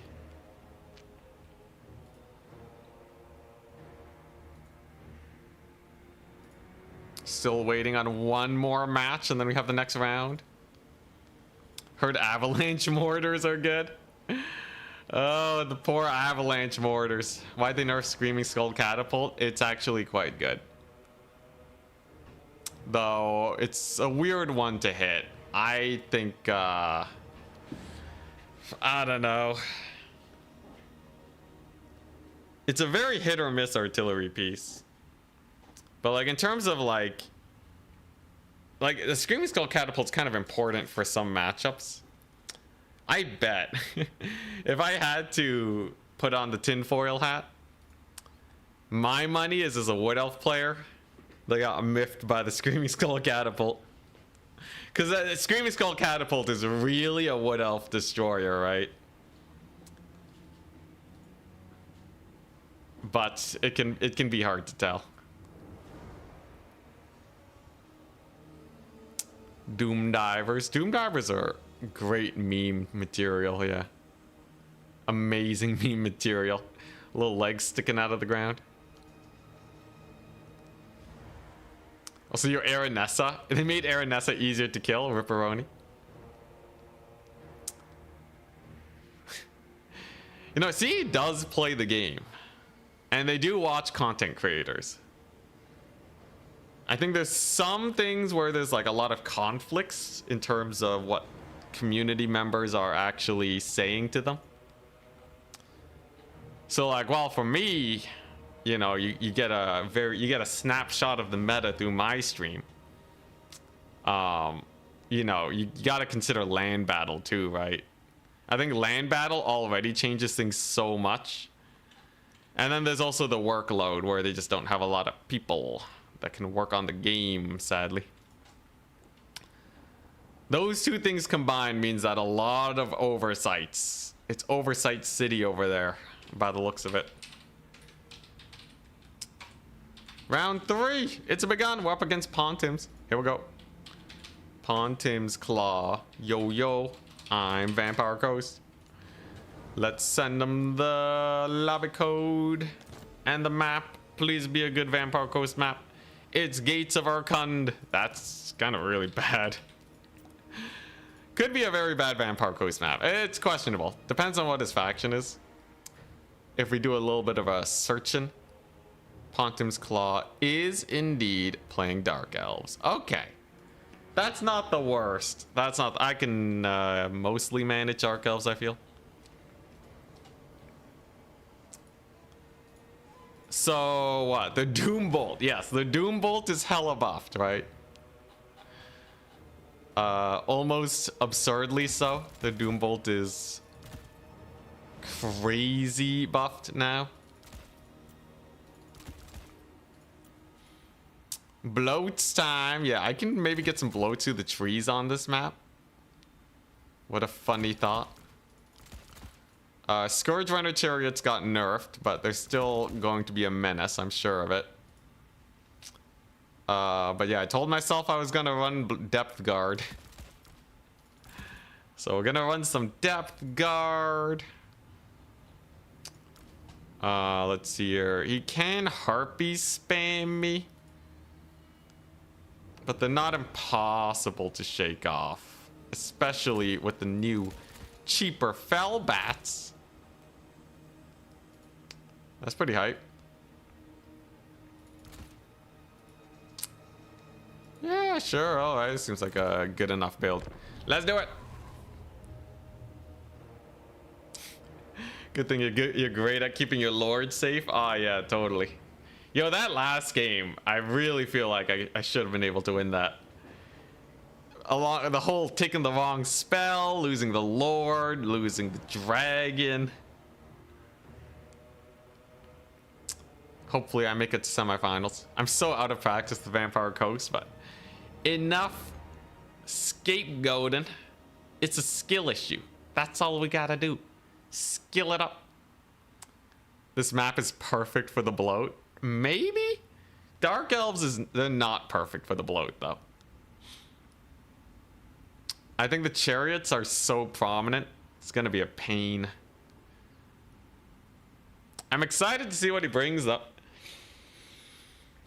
Very excited to see what he decides to bring. Is it gonna be cold one nights or what? Choose a better color scheme.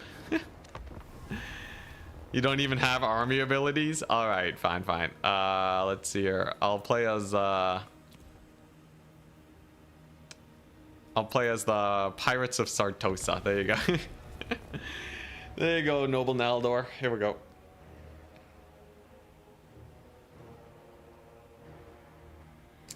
So bloats should uptrade into Dark Elf Cavalry. They don't have no healing, right? That's pretty good. If I can get them to fight on my home point, that would make it way easier for bloats to get working too. So maybe.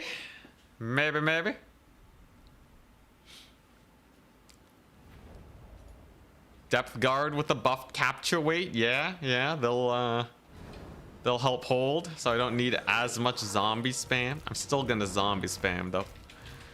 So here's the play. 1 halberd, 1 pistol. Everybody else, you're going over here. Alrighty. Here we go. Ready? Good luck, have fun. Yeah, they nerf range units so much though. Man, the old Vampire Coast playstyle so dead. Maybe though. Maybe at least I'll be able to go for the deck dropper plays. Looks like a pretty good setup to begin with. Should be able to lock down this point, play on the home point, and then just skirmish with the bats into the horizon. The gunnery whites should be really good into Scourge Runner chariots. I just have to make sure I keep them moving so they dodge the Scourge Runner shots. What bugs did we get this time? So far, I haven't seen many.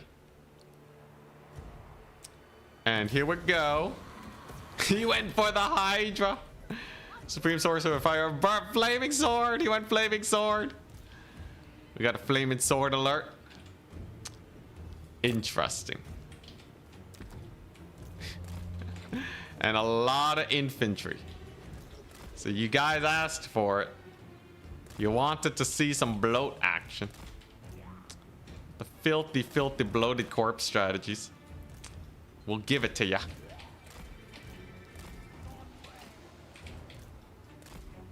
A lot of dark shards. Interesting.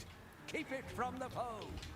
You know, he actually doesn't have that much to harry a bloated corpse. Screw it. I'll get a second one. Why not? What's the worst that can happen? Let's start plonking away at some of those range targets. There we go. Then I just have to hunker down here, right? Pretty good volley. Pretty good starting volley on those guys. Gunnery whites. Being as annoying as possible. That should be a pretty good scab scrath, right? Half HP damage is okay. Nothing to go crazy about. Interesting that we see We have a victory point. skirmish cab here, though. Okay.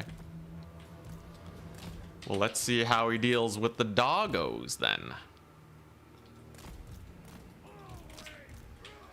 I have Purple Sun. Purple Sun's gonna be great. Bloat. Bloats are making their way downtown.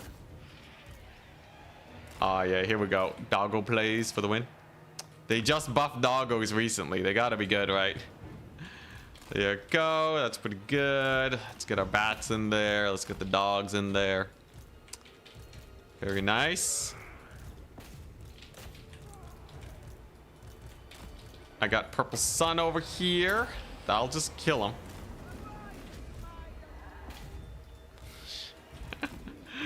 The bloats are incoming. Ah, hell yeah. Look at that Purple Sun. Lots and lots of damage. Let's pull these guys back. He did get a pretty nasty volley on my bats. And okay, he does have some Cold One Knights here. Interesting. Can I kill the Cold One Knights with the bloated corpse? Oh my gosh, the dream.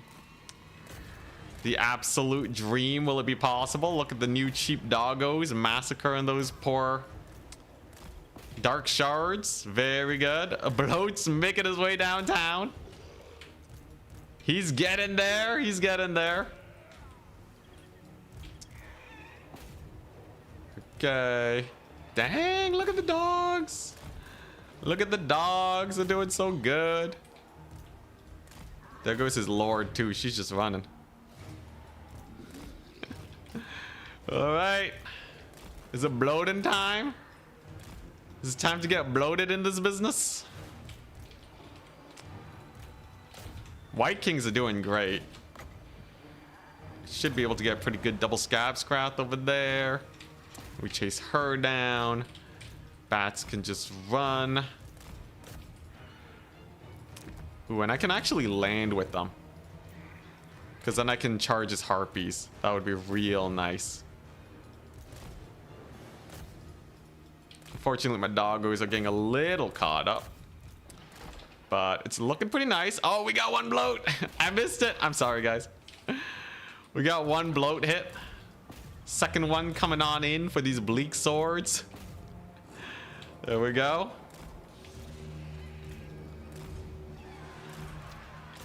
Uh-huh. Nice. There goes his lord. She's dying. That's a fat Purple Sun. Oh, hell yeah.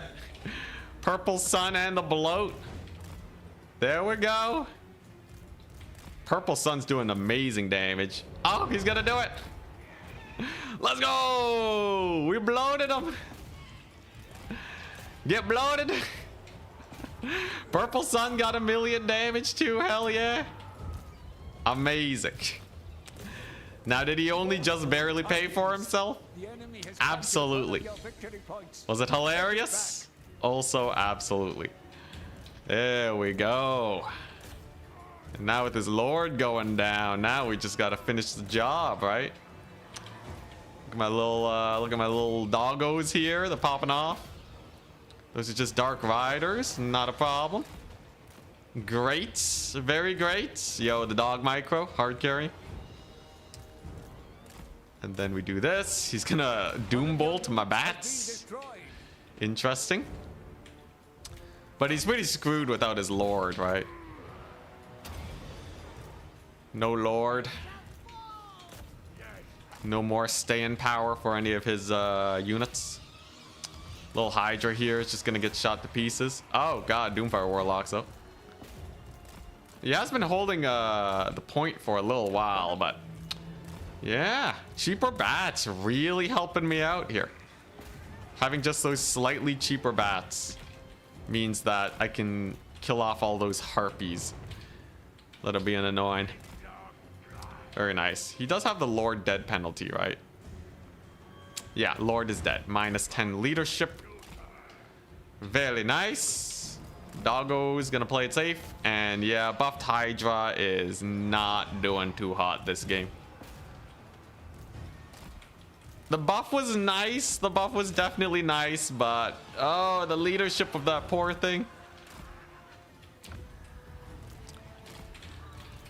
Let's see. Do I have another Purple Sun? No second Purple Sun just yet. How much value did you get though? 200 kills. Dang. Yeah, so Purple Sun's like a solid like 1,200 value play, I'd say.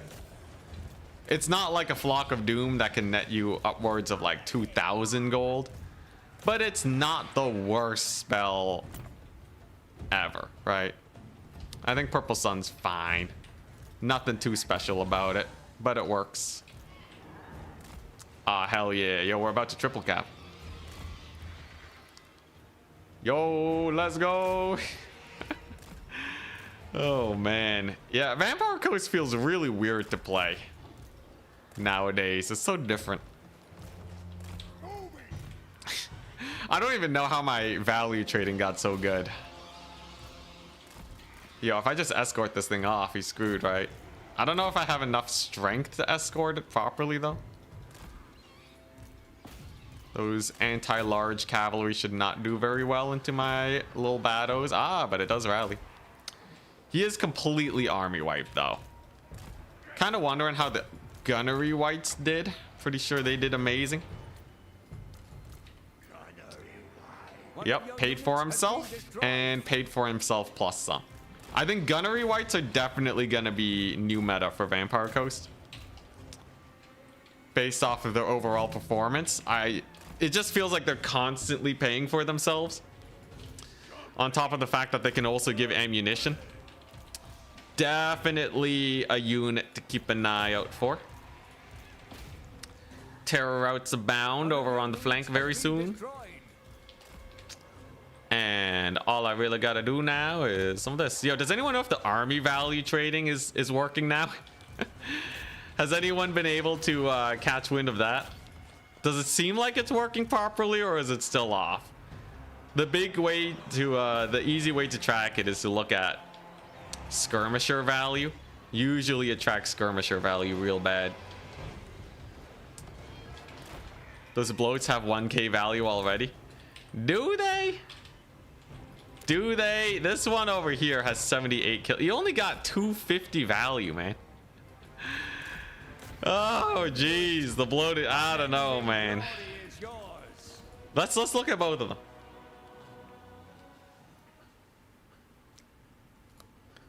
Okay, so yeah, deck droppers were great.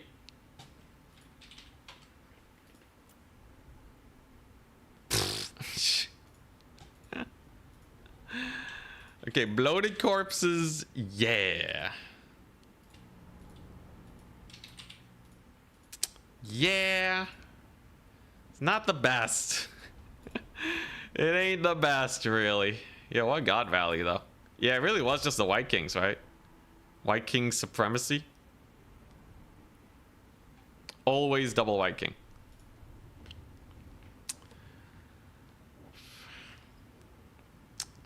Bloats got buffed, so we're trying to make them work. Oh yeah, his Hydra did not do anything. Huh. Yeah, but initial impressions for the bloats is that they are not the best. I think they're okay. They're fine, you know, the bloats. They're fine, but like it's so hard to get a situation where they really pay for themselves. And like that map was a really good situation too with the whole forest. The borderline viable, but like because they're literally a hit or miss unit. It's either you get value with them or you don't get value with them. There's no like side benefits you get from them holding or burning ammunition or warding off enemy units. It's you're gonna hit with them and get the number you want, or you don't.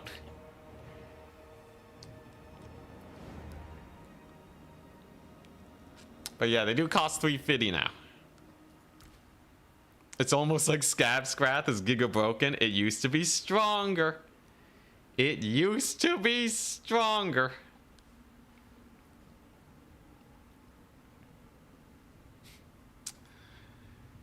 There may be one bloat in reserve just in case your opponent makes a crazy misplay and just sends infantry into the back line.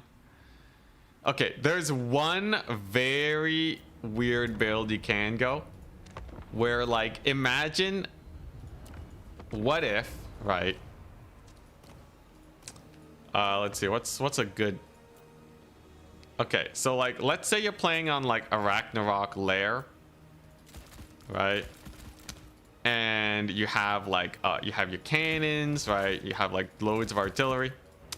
The one situation I could see bloats doing well is in this situation. If you can somehow force your opponent to dive your back line and then summon bloats directly onto them, then you're good. And it's feasible. It's feasible to think that you can get your opponent to rush your back line if you go super hard on it. Are sirens bad? Yeah, sirens are pretty bad. So like imagine you have just like a normal position like this, right? You could just summon a bloat out of nowhere, and like these reinforcement points become super good for defending. But like cannons are just not that good at forcing your opponent to rush you. They do friendly fire, but like that's easy enough to prevent. Just don't run them into your own units. It does limit your options a little bit, but like, you know, the whole idea is your reinforcement points become way too risky to attack. So maybe. Good evening, Elizabeth. And yeah, you can't summon it if they ever get on top of your cannon crew. Like literally, your opponent has to be sending infantry into your backfield, which is like so rare. Anyways, we'll see. While this round finishes, I'll be back in a second. 2 wins for Vampire Coast, 1 loss. Not the worst I've ever seen. Maybe they'll be okay.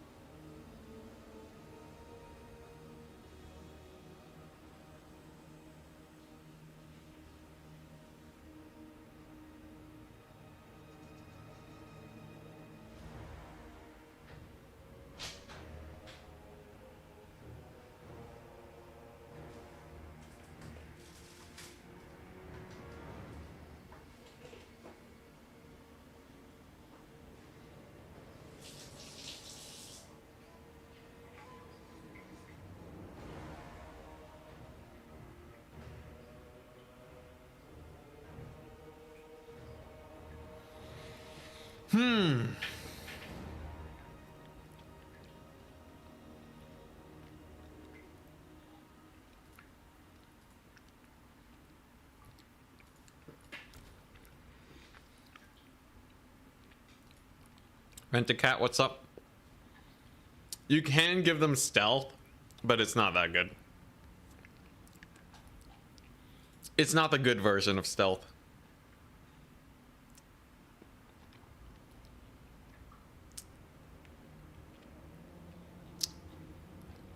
I think it's you have the speed of light coasts, yeah. Unspottable and stock. So you can make bloats invisible for 36 seconds. But then you have to take like the random hero. What you eating? Just some chocolate. Just that little bit of extra energy to get me through the rest of the stream. So I'm gonna eat some egg and bread. And some vegetable soup. What does the deck on ROR do? Magic damage or leadership debuff. Very good for the mass routing back in the day.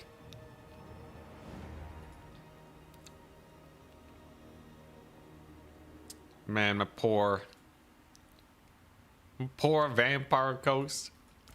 There could be some fun with the Rotting Leviathans, though. Let's not write off the Rotting Leviathans. They were pretty good before. Chocolate in this economy? Dude, this so much chocolate. Anyone else like get a ton of chocolate during Christmas and you don't know what to do with it?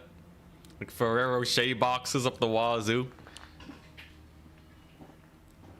Oh dang, tier 1's up. Thank you very much, Rent-A-Cat. Congratulations, Korok.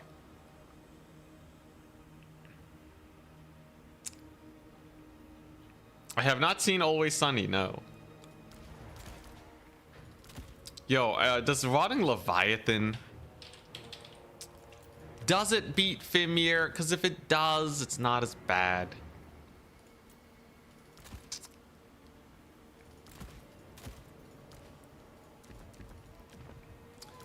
Let's just take a look. Maybe the Rotting Leviathan cooks. I do, and I eat it all. Nice. Where's your battle milk? Ooh, yeah, I should get some battle milk. Expired chocolate's fine. It just gets a little, you know, maybe some off taste, but it's fine. Dude, I've eaten like 5 years expired chocolate, man. Maybe that's slightly less than fine, but like, you know, as long as it's not growing mold or anything. Holy crap. Okay, never mind. All right. To everyone who suggested the Rotting Leviathan, I am sorry. I'm sorry for not knowing what I'm even talking about. This thing cooks. Still gets worn down slowly, but it's definitely cooking. Run Rotting Leviathan with some depth guard support. Insta win. Yo, Kinder Surprise. I can't believe Kinder Surprise is banned in America. Land of the free, my butt. Can't even be surprised. Leviathan's pretty good, actually. I would say it's not like an always take. It can be risky, but yeah. Killed half the Lord too? Hell yeah. Good luck, Karafdir. Maybe you'll get superpowers from your expired chocolate. Become the best Warhammer player out there. Yeah, with javelins, unless I have some way to just delete the javelins, it's pretty sus.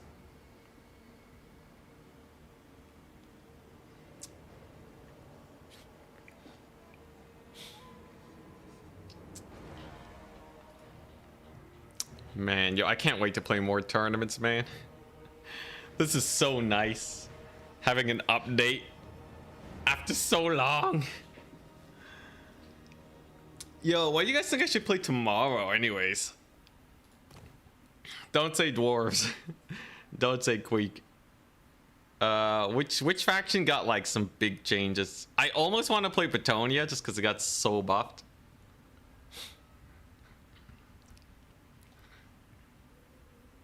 Greenskins, Lizards, Cathay. Ooh, you know, playing just normal Cathay infantry builds.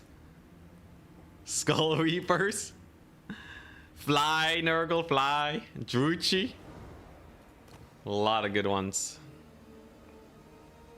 Hydra spam. Ooh, yeah, getting the breath attacks with the Hydras. Possibilities are endless, man.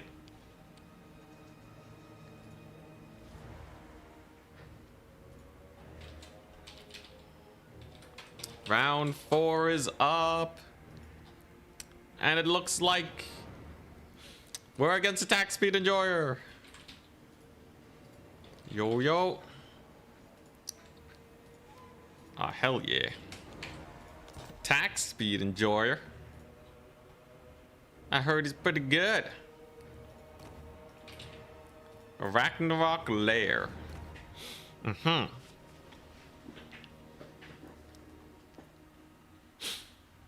For the lady. Man, I'm gonna have to play all the factions all over again. Learn the meta. Will Cathay Grenadiers be worth it? Grenadiers? I think they'll... I don't know. man, they always feel a little sus. They might barely qualify now though. Plus 10 entities is a lot. Ah, crap, he's Bretonia. Ah, crap, he's Bretonia. Okay. So, how do we do this? He's Bretonia. He got buffed up the wazoo. Okay, I have a strategy.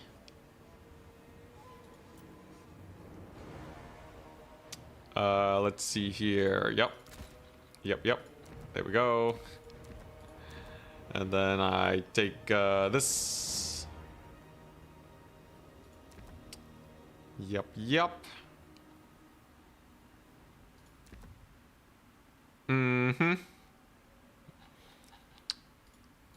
Okay. All right. Yeah, I have a great play, guys. I have an amazing, legendary play even.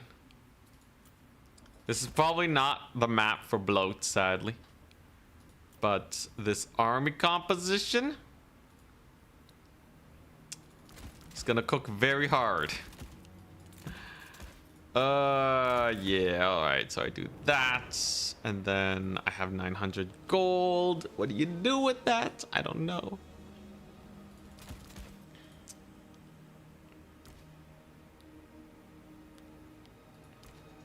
Yo, he's gonna wreck me, man. It's Bretonia. This is a top player playing Bretonia against Coast. This is really bad matchup generally. Generally speaking, this is a very bad matchup. But if I go for this, okay. That's a start. That's a start. It's getting better. Oh, okay. Here we go. Yeah. Actually unlosable. Wish me luck. Oh, we're gonna die. Hey, we do have halberd depth guard buffs though. Bloat him to death. I have one bloat just in case he happens to be in my back line, but at least I think I took one bloat. It's a crabbo build. Crabbo doggo build.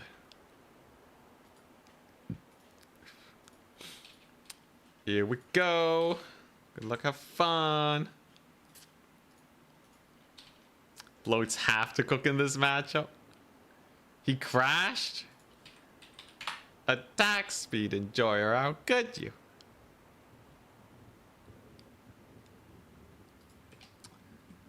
I'm gonna have to reboot. Moringulls are pretty bad at chasing archers because they died to cav. But doggos, on the other hand, if we micro perfectly, we're good. You won. Yes, the DDoS. It worked. Huzzah! Dang it, it says it's a draw. What a ripoff. Alright, I gotta send these to him. Okay, he only has one Grail Knight. Interesting. He has a Beast Caster. Wow. Lots of archers. A little bit of cavalry to defend them. Alright. Doggos. Doggo time. The quad dog. Yeah, Bretonia is definitely way stronger now. But if I can route off his archers, we're fine. He doesn't have any flying units, so I can use the bats to escort them off. Quick take more bloats. Yeah, a lot of peasants. The bloat would have to kill 2 peasant units to pay for itself. Unless it's a peasant archer, but there's no way it's getting on top of that.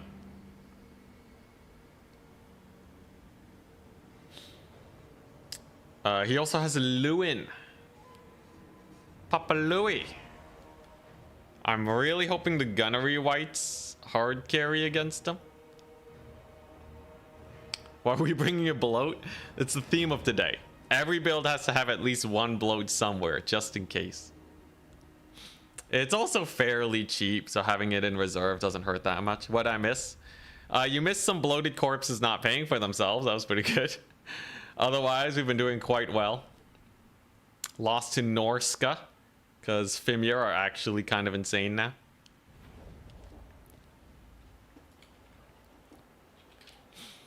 And away we go.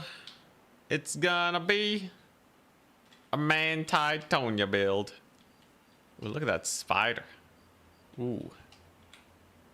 Ooh, look at that texture on the spider web. Remember, every texture, someone had to make it. Someone had to go in and individually place this spider in this location. Or at least this set of stuff here. Alright, there's an artist. Took a lot of time making that little tunnel over there. Alright. So, here's the dealio. He has Lewin. I have 2 White Kings. Ready? Good luck, have fun. I'm really just hoping the White Kings just like somehow kill Lewin. There's no way they do though, but if I can get some depth guard in on the action, it'll help. He also doesn't have a lot of counters to depth guard. So if I just only summon depth guard and maybe some bats, maybe we're good. Can peasants get blessings too? I don't think so, no.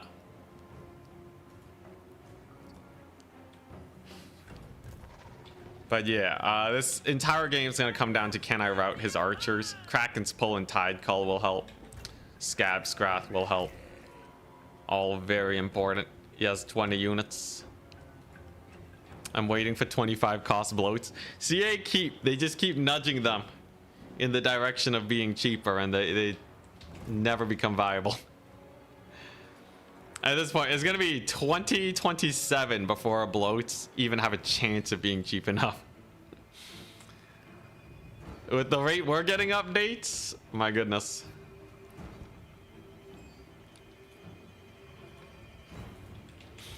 All right, here we go. The man tide. The manliest tide you've ever seen. So I can get the Lamprey's Revenge, which is good versus a lot of these guys. Split up, doggos. Keep it from the foe. Gunnery Whites poking away at the Louis. They can get a little bit of work in there. It's nice. It's just a little bonus that they can get. What I really need though, it's probably gonna be depth guard, right? Probably just get the depth guard in nice and early, like, because he really doesn't have a lot of answers to them outside of copious amounts of archery. Crap.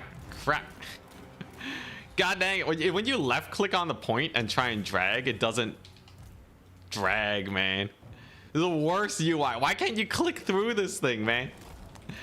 Why is it that I lost a whole dog because I couldn't click through this thing? All right, anyways, enough whinging. It's a skill issue. It's always a skill issue. All right, here we go. Game time. Crap. Whiffed. I whiffed the Scab Scrat. Dude, we're tomfoolerying it today. Absolute tomfoolery. One of your units has been destroyed. At least Silas was doing pretty good for herself. And she can summon the Cav. There we go.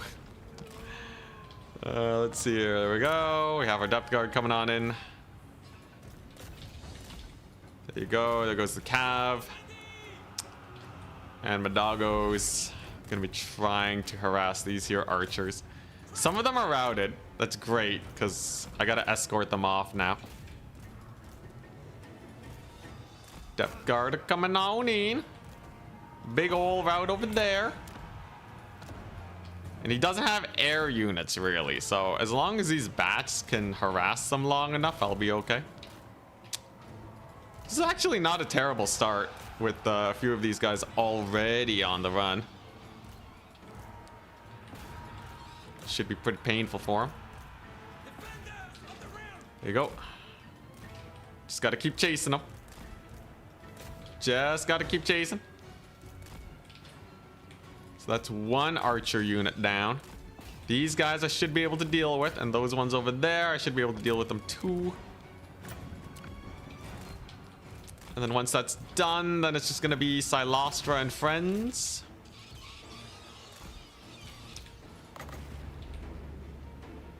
I don't really have a great place to cast that. I'll just settle for a Tide Call here. Crap, man. I'm goobering it. We're goobering all the spells today. Okay, you know what? Screw it. Just get them. Just beat them up. Get the bats on the archers. Pull away over there. Distract the cavalry. There you go. Finally got one Tide Call down. God, this is a hard build to micro. It's a hard build to micro for sure. Pull back. Give him the run around. Give him the run around. Get the bloat. Get the bloat in there. There's no way he can look everywhere at once. There's too much. There's too much to look at. Oh, holy crap, it worked. Oh my god, it worked. It actually worked. I landed a bloat. Sick plays. Absolutely amazing plays. He's routed. Oh, that's so dumb. That's a really dumb one right there. That's a really, really dumb one. All right, nice. There goes another archer unit. That one's running for the hills. That was actually the best bloat. That was actually the best bloat I've ever had in my entire life. Literally not a single better bloat. All right, there we go. Let's pull these guys back. Gotta keep the dogs alive. Depth guard are doing fine. Let's get in over here. Run, doggos, run. All right, and I still gotta bring in a bat just to escort this archer off. It's a big old pain, but it should be worth it at least. Double white king. I mean, gunnery white. It's doing fine. And then it's just spamming out more depth guard into the horizon, I think. At least most of his archers are dead. So he's gonna have to like resummon them or something, right? Okay, there we go. That's the point captured. So can I actually capture points now? Is the big question. Silostra's doing her best. Doggo's having a rough time. A rough day indeed. But hey, archers are still running.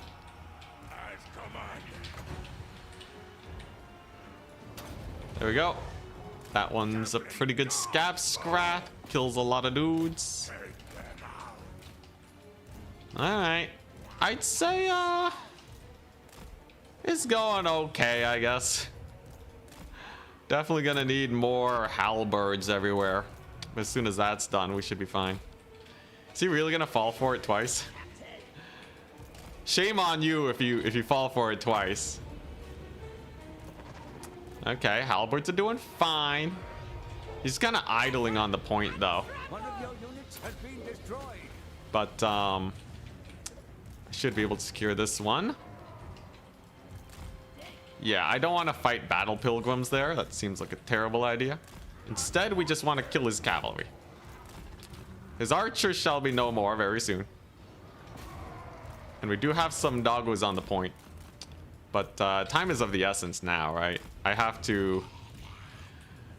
We gotta actually retake some points here. At least the crab build is going okay. There go the depth guard. They're doing fine. Looks like I will be able to secure this one and probably bounce over here, which is very good for me. he really gonna forget another Knights of the Realm? You have Come on, give it to me. victory point. Come on, don't see it. Let's go! Huge! It's so dumb. It's so dumb. But it works. Okay, nice. So there goes another Knight of the Realm. It's a good start. It's a good start. We keep doing that for a little bit longer. We're set for life, man. Just a little bit more of that business. Okay, I'm gonna use the doggos here to capture this. All right, yeah, that bloat just deleted the Knight of the Realm. Can I get another bloat in? Oh boy. All right, there you go. Fairly good capture on the far flank. That's good. He has mostly cavalry now. Those guys are just routed too. Very nice. Those dogs, unfortunately, are just gonna die, but I do have a halberd summon over there. That's gonna help. Okay. I should have hit the infantry units there. Whoopsies. My Death Guard are kind of getting murdered too. But I should be able to capture the point. Very nice. Victory point. Don't fall for it again, man. Don't fall for it again, man. Not like this.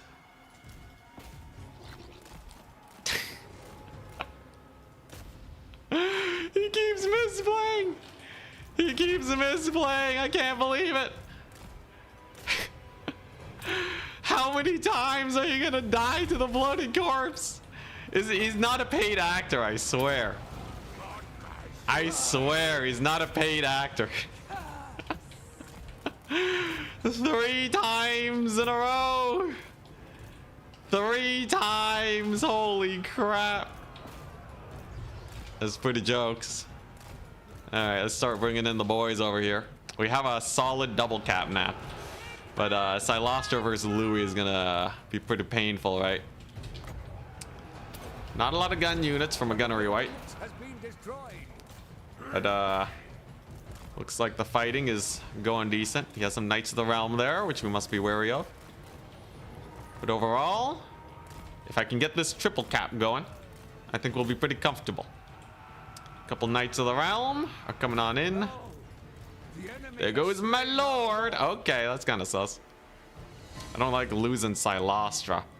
Louis is gonna have a dandy old time just killing everything here. But I do have Depth Guard on the point, and they do have 7 capture weight, so they actually, their massive capture weight is gonna help a lot here. Very nice. Give him a little bit of the runaround while staying on the point. And while he does capture this one, I do still have the double cap, so not the end of the world.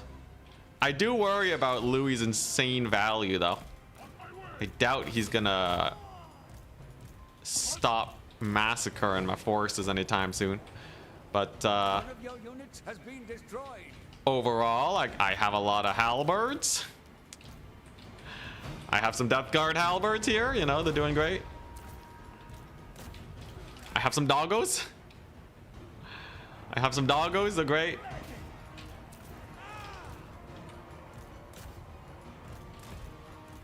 And we do have Depth Guard, so we'll see how it pans out. Maybe I can distract his knights long enough for us to win it out. Depth Guard for sure are gonna have their work cut out for them. Same with the dogs. But it looks like he's taking a lot of damage over there. Come on, Depth Guard. Come on, Depth Guard. Here we go. Gets a nasty flock of doom on me. But it looks like those Knights of the Realm will go down. And yeah, I'm going to try making the big play. 1 million dogs. They're gonna pile driver in, it'll be great. Depth Guard, capture weight, hard carry, let's go. So he still hasn't taken the point yet, because he's chasing my dogs. I swear to God, if he falls for it again, you better not fall for it again, man. All right, here we go. That's going pretty well.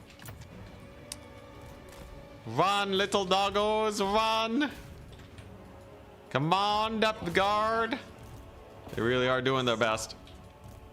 Gonna have to brace for this charge, that's for sure.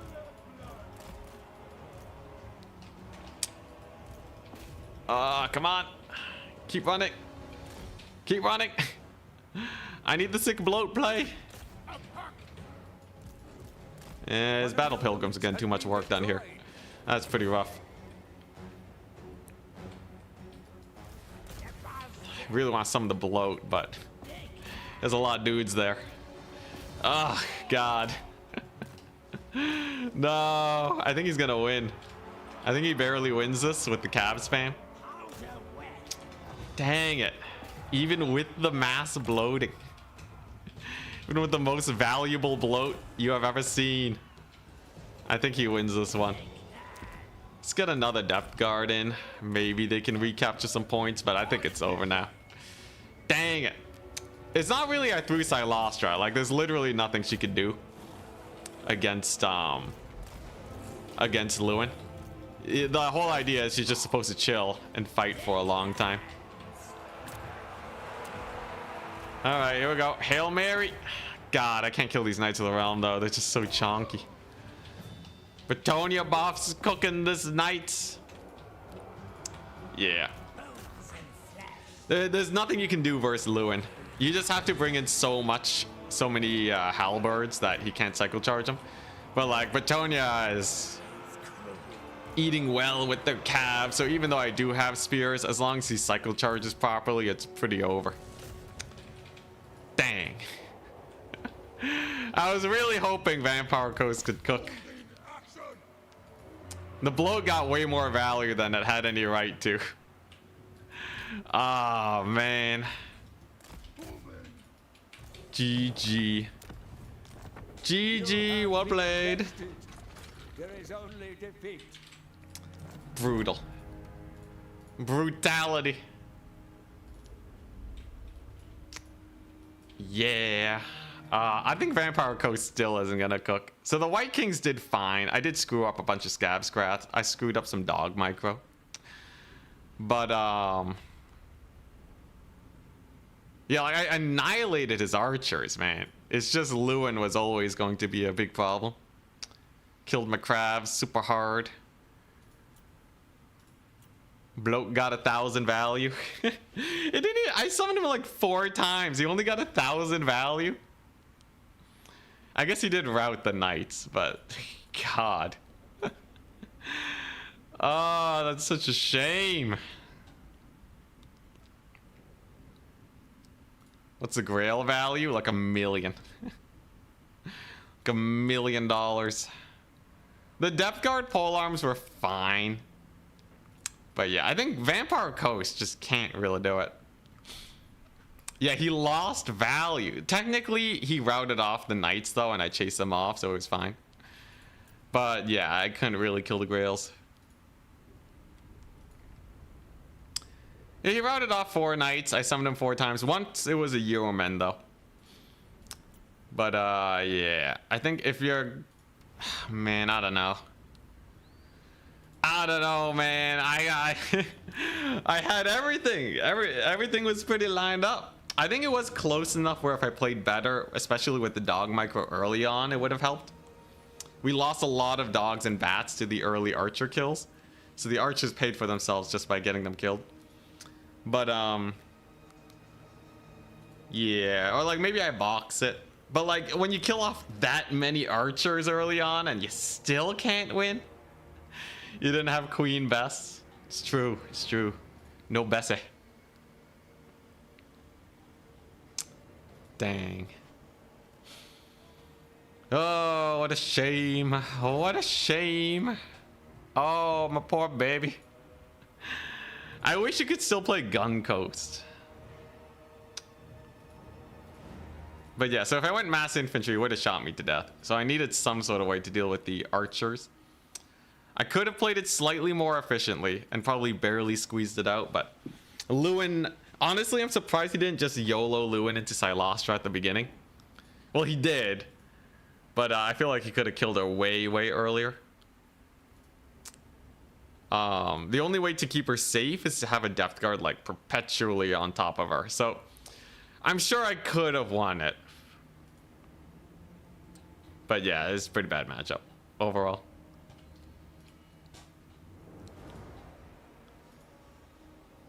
How's the bracket going? Still waiting on 2 players. All right. I'm interested to see what other people have this day, though. I'm sure there will be many a build being tested out. We'll see in the grand finals. Aranessa.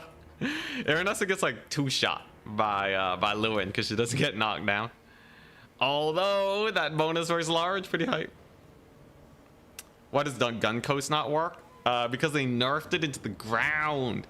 10% longer reload rate on all range units, making it where the number of entities in the guns is way lower than it used to be. Overall, nerfing ranged repositioning in Warhammer 3 compared to Warhammer 2. So gun units, they don't really pivot the same way that they used to. Ultra legendary size. And gun builds only barely worked back in Warhammer 2. So in Warhammer 3, it's not really gonna cut it. A lot of nerfs, man, over the years. It works, you know, every once in a while. Like, if you get a player that just doesn't know how to play against it, they'll walk into it and get shot to bits.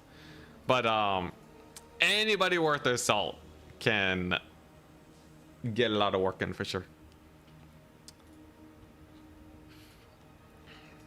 All right, 2 more matches need to finish up. So far it's looking like Patrick, Charix, Danican, attack speed enjoyer, and then myself. Wait, is that right? No, yeah, no, we're way further down now. Looks like top 4 is probably going to be Danican, attack speed, Sipa, and Charix. Redeem the hydrate, thank you.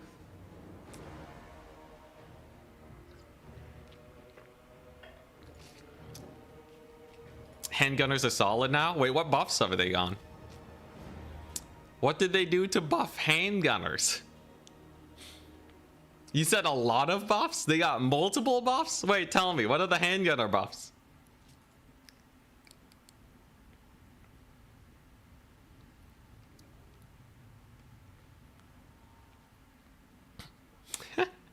Reading what chat wrote, I now understand what happened to my one night near your spawn. Dude, yeah, it happened like 3 or 4 times, man. What happened to squats? Oh yeah, I had it disabled. I'll enable it tomorrow. Dude, attack speed enjoyer. You lost like 3,000 gold almost to my backline, man.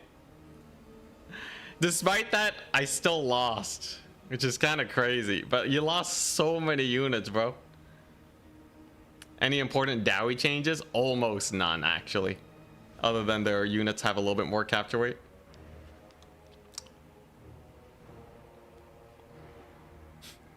It's true, though. He was cooking the rest of my army. I think Lewin honestly solos this. Lewin, yeah, he soloed this pretty hard.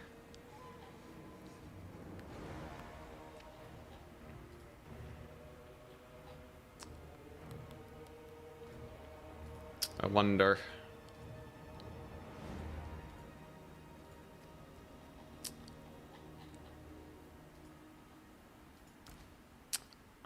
Nah, no way animated Hulks do well. Rotting Prometheans maybe though against his knights.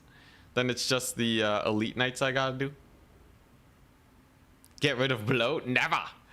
I'll just get rid of Vampire Coast. I think after today I want to play some other factions, man. It hurts too much to play Ghost. It just hurts. I know you can make them work. Egg Special is very good with Vampire Coast, but man, I just don't get enough the power trip. Even when the bloats cook, they don't even get that much value. He only got 1,000 gold value, man.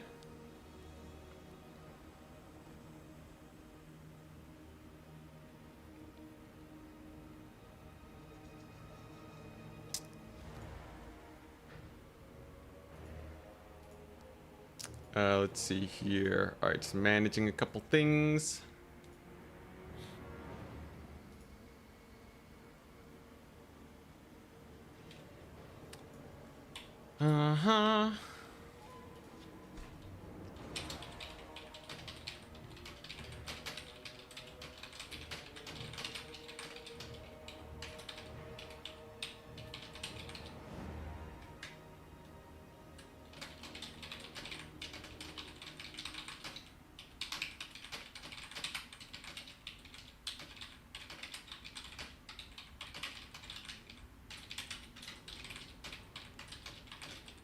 All right.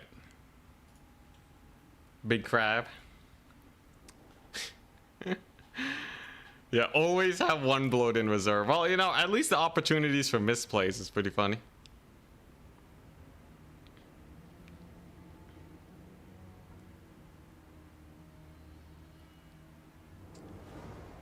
The range damage got buffed a few patches ago. More armor piercing. Okay. I guess. Guess I missed it. Yo, honestly, if they give the greenskins their extended roster, give them the super squig, little exploding squig action, I think that'd be hype.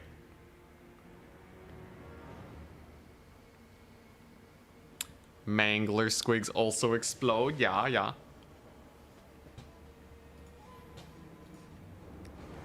All right.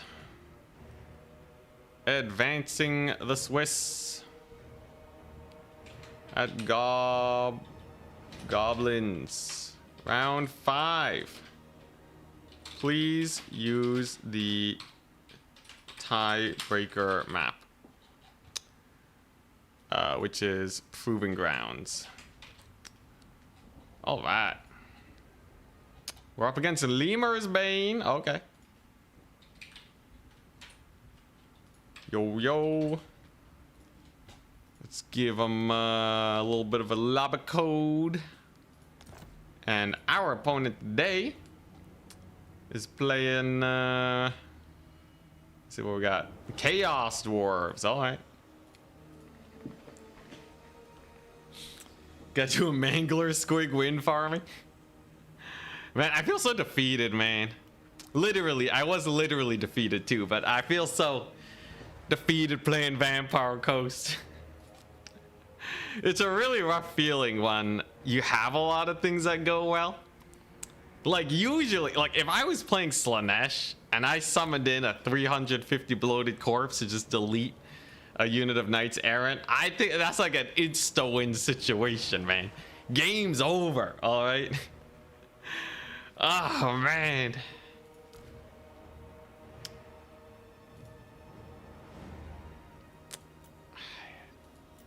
I think you could probably make Vampire Coast. I think you could get Vampire Coast to like B tier though. If you played really well and had the right builds, you could probably get them to B tier. I'd rather learn greenskins though. Rather learn greenskins. I'm Vampire Coast. So Lemur's Bane is playing yeah, Chaos Dwarves. Interesting. The map is going to be nope, not J2. Proving Grounds. Okay. Alright. Let's see if we can make it work. How does Vampire Coast, I think against any sufficiently strong opponent, I think Vampire Coast gets picked apart. Because it's very easy to outrange their guns. It's very easy to dodge artillery too. But who knows? Maybe I just don't have the right builds. Screen blocker? Yeah, I'll get it. Chaos Dowie. Alright. There's only one way to end off this stream before we go into the semifinals and the grand finals. And it is to take the best Vampire Coast build you have ever seen. This one should, in theory, absolutely cook. Let's see here. Oh, hell yeah. Oh, hell yeah. Alright, that's a sick build. Now, he will have upgraded Kadai Fireborn. But trust in the process. This build is so good. It will actually be impossible for my opponent to win.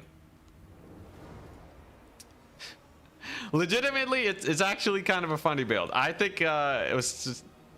There's a non-zero chance that this build is actually amazing versus whatever he decides to bring. But we'll have to see. Big question mark indeed. Here we go.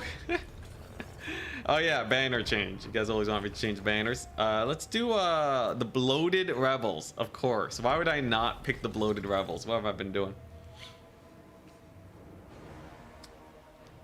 Yo, deck dropper bloats would be so much better. Where's the DLC news, man? They said early July. Yo, man, I know it hurts. It hurts a lot. I really hope we get that DLC soon. It's been so long since we got it. Though the quality of life changes are good. I can't say I don't appreciate them. And I can't lie, I've also been asking for just more quality of life changes in general. I think like just getting that little bit of polish in the game is a long time coming, but there's still so much stuff to polish, right? Like I don't even know if the army value trading tracker for multiplayer is fixed yet. It's been broken for ages. Hell, I don't even know if the pinned map feature still works. That might have been broken since launch. Literally, the whole pinning maps so that you can access them. I don't even know if that's fixed. I've been complaining about that for like 3 years. It's a very visible UI thing too.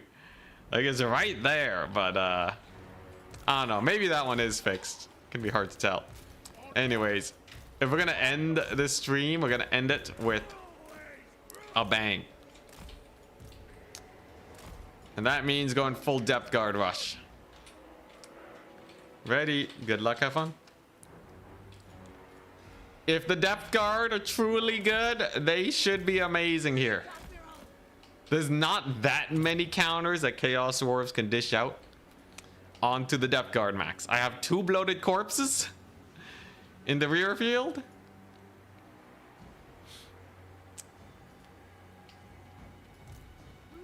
This will be it. But yeah, anyways, in general, I am really happy with this update. But yeah, it's more about like just a consistent schedule, right? Like we can't have another meta of like Slaanesh hell. You know, like sure the Pavane nerf is like good, but like Slaanesh is like pretty strong. I'll have to double check though. Bretonnian might actually be stronger than them now. We'll play some SFTs as Slaanesh to see if new Pavane is broken or not. But like, yeah, I don't know. We'll see. At least the pick ban formats for tournaments kind of help it out. The DLC is gonna bring back Slaanesh hell. At least it'll be a slightly different flavor.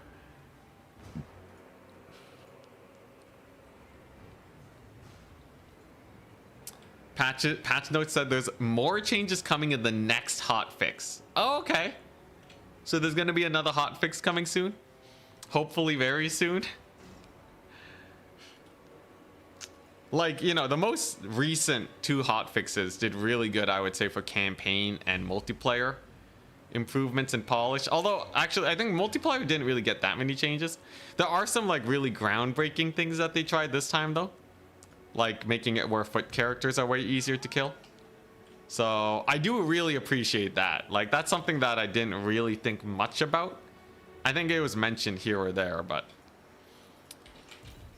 it wasn't really like a big thing. But like in hindsight, that's a really impactful change that will probably do a lot of good for the meta. Soul of Damnation. All right. So, you know, there's that definitely to look forward to. I'm just hoping that we get a little more, get a little bit of a bigger core quality of life changes. There's still stuff like the siege rework, right? There's still stuff like this thing. Like, look at this.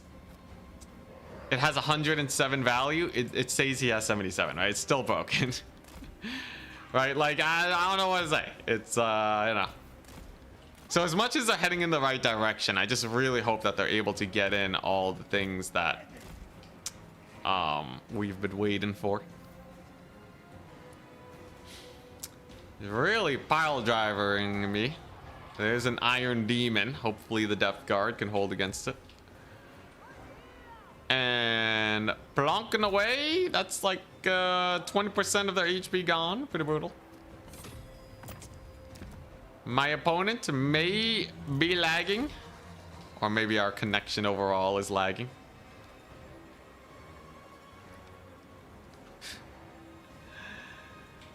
Oh boy, this is a slow match.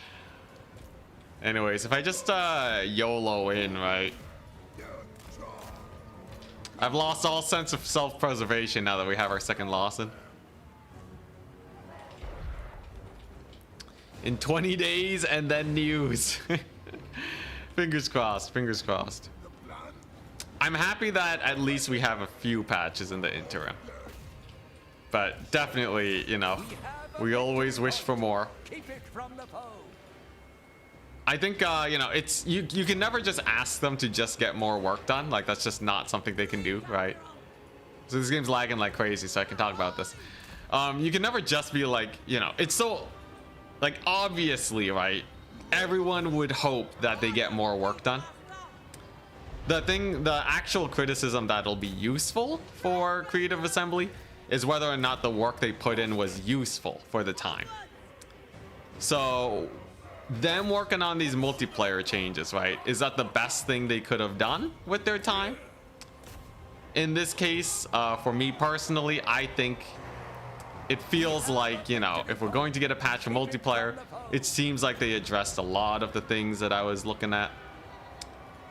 So I would say I'm fairly happy with where they went with the multiplayer changes and what they decided to change. Even though some things were missed, I think, like, you know, it was all right. The patch before, making the game load faster and all that, and implementing some item changes, I think that was very good. So overall, I'm not like rioting tier, you know? Could be worse. Could be a little worse, but it really depends, right? If they don't fix this thing next patch, if they don't fix this by the next DLC, I'm gonna be so sad. There's like line of sight stuff too. There's still so much stuff that is like probably bigger that I really wish would have been fixed by now. So I'm not gonna say they did perfect, that's for sure. Also, the Purple Sun did pretty good. Purple Sun did pretty well. Gonna have more Depth Guard coming on in soon. The Depth Guard tide. The lag fiesta, it continues. Here we go. All right, Depth Guard, get in there. Do I summon the doggos? I'll have doggos with near perfect micro. You know, none of the Depth Guard have actually died yet. That is rather impressive.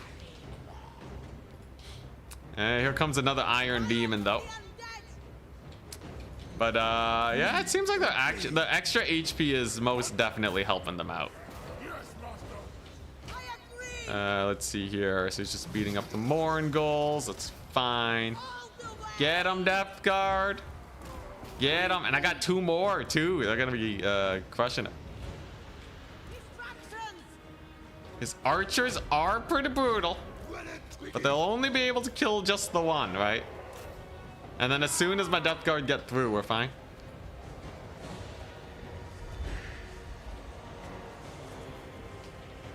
Oh my gosh, yeah, the faster end turns, that was definitely the biggest patch way back when. Alrighty. There they go.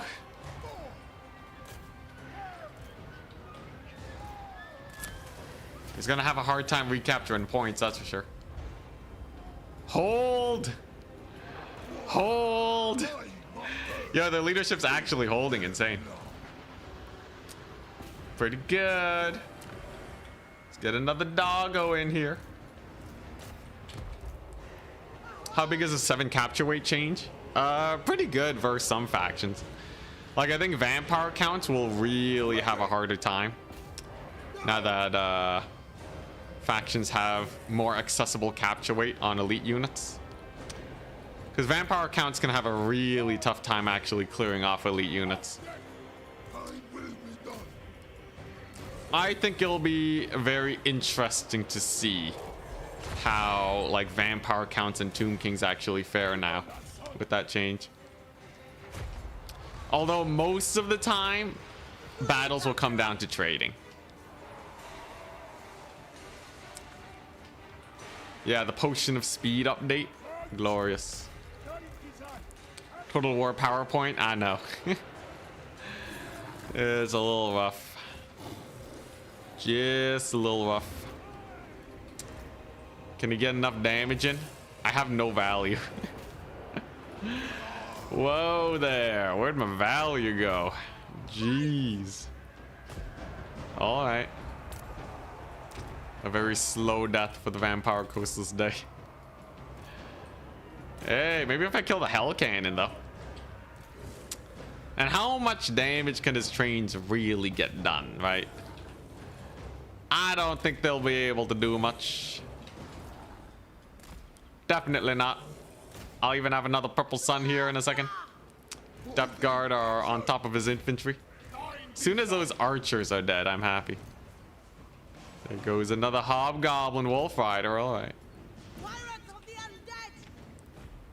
Looking forward to seeing more sword masters and executioners and dom. I wouldn't be that optimistic. More is a very generous term.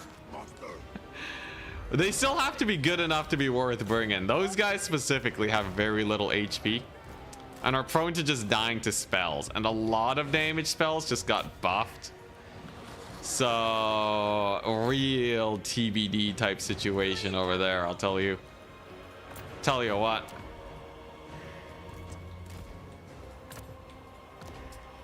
Zombies, get them in. All right, there you go. Morngulls are in. Value trading's coming back up. Value trading is going the way of Anticity. And I almost have another purple sun, which is very cool. Sword masters work in some matchups for reinforcement. Like where? With what basis? I have not seen a single high elf game where I'm like, dang, look at the sword masters. Even when I like, Charix is the best high elf player in the community right now, at least one of the best. I don't really see him rocking sword masters. I don't know what to say.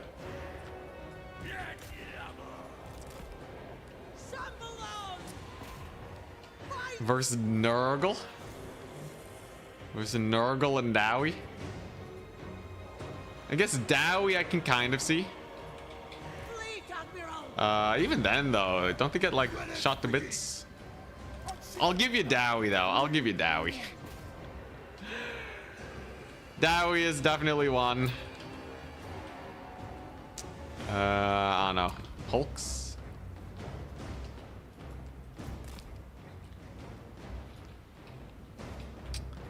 We're finally crawling back up. He's almost lost his artillery piece. Hell yeah. Most of my depth guard are dead though. Rip depth guard. They served well.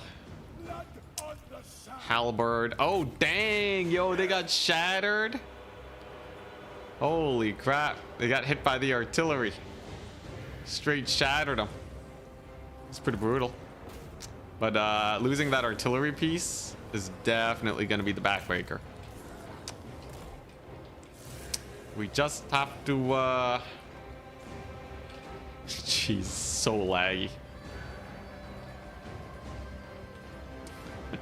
What are they gonna do? Sword of Corn my executioners? Impossible. Oh, there you go. There's the spell. Let's dodge it.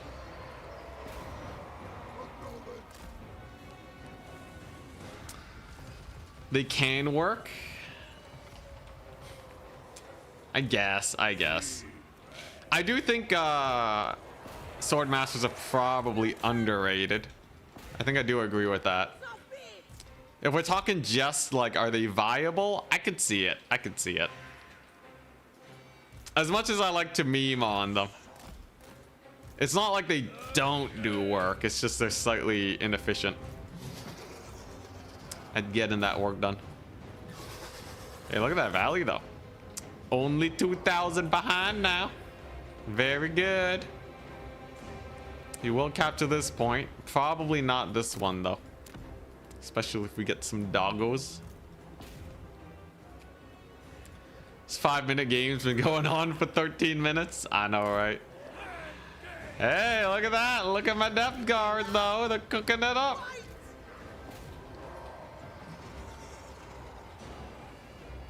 Yeah, well, white lines are probably better. That's the big issue, right? There's very few situations where white lines are worse than sword masters. And I don't think you'd be maxing both.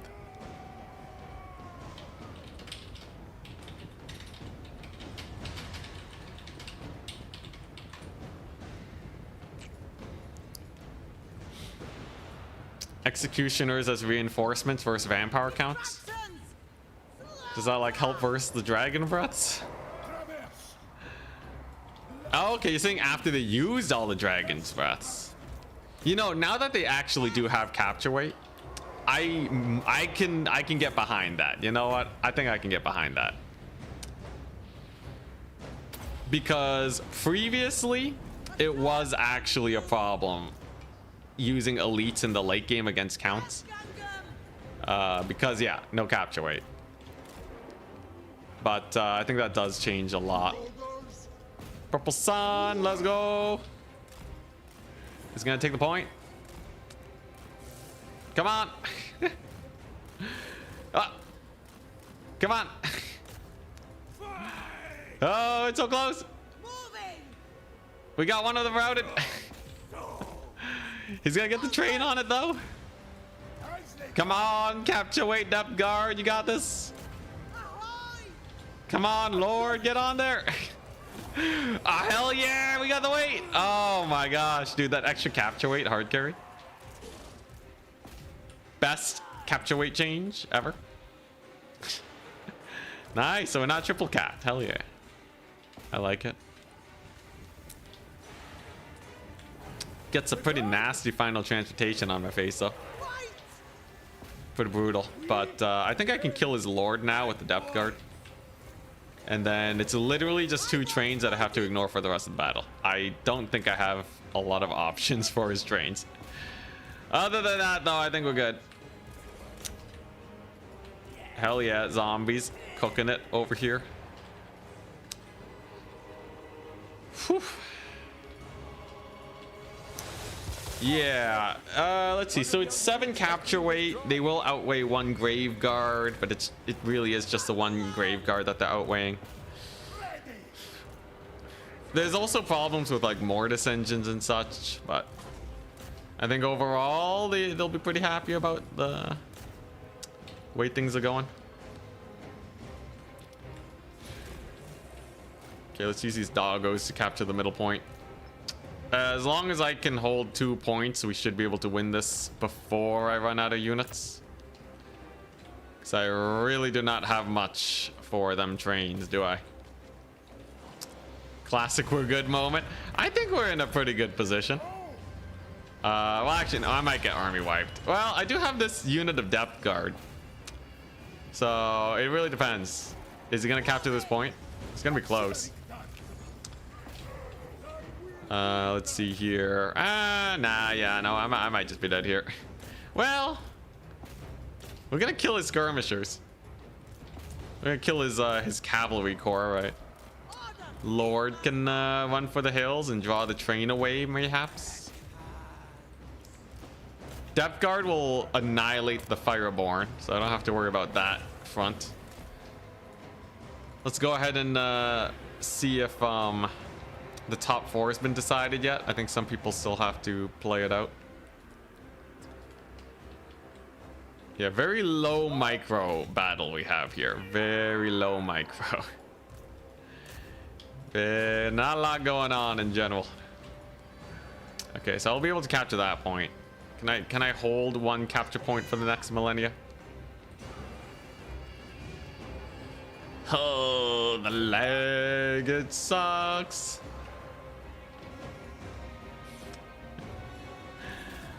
I am army wipe, but I will probably be able to get another double cap. We're halfway there. And Hulks will be really hard for him to kill, specifically. So that'll do quite nicely for me. Just keep on spamming animated Hulks until we win.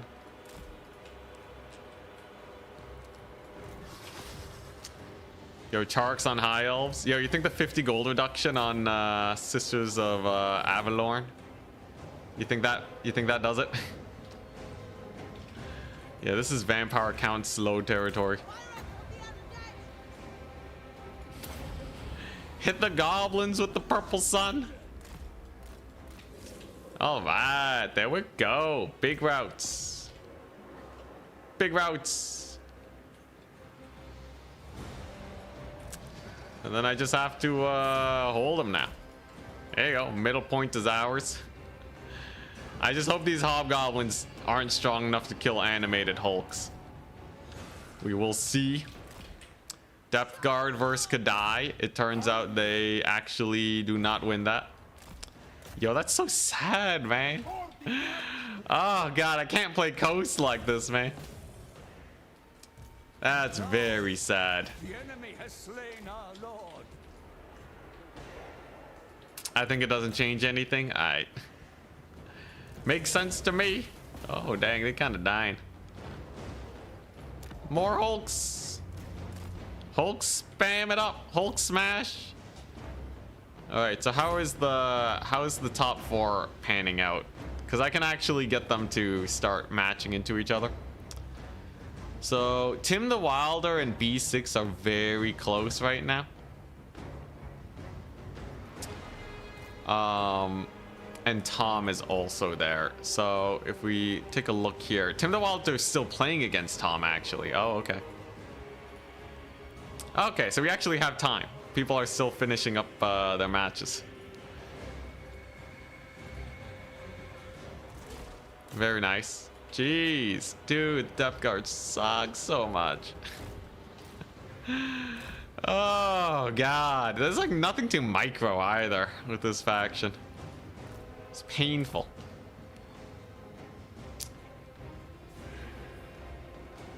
I think he wins this. I think he wins this. We end our suffering. We can, then we watch the semifinals.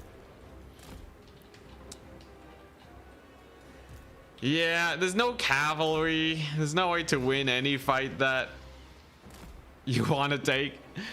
The only thing is to go for like maybe the usual style and just take a bunch of guns and shoot them to death and get a little bit of value there. There's some factions that you can counter with air spam. But yeah, I don't know. There's just no micro here. Why is Coast so bad? Because they are really, really easy to counter. Yeah, they're really easy to counter. Because they don't really have the best single entity killing power. They don't really have the best ranged armies. They can get countered by other ranged. Take it back. Do I win this one though? Maybe? It's not like he has that many units left. We're still waiting on the other matches to finish, so I might as well just play this. I think if you fast forward, it doesn't actually speed up the game. I don't think that's how that works when it comes to the lag. Hey, Morin goals will be good at least. But yeah, the big issue is that cavalry, like, so Vampire Coast gets countered by armored cavalry. They have problems. I don't know. The thing is, I want to commit to this because, like, one day someone's gonna prove me wrong. But as it stands so far in the current meta, they really suffer versus range shooting. They can really suffer versus single entities if they don't have enough to shoot them to death. Though Terrorgeist is not the worst. And then what else? Yeah, and then the Depth Guard buffs. Yeah, you gotta try them out, man. Yo, if you can just annihilate with the Vampire Coast, At least with Skaven, I had a playstyle that worked well enough. I just didn't really want to try it much. They do have a pretty mean man tide. That part's pretty cool. So against some factions, you can just overwhelm them with like just the endless zombie tide. So in that sense, it's kind of like vampire counts. I would say that one works out pretty well. Doggo control is, I think the dogs are okay. Dogs cook pretty hard. God, I have to hold this for another 5 minutes of battle. I've been here for my entire life, it feels like. He summoned some bull centaurs. Some nasty, nasty bull centaurs. The Morangulls are indeed dying. But I do have animated hulks here. You know, if he summons in the bull centaurs, I can probably use the dogs to just capture his points, right? Because I have hulks here, so he might actually be out of position. Just pack it up. Yeah, we might actually win this, though. I might actually win this. Until we have the semifinals, I'll keep playing it. Hey, look at this. I have doggos going for the middle. Hulks are in. Yeah, Alexander's won some SFTs with Coast. I think, like, but here's the thing, right? Like, it's mostly just because of good matchups, right? Like, you can win any SFT just by getting a lot of good matchups. Can you do it consistently? Maybe. There's probably a couple playstyles out there that'll do well. I'm not gonna write it off entirely. Definitely though, I don't know how to play Coast. All right, here we go. Big Lord snipe opportunity. He has 90 armor because he's tired. Kill him. We have the Hulks here. We have the dogs ready to capture the point. Quad doggo. Oh, look at that Lord. He's struggling. Yeah, beat him up. He's almost dead. Morangulls. Morangulls are actually still alive against all odds, dang. Ah, geez, but the Kadai got here. I thought it would take them a bit longer, but they're actually quite fast. 54 speed. Oh, wait, this point's actually undefended, though. And if I do kill off their Lord, it's plus. He is getting pretty low here. Searing Doom drops on in. Gonna get a random Zombo here. I don't know if I can actually kill his Lord, though. That's the problem. And yeah, I think he is going to capture this point. How's the rest of the matchups? So Berserk is still playing against Dr. Jellyfish. Because Berserk has a high chance of making it, we are still waiting. And you know what that means? You know what that means? We continue to suffer. I think he's army wiped me, though. All right, yeah, I'm done here. Get out of this. Get out of this madness. I'm done. You have been best. GG. There is only defeat. GG, well played. If I did a better depth guard rush, I think it would have been slightly better, but anyways. Yeah, Lord, so Purple Sun is pretty consistent 1400 value, it seems. I don't think Purple Sun is gonna be huge unless people start spamming more elite infantry. Depth guard did okay. They did fine. But yeah. Yeah. Gonna need to mix up the build to make this work. Huh, alright. Well, we have the semifinals. I'm gonna play Slaanesh tomorrow, man. I need my comfort food. Alright, maybe not Slaanesh, but Dark Elves could be really fun. I think using the Doom Bolt will be really good. It's even lagging in the lobby. Holy crap. Get me out. Stop putting me back in the lobby. All right. What we would probably play, I might want to play Dark Elves. I might want to play Bretonnian. We will see. Slaanesh got nerfed? No, Slaanesh got buffed. It haunts you. It really does. Gotta bring out the bloats if you want to win. Definitely. Alright. So it's just Berserk and Jellyfish that are still fighting. I can't believe they actually managed to take longer than me. It's either that or they're not playing. Let me know when you finish.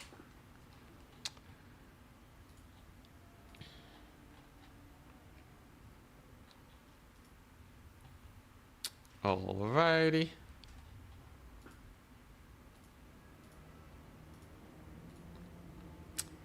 Max Null Ironsides. Okay, an Empire Null Ironside build sounds sick. Spam out the nets. Get the Marcus going. Yeah, I love this, by the way. This is so glitchy. It's so glitchy.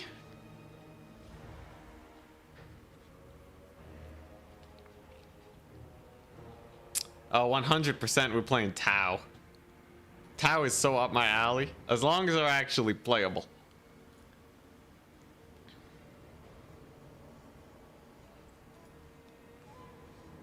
Dang, Charks with the 5 wins. Danican with 4. Tim the Wilder with 4.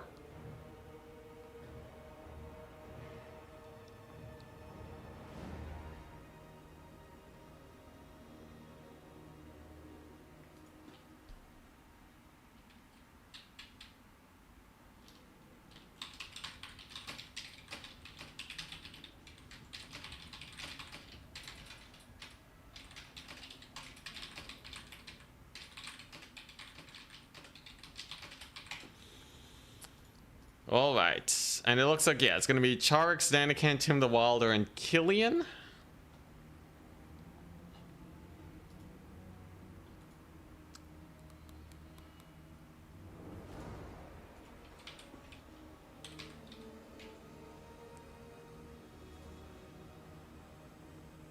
And yeah, all right, we are advancing the top 4. Here we go. So top 4 on this glorious Tuesday Swiss SFT is going to be let's see here, at Charix versus Danican, and it's going to be at own goal versus at Killian. 3 RTKs and a rat. All right. Lobby code, please.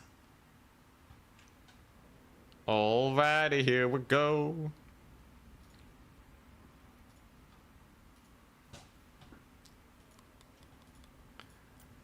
Yeah, I'm all for playing gun builds, but they gotta actually cook. The whole point of the gun build is it's supposed to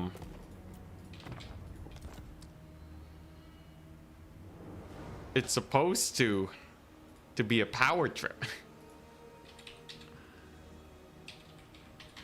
It's supposed to be a power trip. So if I don't get the power trip, there's no point. Yeah, I think the tournament scene is already 90% RDK. Such is life. Ooh, yo, orcs? Orc Daka builds? Nah, that's fun. Yo, his own goal playing Cathay? What is this? His own goal actually... Is he actually gonna make it work with the Grandest of Cathay? Let me check. He is.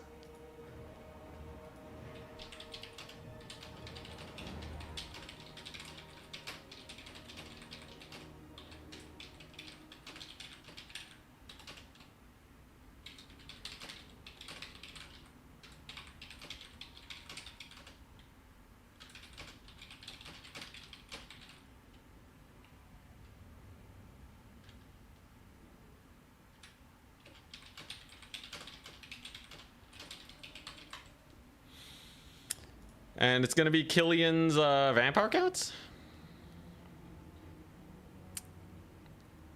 Dang, Cathay versus vampire counts. Ooh. Yo, this one's actually a pretty fun matchup. Coast has unit stats from 2018. Rip. Well, you know, the guns got nerfed into oblivion and then slightly buffed. There is that. Just revert Vampire Coast to be Launch Coast. When they launched, they were actually OP.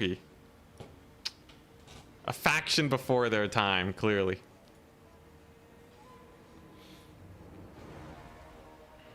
Where's the Ent clan at? I'm in clan ODM.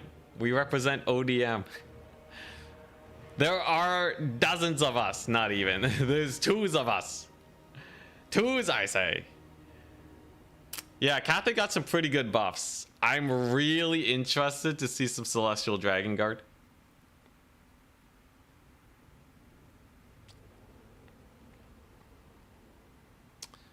Yo, I need someone to lead an Ent clan cult. Here's the thing though, it's so much work to manage a clan. I gotta make sure people are coordinated, everything's civil. You gotta, like, you know, want to practice and train with them if the clan literally has my name. Too much work. If you watch me exclusively though and you want to make your own Ent clan, feel free to. You know what? You have my permission.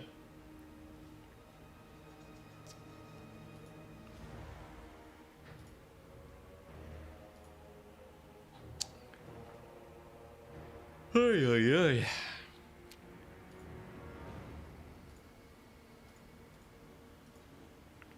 Already got an Ent Discord working. It's not a clan though.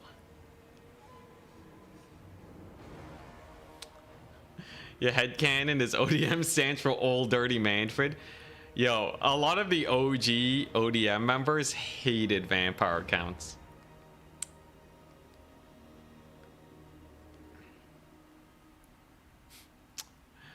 Ent clan would have more Dom players than ODM, that's for sure. Oof. Cult it up. So, yo, you guys think Cathay is meta now? I'm gonna poll chat. Will Cathay be meta this patch? Question mark. Poll Twitch.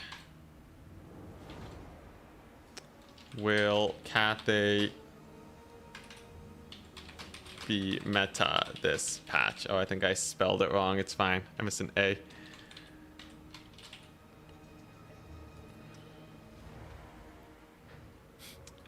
68% no. Yeah, we got Loopy. Loopy shows up in chat. Doesn't play a lot of domination though. We have one vote for no on the Twitch side of things. Seems like people do not think Cathay will be meta. Are you sure they got pretty buffed? Please, I need to see Cathay win. If Celestial Dragon Guard were always really good at up trading, maybe. I think if Own Goal shows how good they can be into vampire counts, maybe. I still think they'll get full captured everywhere. It's gonna be a necromancer cackling, spamming zombies everywhere. I honestly, I'm real interested to see. And Twitch says no. YouTube says no. All right.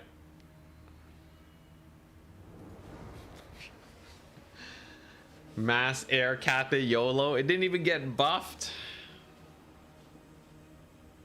Also, ODM stands for Order Damalta something. I don't know. I gotta really learn how to pronounce my own clan name. Here we go. And we're loading in. Here we go. Big plays for days. Ah, hell yeah. Quad Celestial. Okay, so if something was gonna work, it would be this. Quad Celestial Dragon Guard, Jade Warriors that are buffed. This is already what? He's already got like an extra 350 gold by running this build compared to other builds. He has a Lord Magistrate. Alright. Alright, that's pretty crazy. He's up against the White Kings. They did get nerfed. Cathay does not have the means to kill White Kings though. So in this matchup specifically, it literally doesn't matter. He's brought a vanilla Magistrate. That lets them get most of their harmony bonuses going, I guess. Oh wait, no, is it stuck to... No, 50%. Does the Magistrate really not give that much harmony? What's the point of this guy? Tactician. Melee defense +5. I see what he's doing. So you want Celestial Dragon Guard with +5 melee defense in the aura. Plus harmony. They're going to get up to +11 melee defense. That's 54 melee defense. Celestial Dragon Guard. Double White King Scabscrath. Who would have guessed? A Corpse Guard. Zombies, Grave Guard, and Kemmler for the massive amounts of healing. Yeah, it's a 55-meter aura buff. It's huge. So he's... Okay, I can't... He's like a really bad Grail Relic, if you think about it, right? It's like a really bad Grail Relic, but a really bad Grail Relic is still kind of a Grail Relic. 7 capture weight Celestial Dragon Guard. We gotta see if Killian screws up here, right? Honestly, I'm pretty sure Blood Knights with shields just annihilate everything here. Cathay has like no options against that except for their cannons. I guess that's why he has the cannon. We'll see.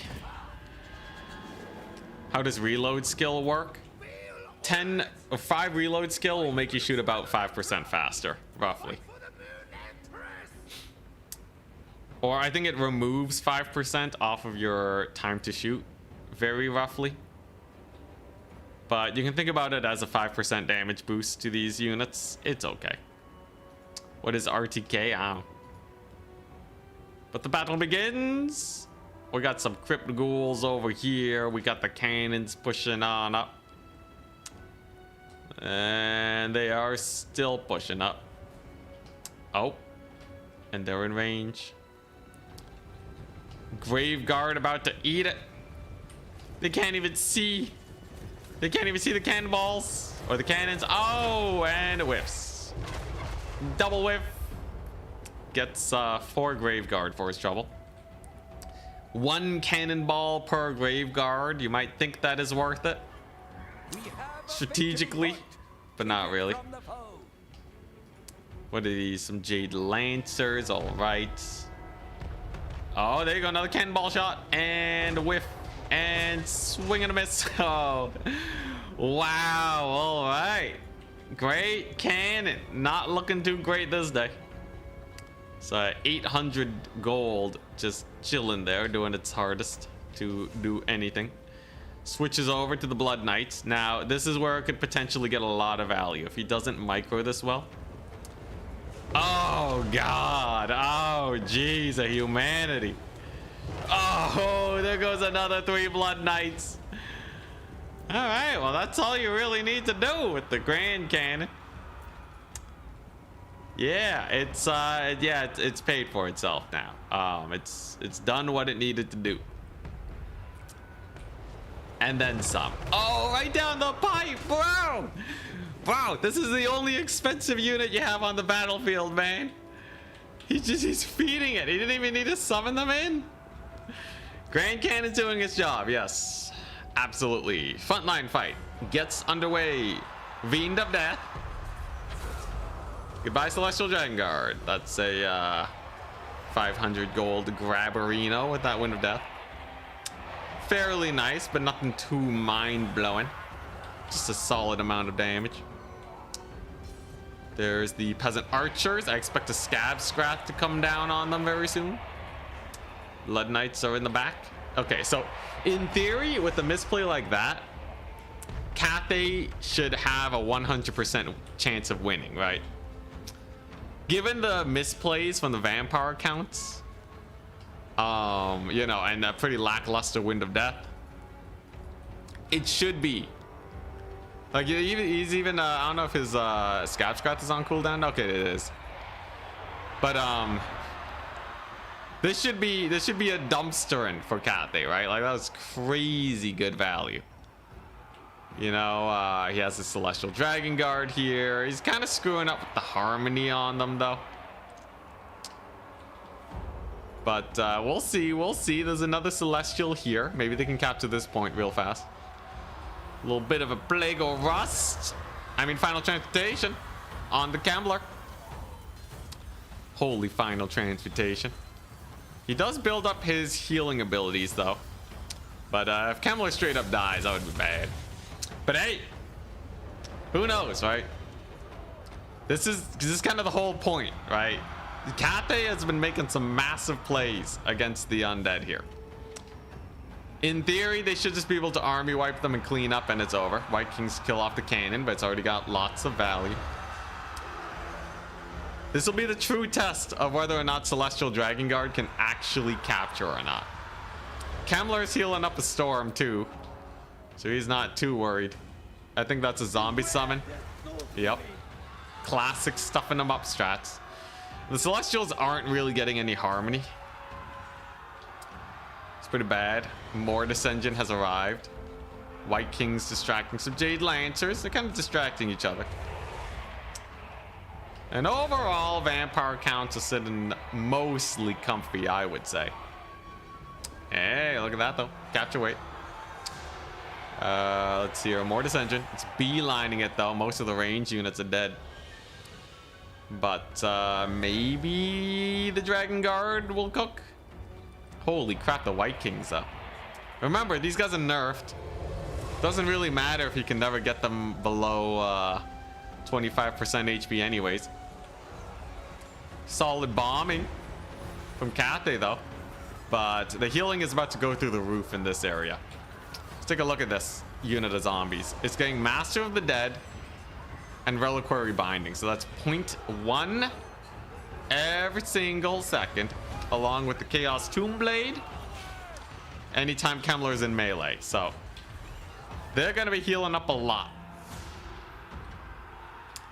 It's going to mean the grind will go on forever. The Celestial Dragon Guard against Graveguard Great Weapons, not a lot of value. Don't know if Harmony would have helped them a lot there either. Probably would have gone it close to par at least. These ones over here are not doing too well. Oh, Final Transmutation, but Kemmler does escape, so he's not going to be taking too much damage. And oh, interesting, Black Coach, very fun. And this is looking pretty bad for Cathay. Yeah, it's looking pretty bad. Really? So you're telling me if I play Vampire Counts into Cathay, I can throw away half a unit of Blood Knights to a cannon and nothing matters? Like literally just let the cannon get the best shots on my Blood Knights in the world and it'll be a one-sided stomp. Is this the state of Cathay currently against Vampire Counts? I sure hope not, but it's looking pretty bad. Crypt Horrors are now crushing. And yeah, it's looking pretty bad. Unless they're able to get a full army wipe in the next few minutes, but this Mortis Engine is going to be a pain in the butt forever to deal with. This will be the big test though, right? Can they actually hold the point with the Celestial Dragon Guard? So they provide a capture weight of 6.7 right now against the Undead Tide, and they are actually holding it. So this is going to help out a lot, right? This is the one opportunity for Cathay to potentially bounce back here.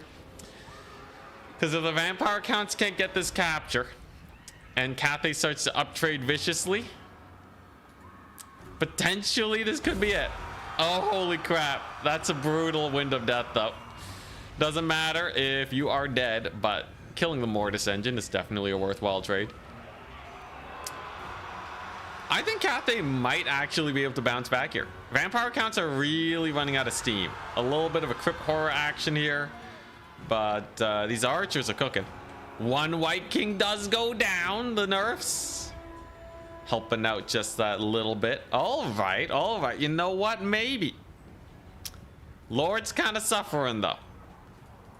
Kemler is bullying the alchemist. Heals himself. No, that's final transportation.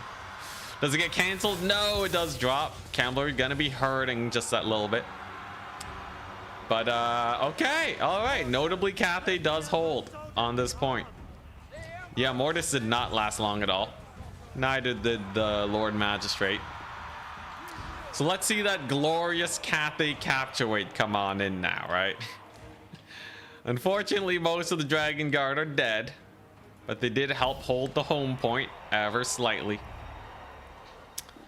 But can they actually get on the points? A little bit of Crowman feint over there. We have a nearly dead alchemist, a Jade Warrior that's getting stopped by Skeleton Spearmen. Crumbling is very slow, so I expect them to stay there for at least another minute. Peasant Horseman died to the Dire Pack. Oh, is that Black Coach still alive? It is! Ah, that's gonna be a real pain in the butt. Because it also has magic damage. It's mostly built up. It's gonna have that ward save. So, Crowmen are gonna have a tough time. Terror out there too. Lord Magistrates just run for the hills. And yeah, you know, I guess Cathay had a high chance of just getting tabled by vampire counts anyways. I guess you don't really need Blood Knights. Yeah, I guess. Like, you know, I think there's some misplays from own goal too, but like the vampire count straight up lost half a unit of Blood Knights and it was a one-sided stomp. That's pretty bad. That's pretty bad. So yeah, climbing up on the value train. Dragon's Breath obviously would have helped. Wind Blast, Dragon's Breath, but his main problem were the Grave Guard, right? Can he actually kill Grave Guard? Because the White King's kind of shut down the ranged. And he did kill the Mortis engine. Like, you can't say that Cathay didn't have a good time killing the Mortis engine and the Blood Knights, right? And almost killing Kemler with Final Transmutation. Maybe it was a bit of a waste trying to kill Kemler, but like you can't say Cathay didn't have some pretty good times. You know, you're telling me they need more? They need yet more to deal with that?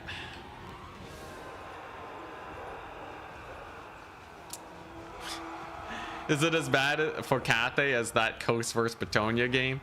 I would say probably so. I think it is in the realm of you could probably win. But if your opponent knows what they're doing, I think you get annihilated.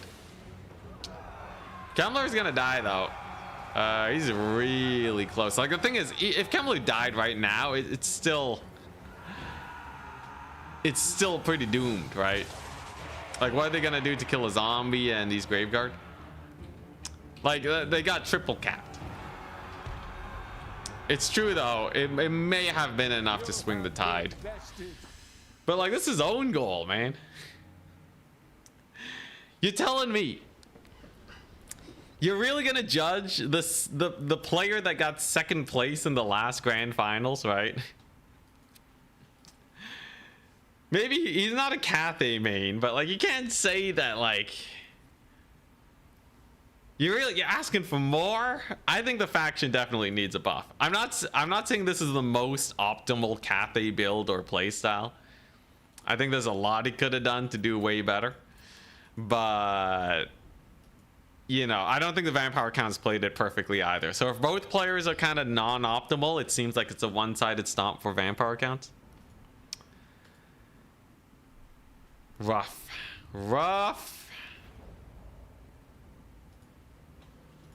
But it means we will get vampire counts in the finals. And Killian's good too, but yeah.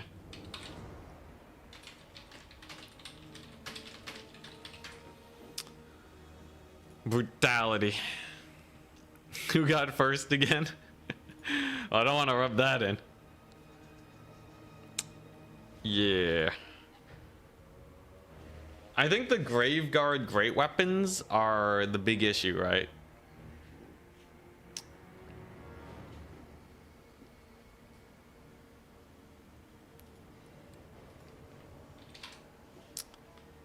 I think the Graveguard grave weapon are the big issue.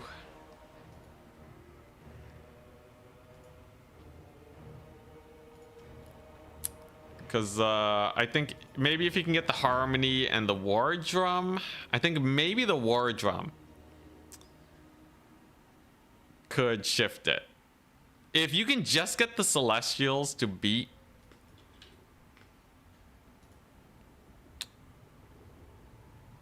the Graveguard super optimally, then I think you're set.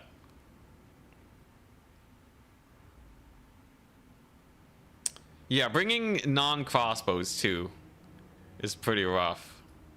But like he killed the Mortis engine, right? So like the archers did their job. Like what happens if the Mortis engine gets microed properly, right?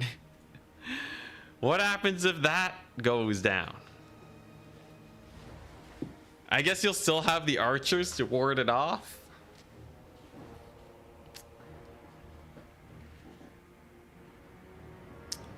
Thunderbolts, Searing Doom. Maybe he just wasn't doing enough to win the frontline fight. I think if he played it, so let's say he played it optimally, right? If we also assume the vampire counts played it optimally, what does he do against a full HP unit of Blood Knights?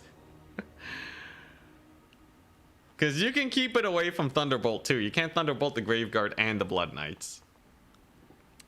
He had the Regiment of Renowned Longma Riders. Do they win into the Blood Knights? If they do, that's a good sign. I'll give you that. If he has to respect the ROR Longmas, that's a good start.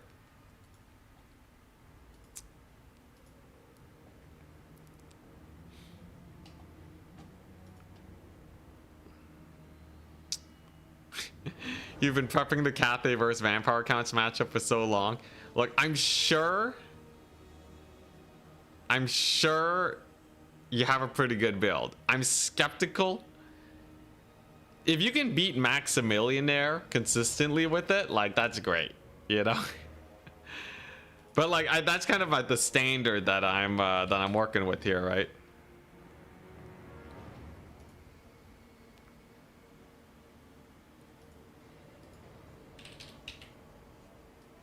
How do I get this player here? Gillian. There we go.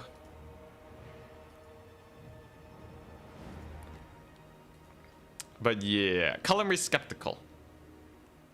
Wall of Wind and Fire. Yeah, that smells so hype. I wish it was better.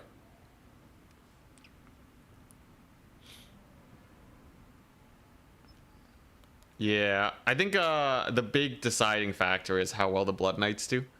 So if you can effectively kill the Blood Knights and you can win that cavalry fight, I think that helps out Cathay a lot.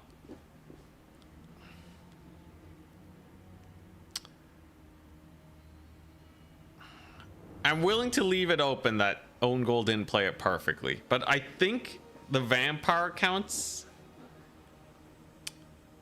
I think the vampire counts taking that cannon barrage was worse. I think it's just worse. Like not having harmonies, like yeah, that's pretty bad, but like the whole Blood Knight. There's a whole Blood Knight, man. Wind and Fire does annihilate blobs of infantry. Vampire counts can play in a way to avoid it a little bit better, but a free skeleton kill would definitely be good. Archers were caught out. We'll see. We'll see. We just need to arrange Maximilianaire versus, like, you know, the best Cathay build. And we'll see how it goes.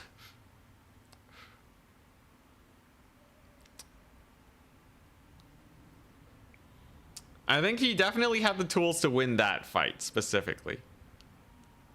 The big worry for me is lots of Graveguard. So Graveguard, great weapons plus Blood Knights is the big question mark for me on whether or not that actually wins or not. On top of that, you also might have to deal with the Dragon Lord. But maybe the Royal Cathay Air Force wins that? A lot of testing to do.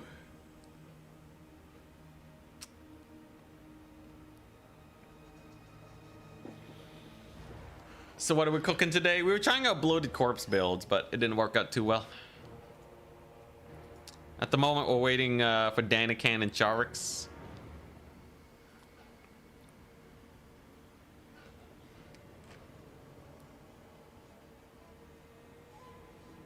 Thank you for the long stream. No problem. It's been a fun day. Patch day's the greatest, man. Bloats worked very well. They were getting there. I think another 50 gold cost reduction. And I would unironically run them in my reserve. Well, actually, right now, I'd probably take a 1-of just in case my opponent makes a misplay. Like, it is definitely just, you will never step into my reinforcement point or risk insta-death. So I think there's that, and I think there's probably some cool plays you can do with them.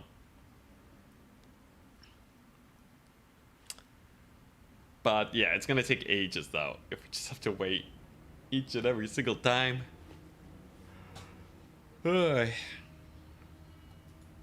RTK.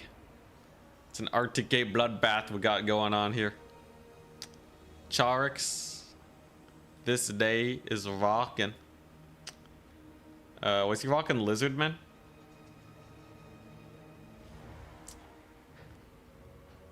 Warriors of Chaos. Ah, hell yeah. Yo, I love me some Warriors of Chaos. There's a lot of fun stuff you can do with them. I think my play style is starting to get recognized, and people are like gonna take, you know, anti-armored infantry and clear them up. But there's a lot of ways you can go about it. Go for a Zinch caster. Go for the Doom Knights, micro them very well. Let's see what else. Let me just look at the roster. I'm not gonna look at his army building. Ace on the Fallen. Yeah, we can go Ace on the Fallen.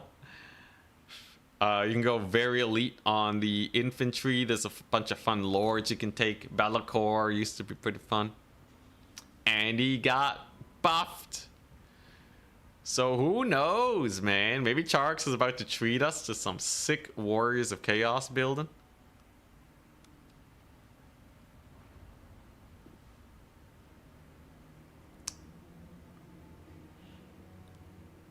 I think, yeah, this is going to be very interesting. Warriors of Chaos, I would say, are pretty strong into counts. The biggest thing is you have to make sure your Lord doesn't get sniped. So if you go for Archaon, there's a risk of that.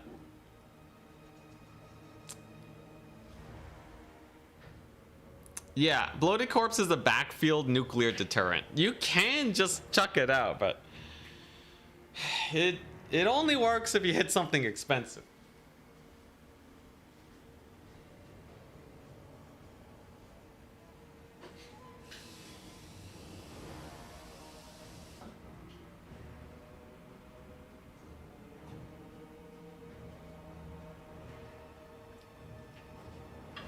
The funny thing about bloats, though, is that even if you don't bring them, if you if they get good enough, the threat of them being summoned in will be enough to make people not run into your backline.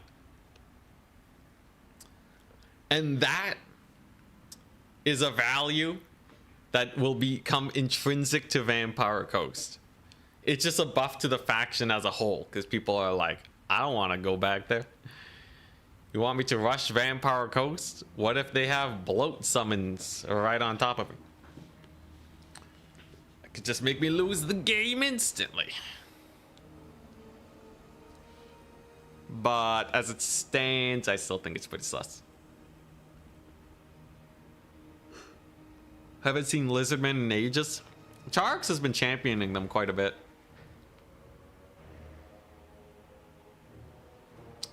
But yeah, I'm real interested. Vampire counts, the Mortis engine is way safer here. They really only have to worry about the Hell Cannon and some Marauder Horsemen. A little bit of Marauding. That's nothing. Nobody cares about that. It's, yeah, that's nothing burg.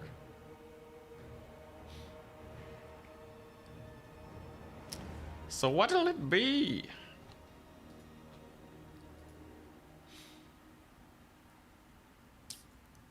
I'd say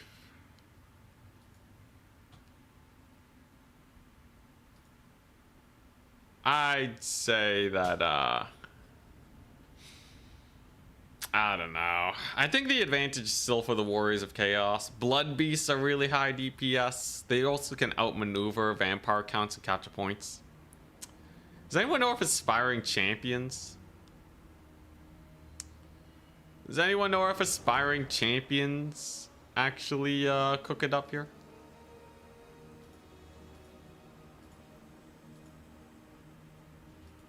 I feel like Aspiring Champions with the extra capture weight, they would lose to Graveguard great weapons, but they kill everything else. We lost? Yeah, we lost. We actually lost 3 out of 5 matches. Is real bad. Clearly, I need to go back to the drawing board. Oh, yeah, I should play Khorne sometime. It's been a while since I played Khorne. I feel like they're a faction I should learn. Although, the way picks and bans are working for turns tournaments, I should learn the more generalist factions.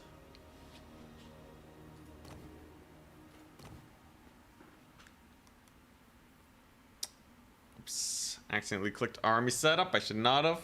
Force of habit. What's the map? The map is, Borderlow Landing. Okay. Interesting. I think this map, it's pretty close quarters, which can help vampire counts, but the vanguarding can help the Warriors of Chaos here.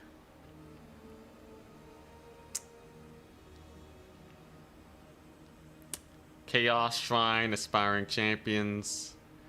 So you can take a shrine of like Slaanesh or Nurgle and try to make, like, you know, Build-A-Bear your Mortis engine. It's not very good, though. Yeah, it's not exactly like a premium strategy to do that. Just because it's so expensive.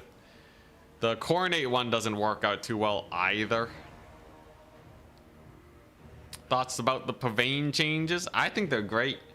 Keeps its strength basically the same in campaign, while making sure that it is a lot more manageable in multiplayer. I think Pavane is about the same strength as like Flock of Doom. Like, I would say it's an A+ tier spell still, most likely. But I don't think it's something that you need to ban. Shrine of Slaanesh and Nurgle. The Wombo.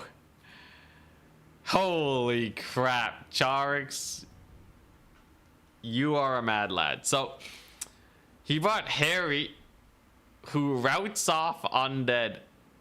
Did they increase his radius of routing to 55 meters? If they did, he's way better now. If look,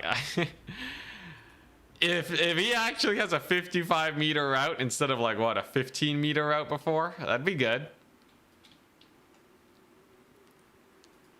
He's memeing. He's memeing. Charix is going for achievements now. Herald Hammerstorm. 35 meters. It's a decent range, but it's not the biggest thing in the world. Ace on the Fallen's kind of cool. Sorcerer Lord of Nurgle with Fleshy Abundance. Alright. We know Knights of Immolation will dominate the skies. They just got straight buffed. And so Knights of Immolation, which is a favorite unit of Charix, we're likely to see them cook pretty hard here. Vampire counts can't contest that. What is a bigger problem? This million Graveguard. Lots of Graveguard, great weapons, lots of capture weight. Double White Kings on horses. Scab Scrath. Kill off Marauders. And a Spirit Leech. Ah, Purple Suncaster. So this is obviously built to beat a more infantry heavy Warriors of Chaos. Not a single infantry unit in sight. I do worry for this Hell Cannon. So we'll see. Congrats on the season finals win. Love the streams and content. Thank you very much, Ninja Jack. Much appreciated, good sir.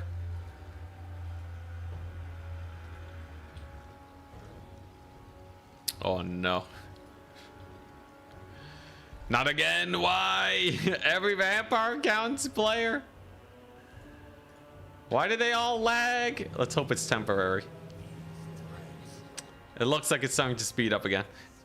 Anyways, Ninja Jack, thank you very much for the $4.99. Very much appreciated. It's okay, it's holding. The internet is connecting.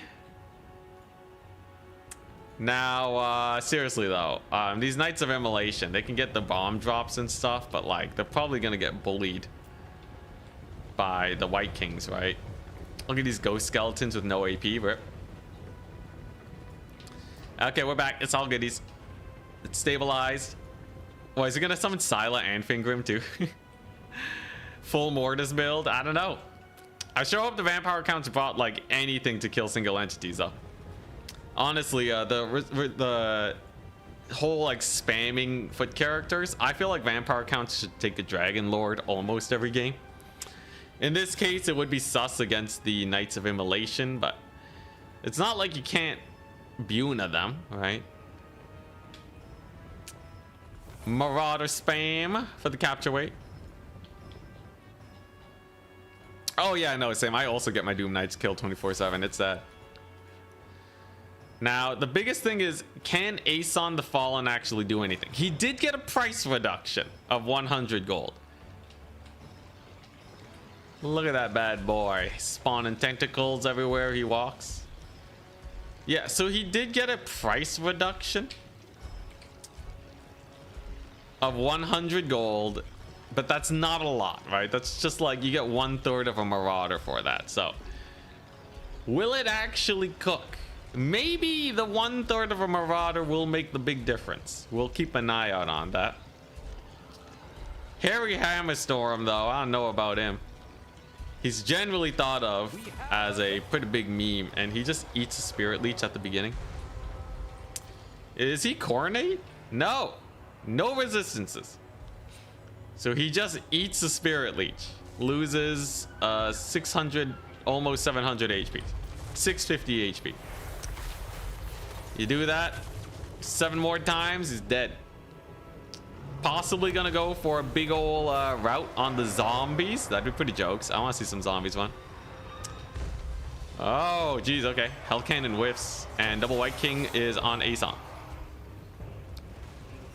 These guys are disoriented though. That's pretty cool. And he does get a pretty good catch on the White Kings. Lowers their leadership. And he can tear her out. He is still disoriented. What causes disoriented? Disoriented? Is it the Hell Cannon? No? Or yo, what's causing that effect? Is it Aeson? Does he have a weird effect I'm forgetting? I don't know, but he does get his little split damage lightning effect on all of these guys. That's definitely gonna help. White Kings are still grinding though. But Aeson with the damage, one White King is at half HP. Herald Hammerstorm continues to fight, but the Necrarch looking for a tussle against his lord. Capture weight is absolutely going the way of the vampire counts, and he's playing it very well. Killian here, he's keeping everybody safe. Herald Hammerstorm. He's getting cooked real bad now. He's almost at half HP. This guy costs almost 2,000, by the way. He is not a cheap guy at all. The Knights of Immolation too. They're anti-large, you know. paid for a third of themselves. Okay, there's another I think that's the mortis effect on Aeson. Yeah, he's just mortising them. Wow. Wow, look at this guy. Solid. 700 value. Got the crypt horrors to pull away for half a second and then they're back in. Amazing. What an amazing character. I'm gonna add that to the list. Hammer Storm buff. I'm making a new list for this patch that I can submit to CA for things that could probably use buffs as I observe in the tournament. You know, while Aeson is definitely getting value, Harry sucks, man. He sucks so bad. Aeson's already gone 2,200 value. Harry's just dying. Oh, yeah, the knockdown changes. Yeah, that's true. So he's taking a lot more damage from these horse characters. They don't even crumble anymore. They just run. Or do they crumble? Do they crumble while running? Okay, no, they do crumble while running. So I guess. Aeson's kind of dying though. Aeson did a lot of work though, I will say. I think Aeson the Fallen is not a meme here. Aeson did some marvelous work, especially against single entities, and he's cheaper now. I would say Aeson is legit in a not terrible place. Herald? Oh, he's healing. Oh, he's healing. Maybe he'll stick around. He might actually cook if he keeps on healing. Necrarch's putting in work. Yo, the Nurgle heal is insane. Actually mega value. And there go the Crypt Horrors. Honestly, not bad, not bad. If he doesn't route, you know, he is unbreakable. Yeah, he doesn't route. Maybe he's OP. Maybe he's OP. Look at him, 1,000 value now. I still think he needs a buff, but look at him go. He actually stuck around. Oh my goodness. If Aeson dies though, honestly, there's still a lot left here. Yo, Aeson's farming the valley. The thing is, this was vampire counts were not ready for this build. They were ready for a more normal build. Vargeists. Oh, the Devil's Shorthaven. They get charged by the Knights of Immolation. Necrarch. Oh my gosh, Necrarch's getting dumpstered now by Harry. Yo, you know, maybe Harry's OP. Maybe we got nerf Harry. Gonna nerf Harry Hammerstorm. Oh my gosh, you brought the Chill Geist too? Oh my gosh, craziness. I love how the Chill Geist fought Forsaken and they still almost died. Jeez. Anyways, Knights of Immolation dumpster in the air. They're really good for that.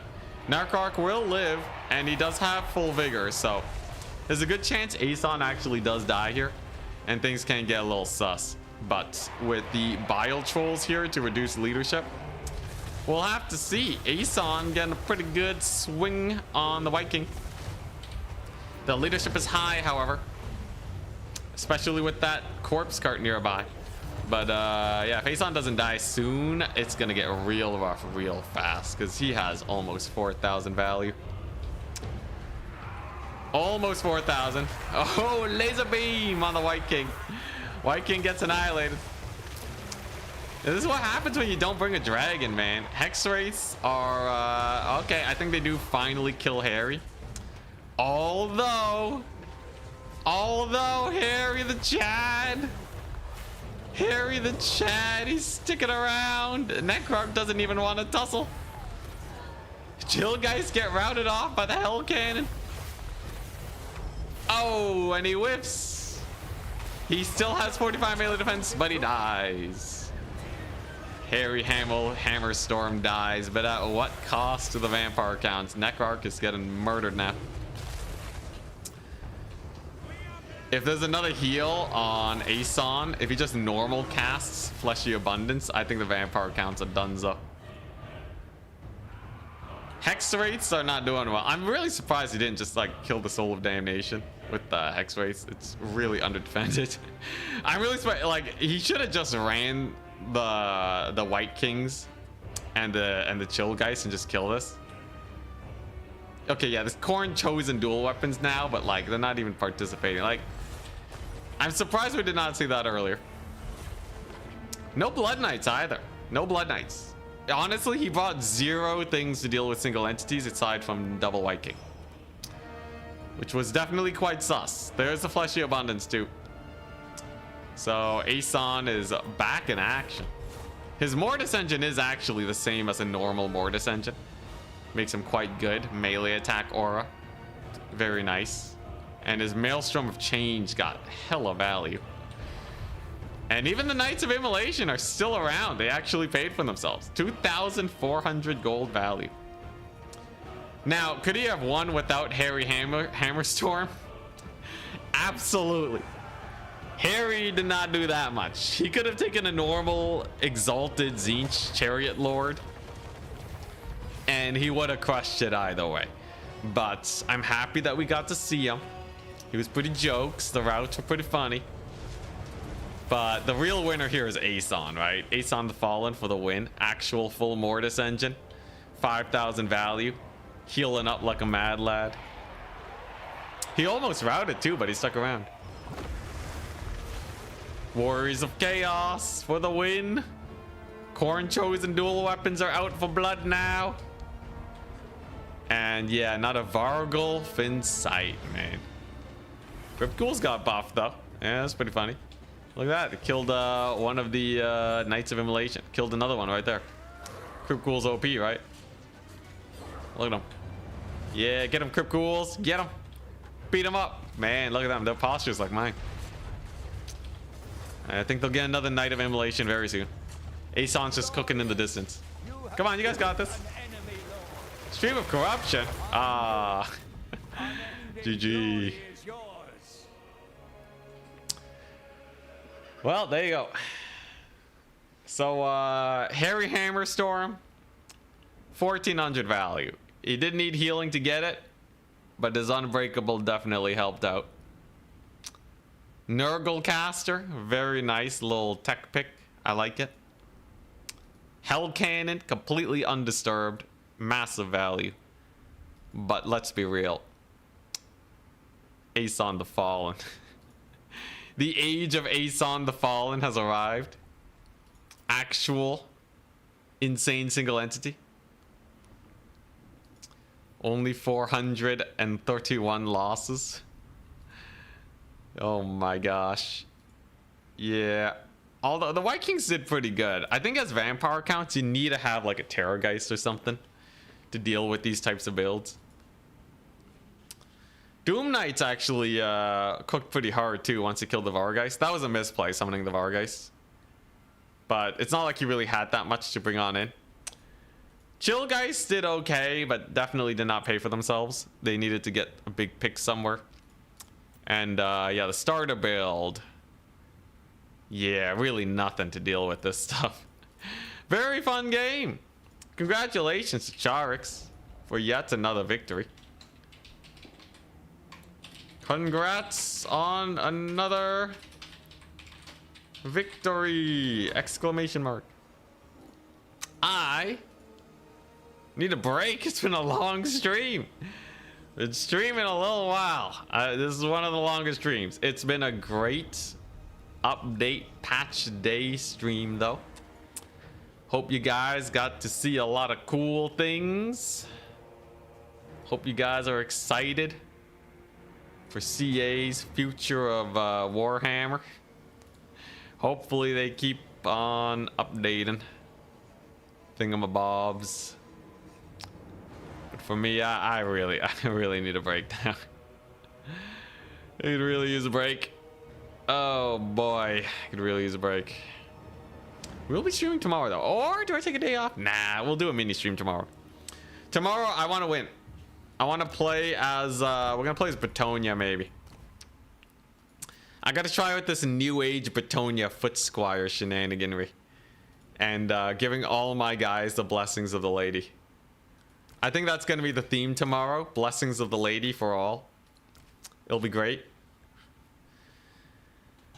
And there's got to be someone I can raid right now, right? Let me double check. Let's see here. Come on, come on. Great Book of Grudges is playing Space Marine 2. I'm sure many of you guys have heard of Great Book of Grudges before. Does a lot of Total War content too. Is it really just a Great Book of Grudges? Whatever. So we'll send you guys his way. I'm sure there's enough overlap where it'll be goodies. So we'll get some of that going. And then I'll see if I can rate him on the YouTubes. Redirect. Alright, peace out. Oh, actually, for the YouTube, I'll send you guys to Sotex. Sotex streaming soon. Hell yeah. Peace out. Have a wonderful day.